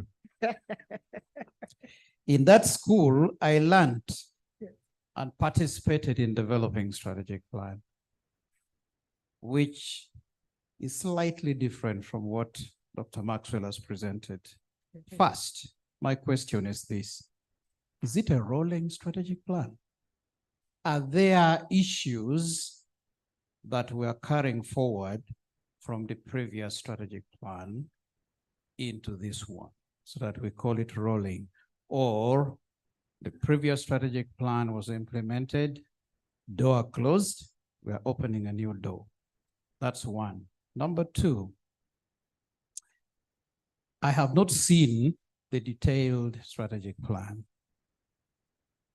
Is there something like a situational analysis done where there is an attempt to try to understand the STI ecosystem, the STI landscape, where we situate UNAS? In other words, UNAS vis-a-vis other actors in the STI sector, public-private sector agents, public-private sector actors. Where is UNAS in relation to these, particularly in what we are doing as UNAS in relation to what the others are doing in the STI sector? These days we use ecosystem, landscape. So is there something like that? Thirdly, the approaches that Dr. Maxwell presented to me sounded like principles that underpin the strategy. But forgive me because I said I am coming from the old school. So I was actually expecting, in the typical old style, strategy one, with its objectives, actions or activities, targets, expected outcomes, and things like that. Strategy one, strategy two, something like recruitment and retention of fellows. Strategy one, what is it that in this next strategy we are going to do to be able to do that? There are areas of concern like that. Strategy two, institutional growth. Where do we want to see UNAS move into in the next 5 years? Strategy three, network partnerships, international collaboration. This is the kind of old school that I come from, and I haven't seen the strategy, but if it is there, that's fine. But if it is not there, is it already cast in stone? Did I hear that council passed it? We're supposed to ratify? Because we should have had a look before council passes it. Okay, thank you very much. Thank you very much, Professor Oboa. We get other questions. Professor Mugambye.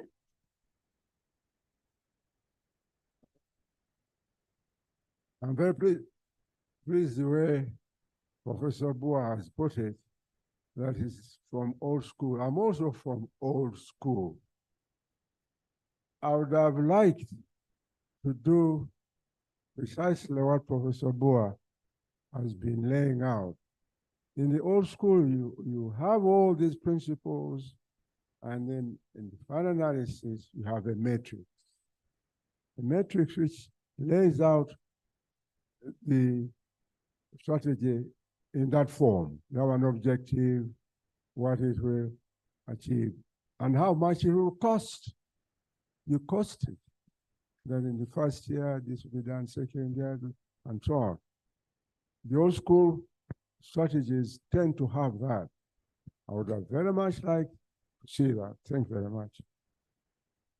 Thank you very much, Professor Mugambi. And maybe just a very quick clarification to Professor Oboa. Council approved the presentation of the strategy to the AGM. Yeah. Not the strategy, not yet. So because we need the input from here to improve it before it is fully approved. Thank you.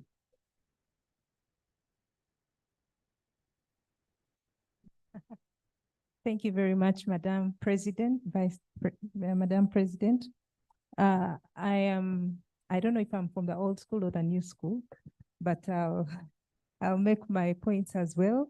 But they're very much in line with the comments from Professor Bu and Professor Mugambi, that I think to make the strategy measurable, it would have been good to actually state what is the key performance indicator of each of the strategies, what is the baseline, which could have come from the analysis of the current state of things, what is the target with each of those strategies, where are we targeting to be, and when, such that the council would be able to evaluate the progress and advise the secretariat better in terms of implementing the strategy. Thank you.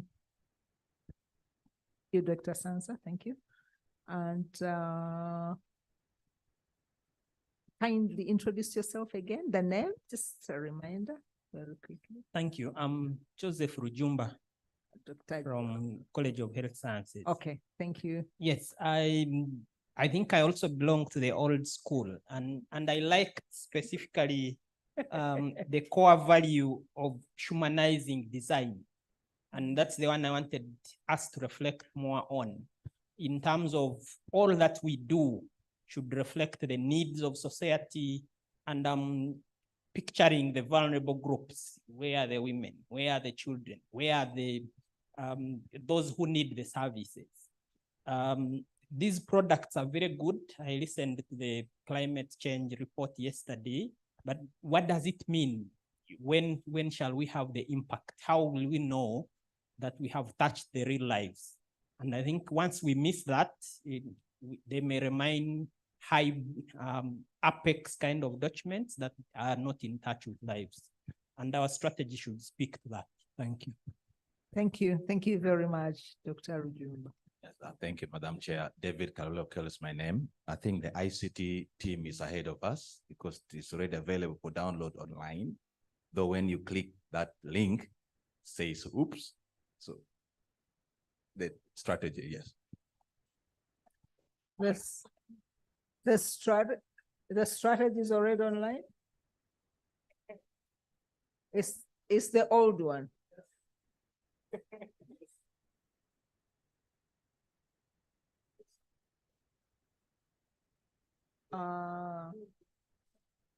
Thank you very much. So this strategy is not yet online until we have or at least addressed or responded to some of the concerns here.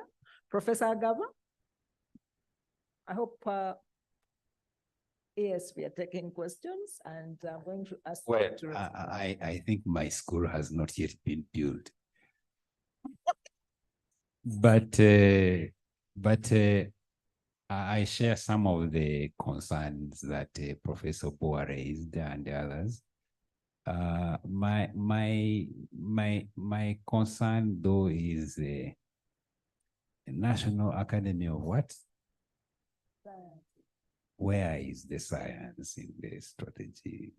Much as we want to be it to be human or people-centered or society-centered, I think we cannot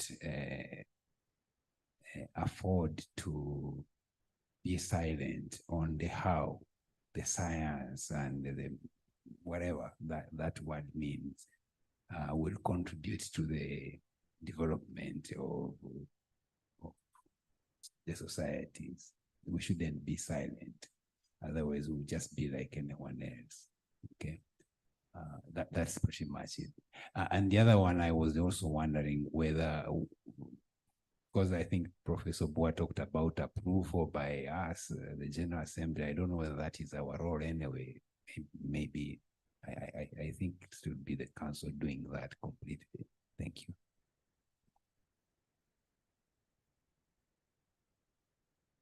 Thank you. Thank you very much, Professor Gawa. Yes, council will approve after we have also reflected on the feedback that we are getting from the General Assembly. We can't really approve something finally that doesn't have the input of the members. Sorry.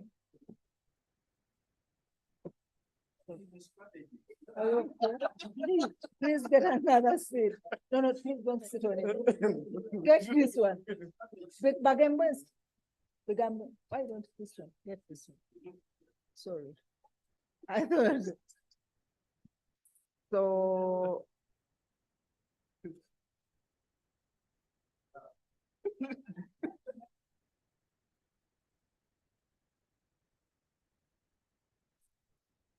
Okay, so I was still saying that to maybe quickly respond to Professor Gava's final comment is that yes, council will approve on the behalf of the general whatever, but we cannot approve something that doesn't have the input from the general meeting. Yeah. So please give us as many comments as possible, so we shall have this discussed. Yes, Professor Bagum. Thank you, Chair. The context, I liked his context though. It is a bit scientific, maybe that's why we are not following it properly. The context is good and modern, but the context lacks the Ugandan bit. We are silent about Uganda. What are the Ugandan needs? Because our focus is to develop Uganda. And I don't see that coming out. Thank you. Thank you. Thank you very much, Professor Baguma. I think one more comment, and then I'll request the chairperson of the committee to respond, and maybe also ES make a comment, and then we shall devise the way forward and conclude the agenda item. Any other final comment? No. Or you have, Professor Andes?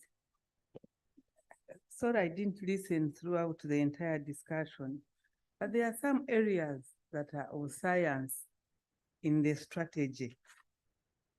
I'm sure many of you did not read the strategy document, but there are certain areas that we are working on that we are going to continue with in 2023-24. For example, antimicrobial resistance, climate action, agriculture and the environment, national immunization, technical advisory group, NITAG, evidence-informed decision-making and governance systems, and country ownership and African-led narratives of development. These are part of the strategic plan. On page 9. Probably the way it was presented, the science didn't come out clearly well. Thank you very much, Professor Andes, for alerting us to that. And Professor Gaba, you want to make an addendum? Yes, please give him the mic. I think really what I meant was how do we develop the capability to do the science, the human capacity development, investments in science, so that these reports and the projects that we are reporting on page 9 can be done maybe more of them or more efficiently or something like that. The actual development of the science capabilities in the country is what I really meant here. Yeah, thank you. Thank you. Point noted. Yeah. Okay. Lastly, Professor Yazidi, and then we lastly, Chair, you mentioned that the council approved the presentation so that comments are given. And if that was the opening, I believe we have given comments. Going forward, I would suggest that we build on the good work which was done. Right. They go back, improve, and circulate. Thank you very much. Thank you. Thank you very much. Very good way forward. Thanks. Yeah. Okay. Quick, Okay, we are going to give the time, give some, because we wanted to conclude this by the end of December, so that by the time we enter the new year, we have a strategy. Also, if you don't have a strategy, it becomes very difficult to fundraise. Yeah. So, Dr. Maxwell, 2 minutes.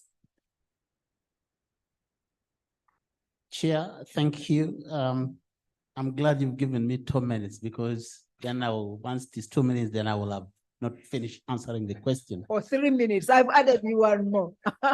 Because I'm very worried, because I've missed the opportunity to harness any dividends from the presentation, because I think there are too many things to address now. The good thing I said, if it backfires, we are all in it. So It's okay. But take your time, please. Just yeah, but thank you so much for these inputs. A lot of it. Yes. Let me tell you this, that when this concept approach was introduced, many of us were also old school. It took us a bit of time, but we recognize the fact that it's a new paradigm and approach to decision developing strategy. But nevertheless, a lot of things that have been indicated here probably will have to be reconsidered or expanded on, because many of them are already within the paper itself. Yes, Professor Boer, you asked about situation analysis. Yes, we did a PESTEL and SWOT analysis. Probably might not be sufficient, but it's good to take a look of what has been provided, so that we can be able to give more detailed contribution. Then analysis of UNAS versus other ecosystem, because what was done mainly is, yes, SWOT analysis, and that also puts you within the context to some extent, looking at other players. Then, okay, you talked about the traditional principles that and the PEN strategies. I think that one I'll leave it to my colleagues there, to the Secretariat, to give input. I think Professor Mugambe, a matrix that should look at those activities, costed activities, so that the resources that you need for implementation. I think that is taken out of that. A strategy must be costed, so that it helps you to mobilize resources to implement it.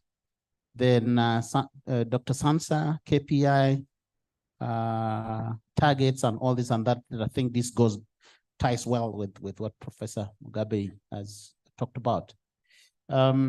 Professor Gaba talked about the development of science as a whole. Now, I think we need to be cognizant of the role of the academy. Are we here to make sure that science and technology is developed in the country? What's our role? Our role from that presentation, we leverage the resident intellectual knowledge and within the fellowship to produce evidence that is used to advising government. Developing science and technology could be probably one of those activities that we're going to take in the course of maybe, doing our consensus study or implementing our role, but we don't get involved directly. I think that's my position, but I think this can be debated so that we're more informed. Then, yes, lacks Ugandan context. I think we take note of this. May need to explain how the context that I talked about plays out in Uganda to make it more relevant and locally contextualized. And yeah, I think for now that is what I can say. Now I will ask the Secretariat to make their input, particularly the approach in developing the strategy and any other thing that I may not have addressed in my rejoinder. Please. Thank you very much. And the ES is going to do that. Thank you very much, Dr. Maxwell. Yeah. Thank you very much, Dr. Maxwell. Otimo Napa, you've actually explained everything. So I only have two things to add.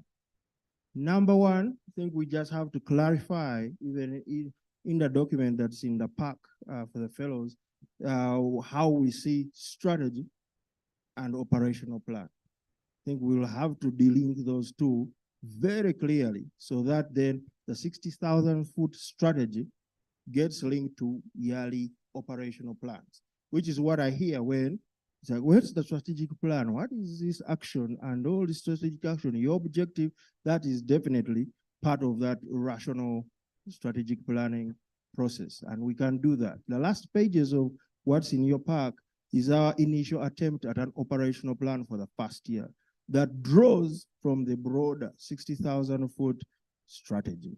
And so that is one. The second thing to say is that we looked around at our biggest funders and our biggest competitors and saw what they were doing with their strategy making, and we followed suit. So we are not inventing something brand new. We are doing something that responds to our environment and the way that some of our funders, I mean, Hewlett Foundation, for example, just went through a strategy refresh, and we drew a lot from there. Ford Foundation, Rockefeller Foundation now doing a bunch of things on big bets, and even our South African National Research Foundation, things in our neighborhood. So we have to pitch it in such a way that it responds locally to us, but also does not forget about where we can get the money to grow our academy as well. But all the comments, my colleagues, we've written them down. My colleagues, so we'll take them back to the committee, deepen the document, and circulate for more reviews. My only request is when we circulate, please respond. Please respond. Daniel will call, Sydney will call, I will call. Please respond, because we won't do anything that doesn't reflect the best of the fellowship on the one hand, and on the second hand, something that's also aspirational. Thank you, Chair. Thank you very much. And sorry, I need to sign.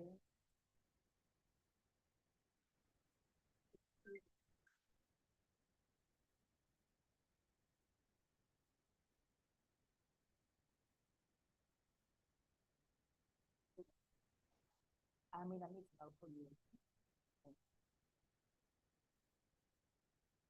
My apologies, huh? Sorry. Okay, so I really think now to wrap this up, because at the end of the day, we need to conclude and go to the next phase of the day.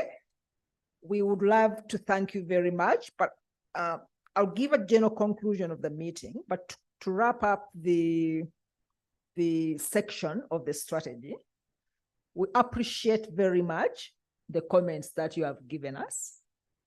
And as the committee chair and the executive secretary have noted, we are going to have a look at these comments, all of them, with a view to having what we may call the final strategy approved by council. But I think the point where the executive secretary ended is very important. Yes, we want to borrow from what the donors are doing elsewhere, but we also want to balance with what appeals to us locally. And I think the comments that we have got from the audience is striking that balance. You don't want to just appease the funders. And of course, those are some of the few funders. There are others who might want these details that the annual general meeting has raised. So I believe that the biggest homework that we have is to strike that balance between the strategies of those grant donors and what our local community really wants and understands. And I promise that we shall try to strike that balance so that things are clearer. I think the other point of motivation and consolation that we have is that in addition to this kind of summary strategy, we shall also have that, what you call the operational plan. Some people combine both such that you have a strategy that is also quite detailed and costed and so on. And I don't want to call that an old school. Never, never, never. There's nothing like an old school. It is a difference in approach. So both of them appeal to different audiences. So we shall try to strike a balance between the two. But at the end of the day, I really want, on behalf of the council and secretariat and the president in absentia, to thank this group here. We seem very few compared to the number of fellows that we have, but this group here is like the backbone of the academy. So thank you very, very much for your commitment and passion. We have achieved a lot today. We have been able to approve the renewal of the external auditor. That is really victory, because going back to the drawing board to secure a new auditor is not easy. So thank you very much for that approval. We have also approved the development fund approach, where we think we approved those medals, but of course with the best thing. And we have also you have given us the go ahead to finalize the strategy, such that by the end of the year, we have a strategy. Things that we still need to think about as council is the issue of the levels of subscription.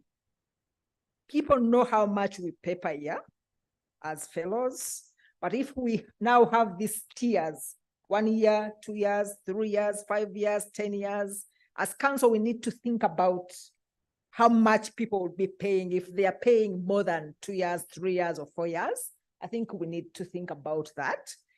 Again, we also need to think about the lifetime subscription. I think the lifetime membership, in principle, this AGM has approved it in principle. But one thing that we need to think about again is that element of discount.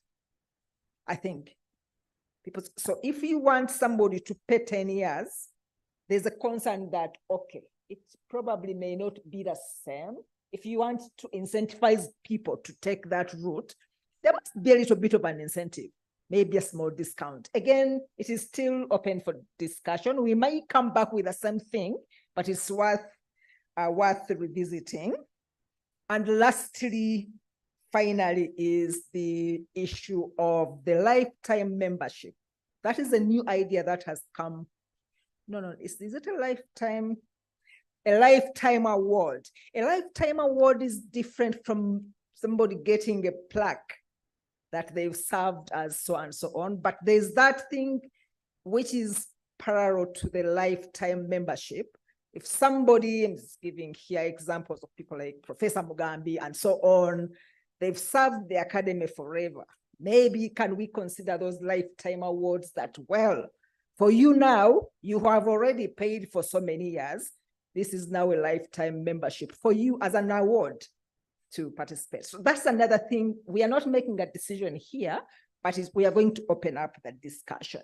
Lastly, the present and future of UNAS depends on active membership. We all agree right from the beginning of this meeting, there was a big concern. The list of absent members with apology is almost deafening. It's really, and that's the reality, that we have these active members who are extremely good, but you also have dozens of those who are really inactive. So let us take this also as our personal responsibility. Some of you who are here, seated here today, nominated members. Me, when I was coming, one of my nominees was Professor Ndezi. Thank you very much. So she was one of my nominees. So I think once you have nominated someone, I also nominated 1 or 2 people, and I've been calling them like, where are you? Where are you? So I think let us take it as also as a responsibility that if you know colleagues who are fellows of the academy, whether you nominated them or not, try to remind them, especially when we have these annual general meetings and the scientific conference, but also the subscription is very important. But maybe in the future, we shall also have to honor our word that if you are inactive, there's no reason why you should keep on your CV that thing that you're a fellow of UNAS. People actually have, well, of course, I love it on my CV. But why should you have it when you are actually not contributing? So we should actually honor our word that if you've been inactive, this is not a decision, of course. It will be decided later. If you've been inactive for 3 or 5 years, there's no reason why we shouldn't withdraw. You better have a few people. Quality versus quantity is very important. And with those few words or many words, I would like to thank you once again, but also close this meeting at this point. Thank you very much. But invite the ES to introduce the next. I think you are inviting us for reception or something like that. I don't know. It's on the agenda. So thank you very much. But my job as chair has ended here. Thank you very much.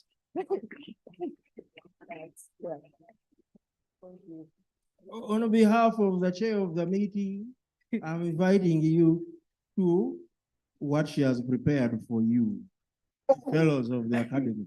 This is not me. You are the host. I'm the host. You are the host. Okay. I am vice president and the treasurer paid for it.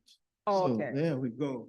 So kindly, you are invited. You know, I'm doing this chairing as president for the first time. Eh?